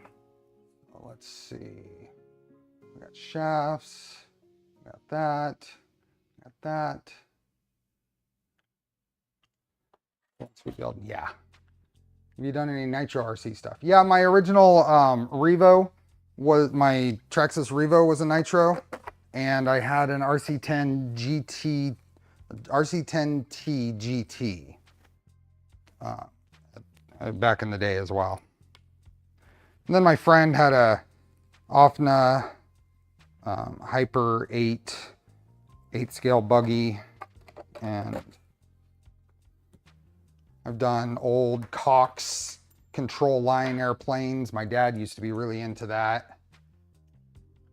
Little Cox Nitro 020, 049 planes.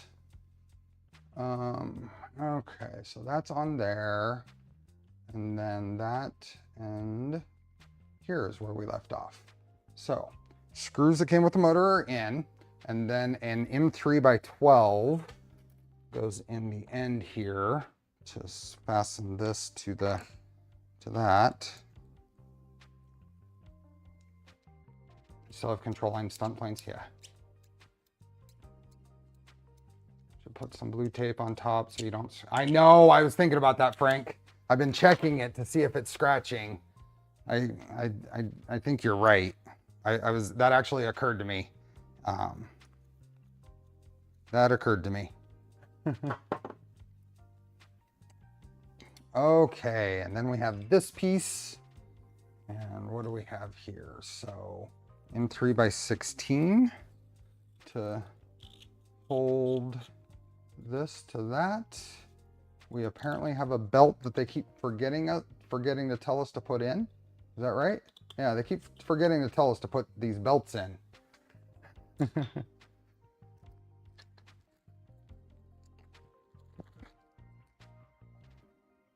So here, belt that should be in here. And these are all the same size belts, which is a really good part of this build. Good point. Good bit. Okay. And I think from the top we can see what we're doing there. Now this is going to go on here. So that goes in there. Can I just put that on, or are there any No, there's no extra things. There's an extra little spot there. I wonder what that's for. Looks like nothing. Wonder why it's there. Oh, there's a little. No, that's not part of it. That's just out there on its own. Okay. So that goes on there. Yep. And then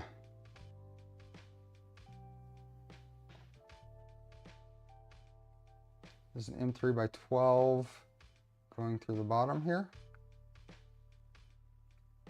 Okay. 3 by 12. Is there something for it to thread into? I don't remember.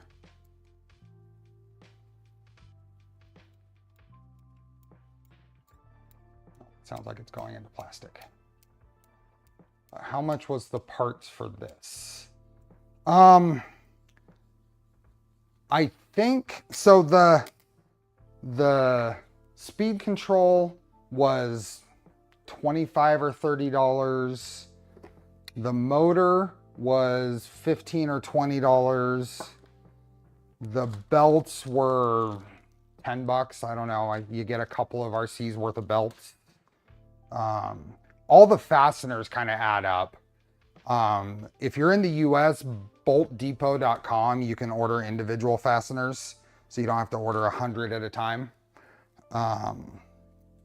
Although sometimes it's cheaper just to order 100 at a time. What else? The filament, budget 3 rolls of filament, I think.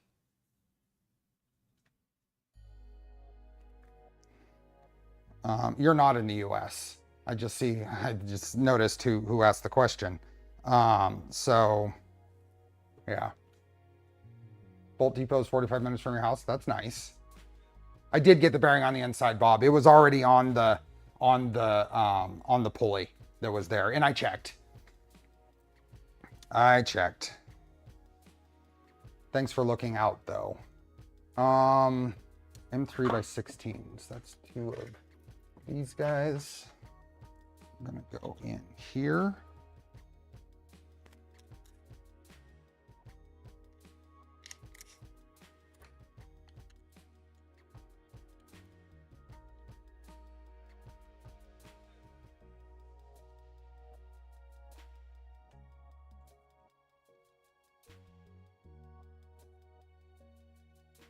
Hinged cover. Are you talking about the hood, or are we talking about something else? Oh, good call. Good call. It's the hinge cover. I see that now. Make sure that the pulley one motor is assembled correctly. It should not wobble when mounted to the motor. Okay, let's get that hinged cover. That's this guy. I think I'm gonna have to loosen this all to get that in. Good call.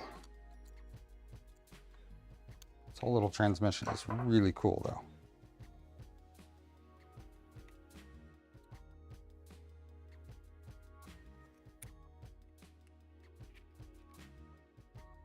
Let's loosen that more. There's no reason to force that in there.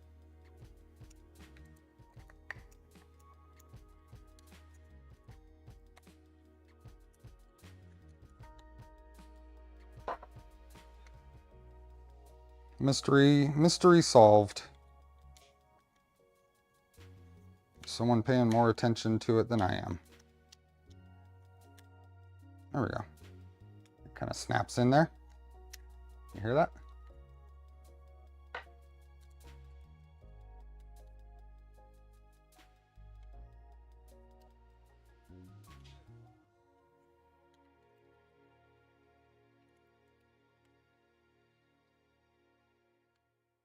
Yeah, this is the blood red light glitter.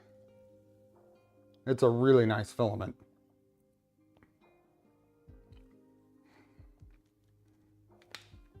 Nice. Snap.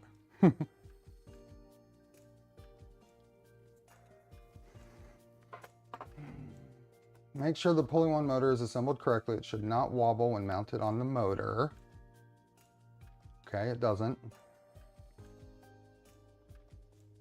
That pulley's there. How does that? That's probably got another piece. You got this on the back. I'm guessing that goes right there. Okay. Show. That at least is the correct bolt pattern. Okay. This we're gonna want to be able to see. I don't know what that hole, is there anything that goes in there? Not yet. There's holes on either side, so there's probably something that bolts to the top here. Okay, so, and then it is very important to check, oh, sorry. It is very important to check proper motor position. There must be 0.5 to 1 millimeter clearance between the pulley 1 motor rim and the box front D. If these parts are too close together, you can adjust their position by underlaying the motor mount with washers to achieve the correct clearance. Underlaying the motor mount, oops, which is this piece, with washers in between here and there, it looks like. Okay. So,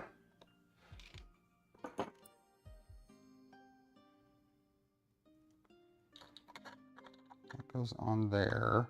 Now we can shift that belt over the flange, so then that can go into the bearing that was sitting there waiting for it. Now, I don't know what direction these wires should go, if they can go in between. It looks like they can.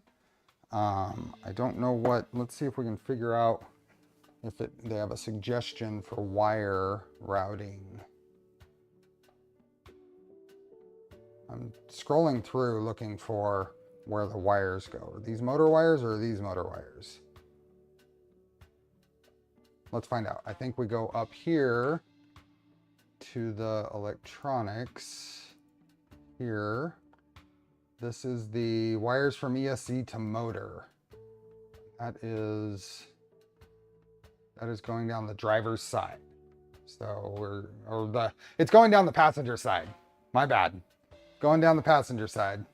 So we are going to move this to the other side over here. And I don't know if these should actually just go down or if it can go right through there. I don't know what the suggestion is. Now,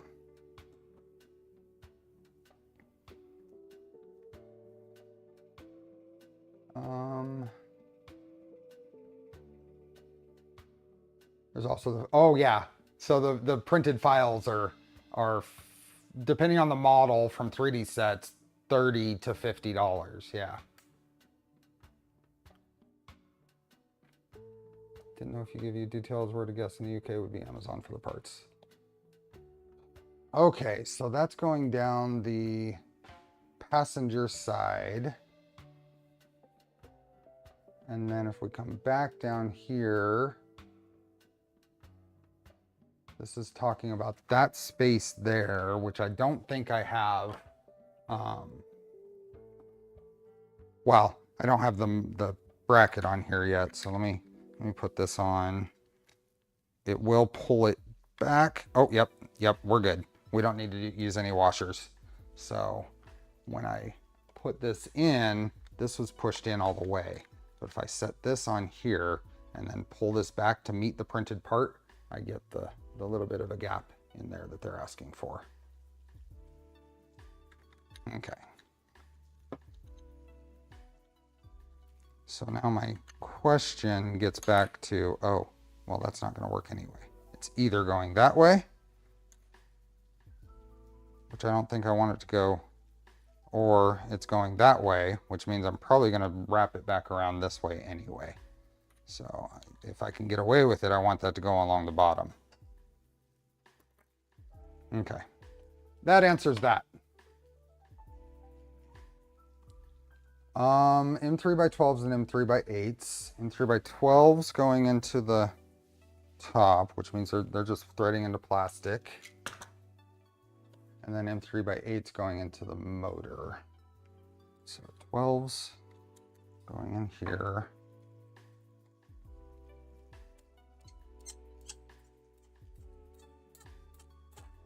Loud. Loud. Yeah, it's windy. It's pretty windy out there. I wonder if let me see. Can you tell if it's raining?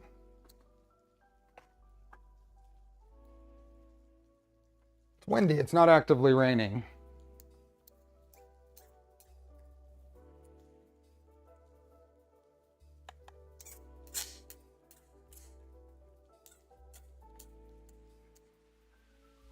Okay.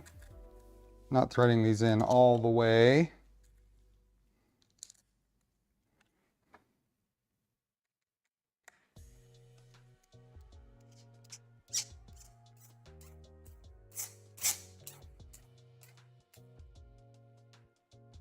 So loud.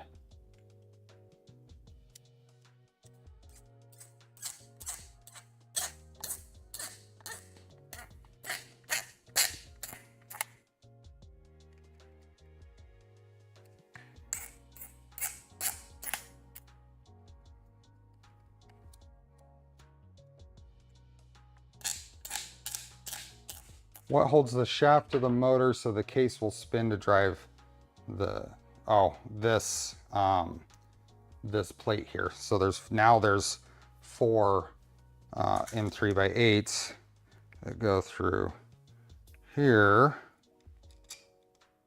Nope, not there.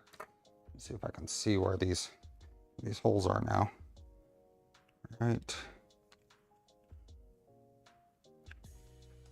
Right there, I believe.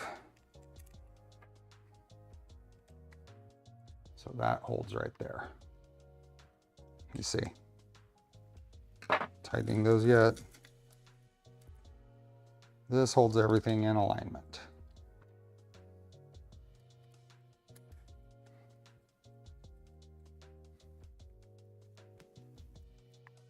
There we go.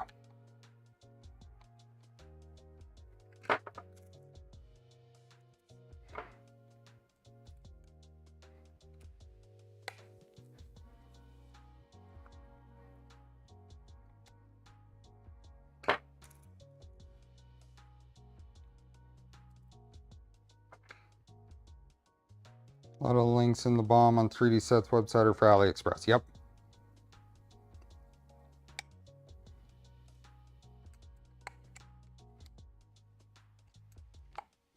There are definitely parts there that you could get on Amazon, but I think from what I saw, yeah, see, so now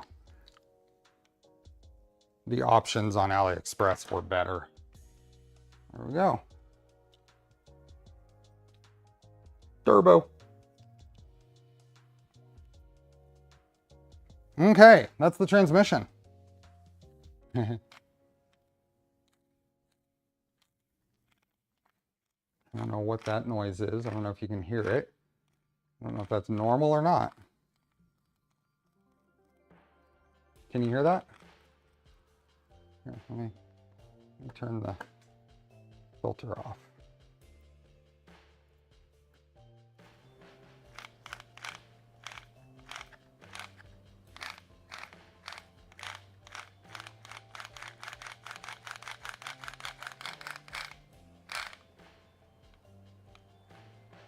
I actually can't feel it. I can hear it, I can't feel it.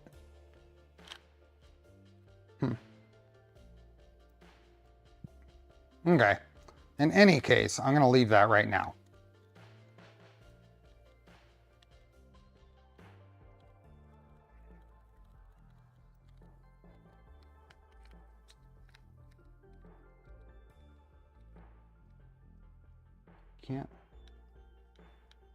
I can't feel it, so I don't know what it... No, it's not crunchy.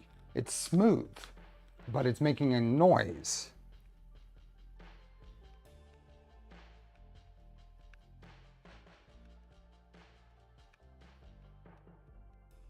I don't know what it is.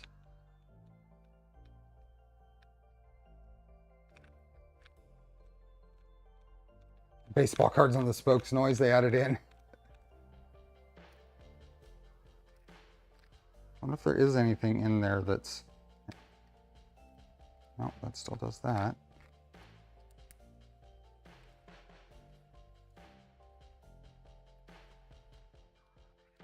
Yeah, I don't know. I'm not going to investigate that at the moment. Okay, the transmission is done. Now we can push, apply grease to the spherical and conical surfaces before installing.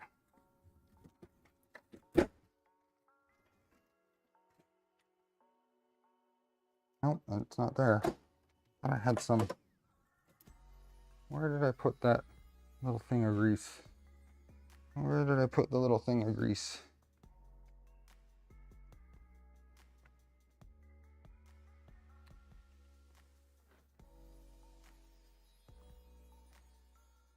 Little thing of grease.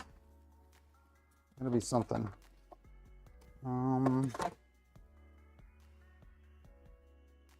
Where did I put that? The little thing of the super lube from the Prusa stuff. Where did that go?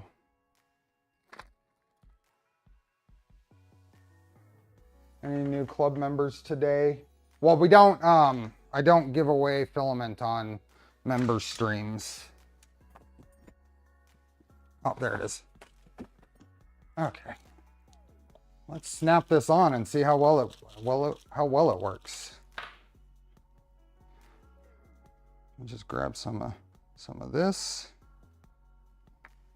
and we're gonna go on here. I don't want to overboard it. A little bit there, and a little bit just inside the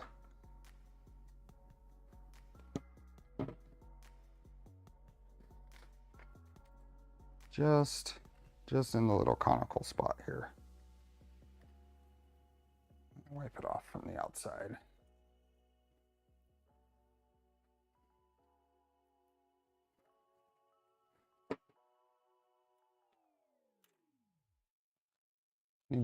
Oh, well, we're talking about, Tezza, we're talking about folks that aren't here for a giveaway. They become Polar Ted Club members. Okay, now I'm going to snap this on, right? Push until click. Push until click or snap. Ah, there we go. Nice.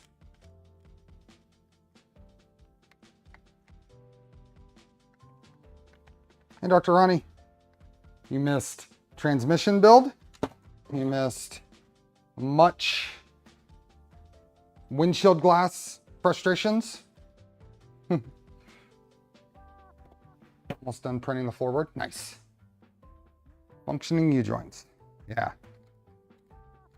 And they're pretty beefy parts. I'm curious how they hold up to the brushless power though. We shall see. I'm really curious what that noise is too. I might investigate that later. There is a cover here. Box front B cover.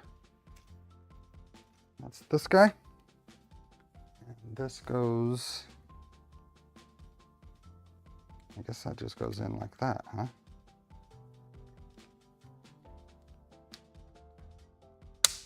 There we go. Oops, I didn't show it. But that covers that up. And then I think it's just a lip there so you can pull it out. It just sits there. There's nothing that holds it in.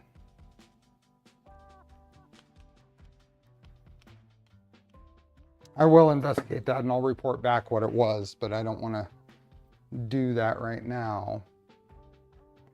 Belt drive gearbox is finished. What do they have us do next? You install the gearbox in the car. Yeah. Yeah. Gearbox is holding in place by 2 screws only. It's only held in place by 2 screws. Seriously.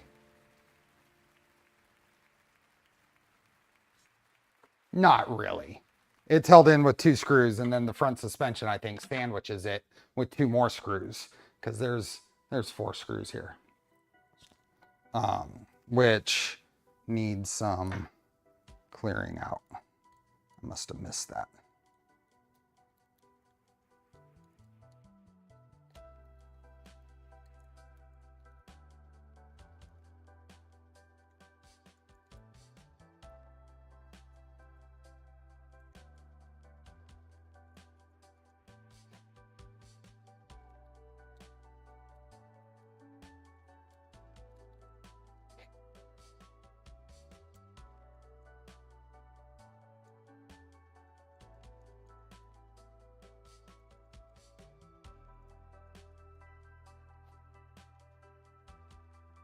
The Polarted.club domain, because why not? That's awesome.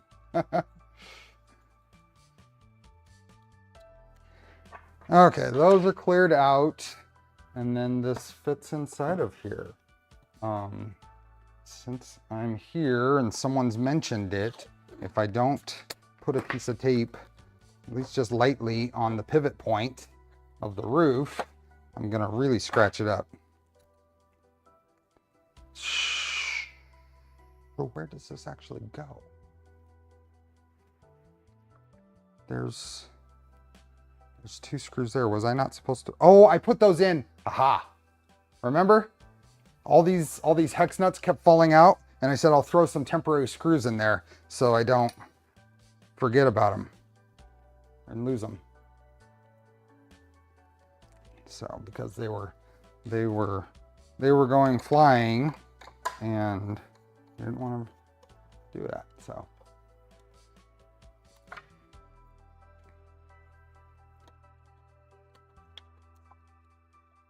that go? Oh, that goes all the way back. So it doesn't actually use those rear screws. So someone said that they use this transmission. Is this the same transmission they use in the 4-wheel drive in the crawlers? If it is, then that would explain why there's extra holes. So it really is just 2, but it's locked into the plastic back here. So there is at least some. It's not just on these 2 screws. It's being held in place with these 2 screws, but it's keeping from rotating by these 2. And those are M3x8s, of course. I should have guessed. M3x8s all around. I'm gonna need a cross member on that, sir.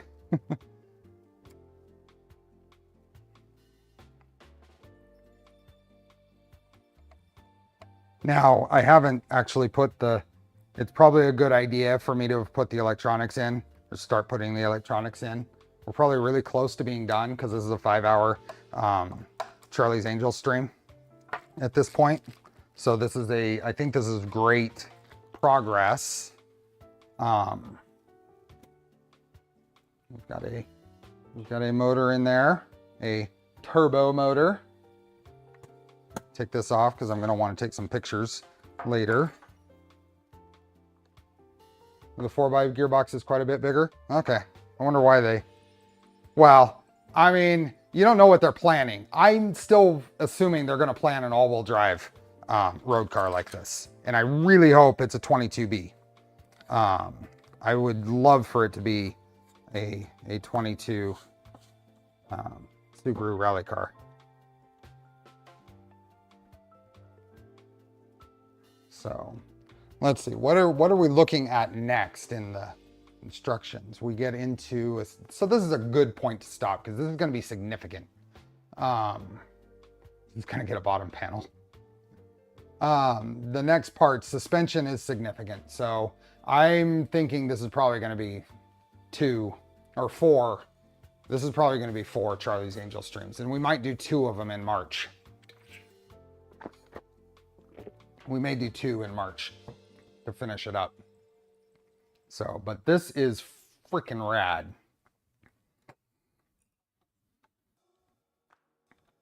Look at that. We are so close to putting doors on it.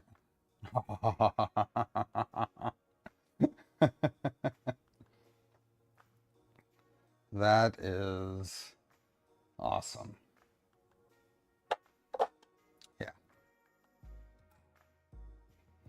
I think, oh, and I really like our fixed tail lights. We redid the tail lights. There is some ABS white residue showing around that one. I'm gonna see if I can clean that up, scrape it away well enough. Is there anybody know how to, is there any chemical I can put on that that'll get rid of it? If you look, you can see it there. I just noticed it as I was, you can kind of see it right in there. Is there any way? I will reprint this and redo that before I leave that there. But I'm gonna try just kind of scraping it away with a knife, I think.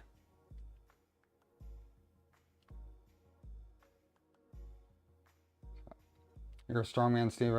I couldn't set a build aside like this for a month at a time. I know. I committed to doing this for you guys. It's worth it. Ethan, you're back. Acetone and a Q-tip. Well, does acetone impact PLA?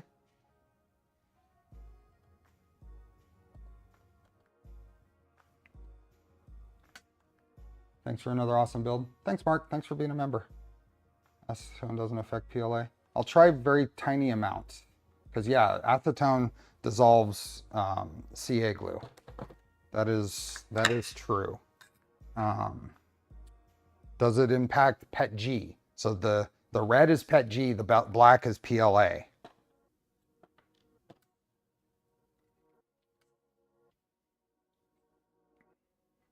So, headlight polish, it makes PLA gummy. I'm gonna try scraping it first. Just very gently with the tip of the X-Acto knife under magnification. See if I can get it away, and then I'll rub it. See if I can get any bits off. Doesn't affect PETG either, but yeah, I would go with the less chemical options first. Yeah. Fender flares, radiator, and I mean, I think I've shown before, but the radiator is actually see-through. It's just a very fine, it's just lines, and the same thing with the oil cooler. That's not an intercooler, even though we have a turbo. That's not an intercooler. That's an oil cooler. Oh, let's do a preview of the wheels. That's a good idea. Wheel.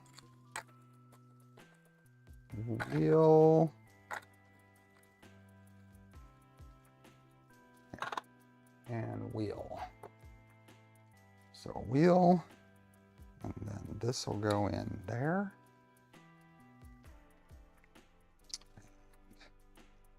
This will go on here somehow, like that.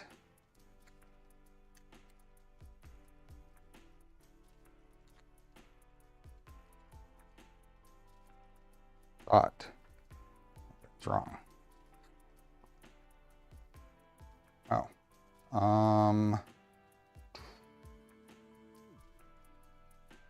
How does that go?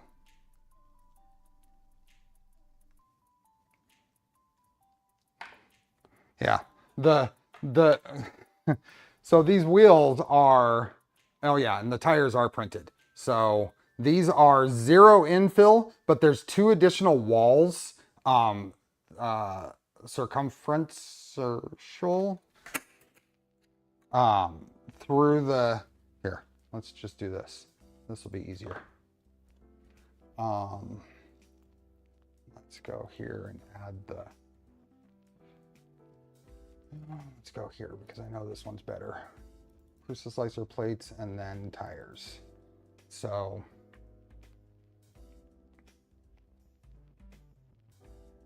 these are the printed wheels or tires. They have indexing so you don't necessarily have to glue them. I'm not sure that it's going to be strong enough. If you go here and let me slice these, all of the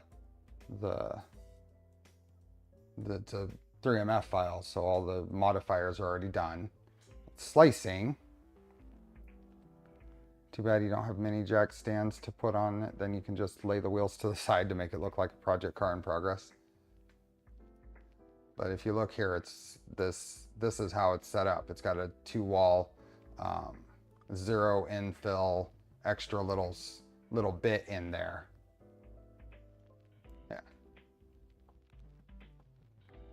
So the the centerpiece here has 4 little locating pieces. This has 4, but this has 6, and then the 4. So then you got to figure out in what orientation does all of this go. And I think it's probably a little more evident if I looked at the instructions, I'm hoping.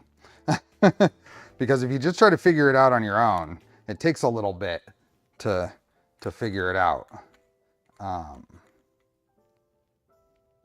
don't know what direction. Oh, that's because it's the wrong. Okay, I'm trying to put the wrong ones together. That's why. Never mind. Okay, that goes like that.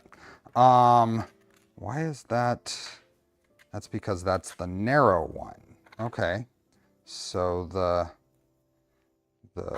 wide one, I think this might be different. So we have there. Are these all the same? Okay, these are all the same. So then we have wide versus narrow on the centers. So if we go here, this is making more sense. Then this will go to the modeled in nubs there on there. This is what I get for not checking it out before. So that goes on there like that. There we go. That's a tire.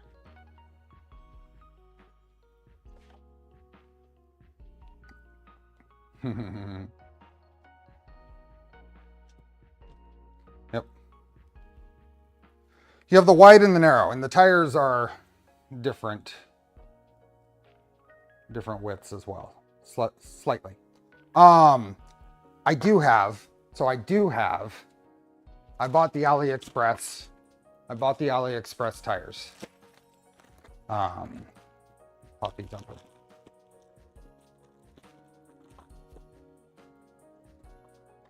Yeah, whatever.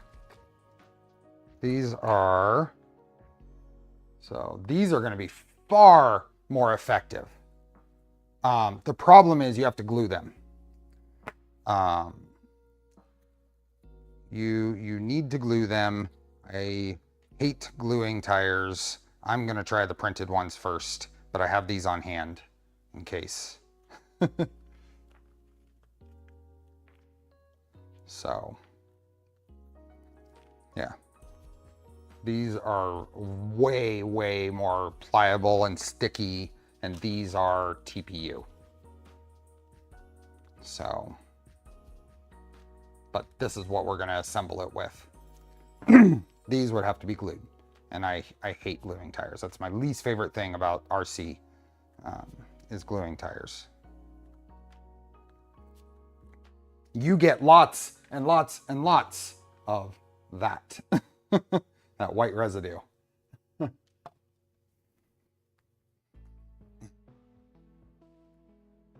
So you get it in here, and then you pull it aside, put a little bead of glue in there, and then set it in. And then you work your way around doing that. And then you hope you don't put a twist in the tire.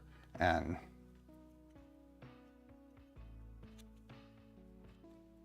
it is going to be very low traction. I get, yep, absolutely. It's going to be very low traction.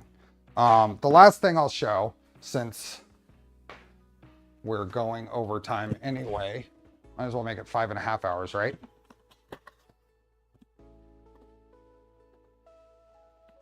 When you get enough friction, they don't bolt anything together. It just sits on the outside. It doesn't actually bolt anything together. The only reason that these have any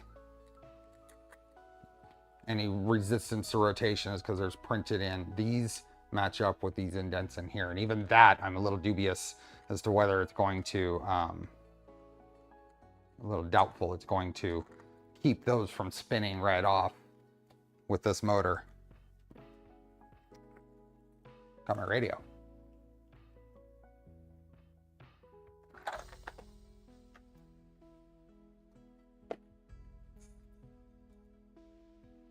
This was also this tire was my preferred pattern of the two styles available. I like this one.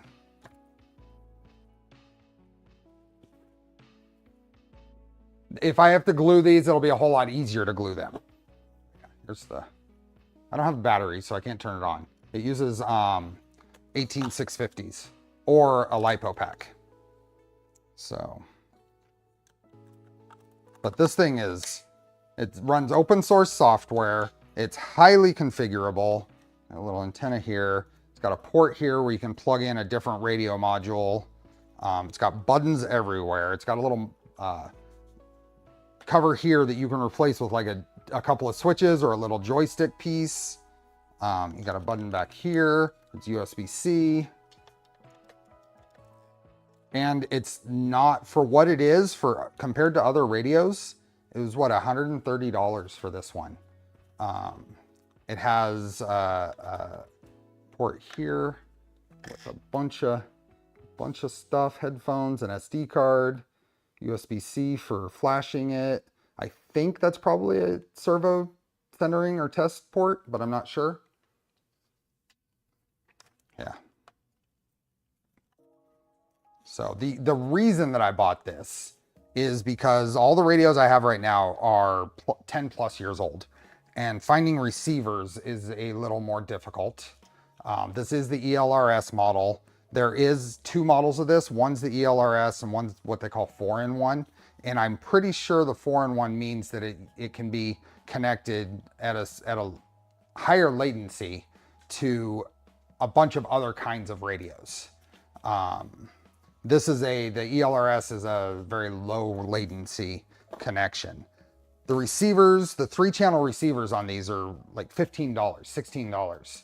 So the idea is get a modern radio for these projects, and then I have access to receivers. If I wanted to, I can add that 4-in-1 capability by plugging it in here, and could still connect to my other receivers that I have. Yeah.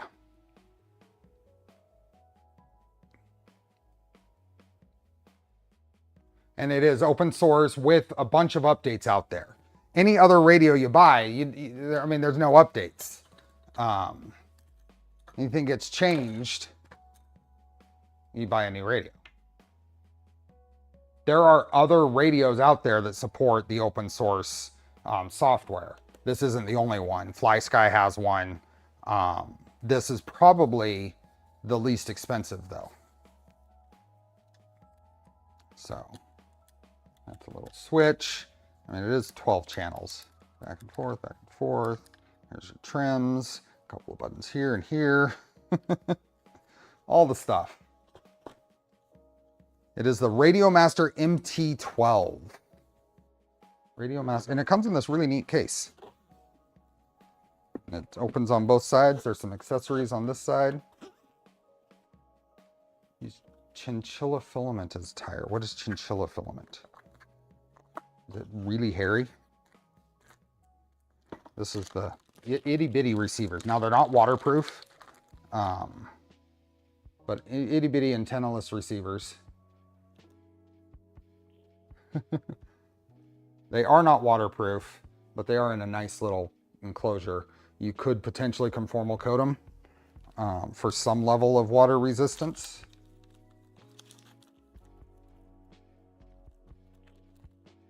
Like TPU, but softer and more grip. I have some of the Coex 60A TPU that I bought in their Black Friday sale. This is one of those little panels that goes in. It's got a couple of switches. It goes in place in the base, or they have this, which is kind of cool. This is a little joystick controller.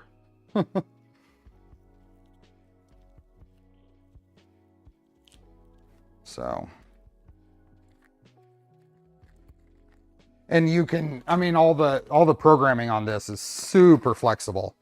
So if I wanted to set up my Death Racer a little more intuitively with steering and stuff, all the mixing is far more configurable than many radios. The Fly Sky stick radio I have is nowhere near as configurable as this for mixing. You have very definite limitations when you want to set up mixing on what channels you can use and stuff like that. So, okay, with that, I think we are going to call it. Appreciate everybody, especially those that hung out this long. Thanks for being members. Streaming tomorrow, starting the Milo build. That's going to be fun.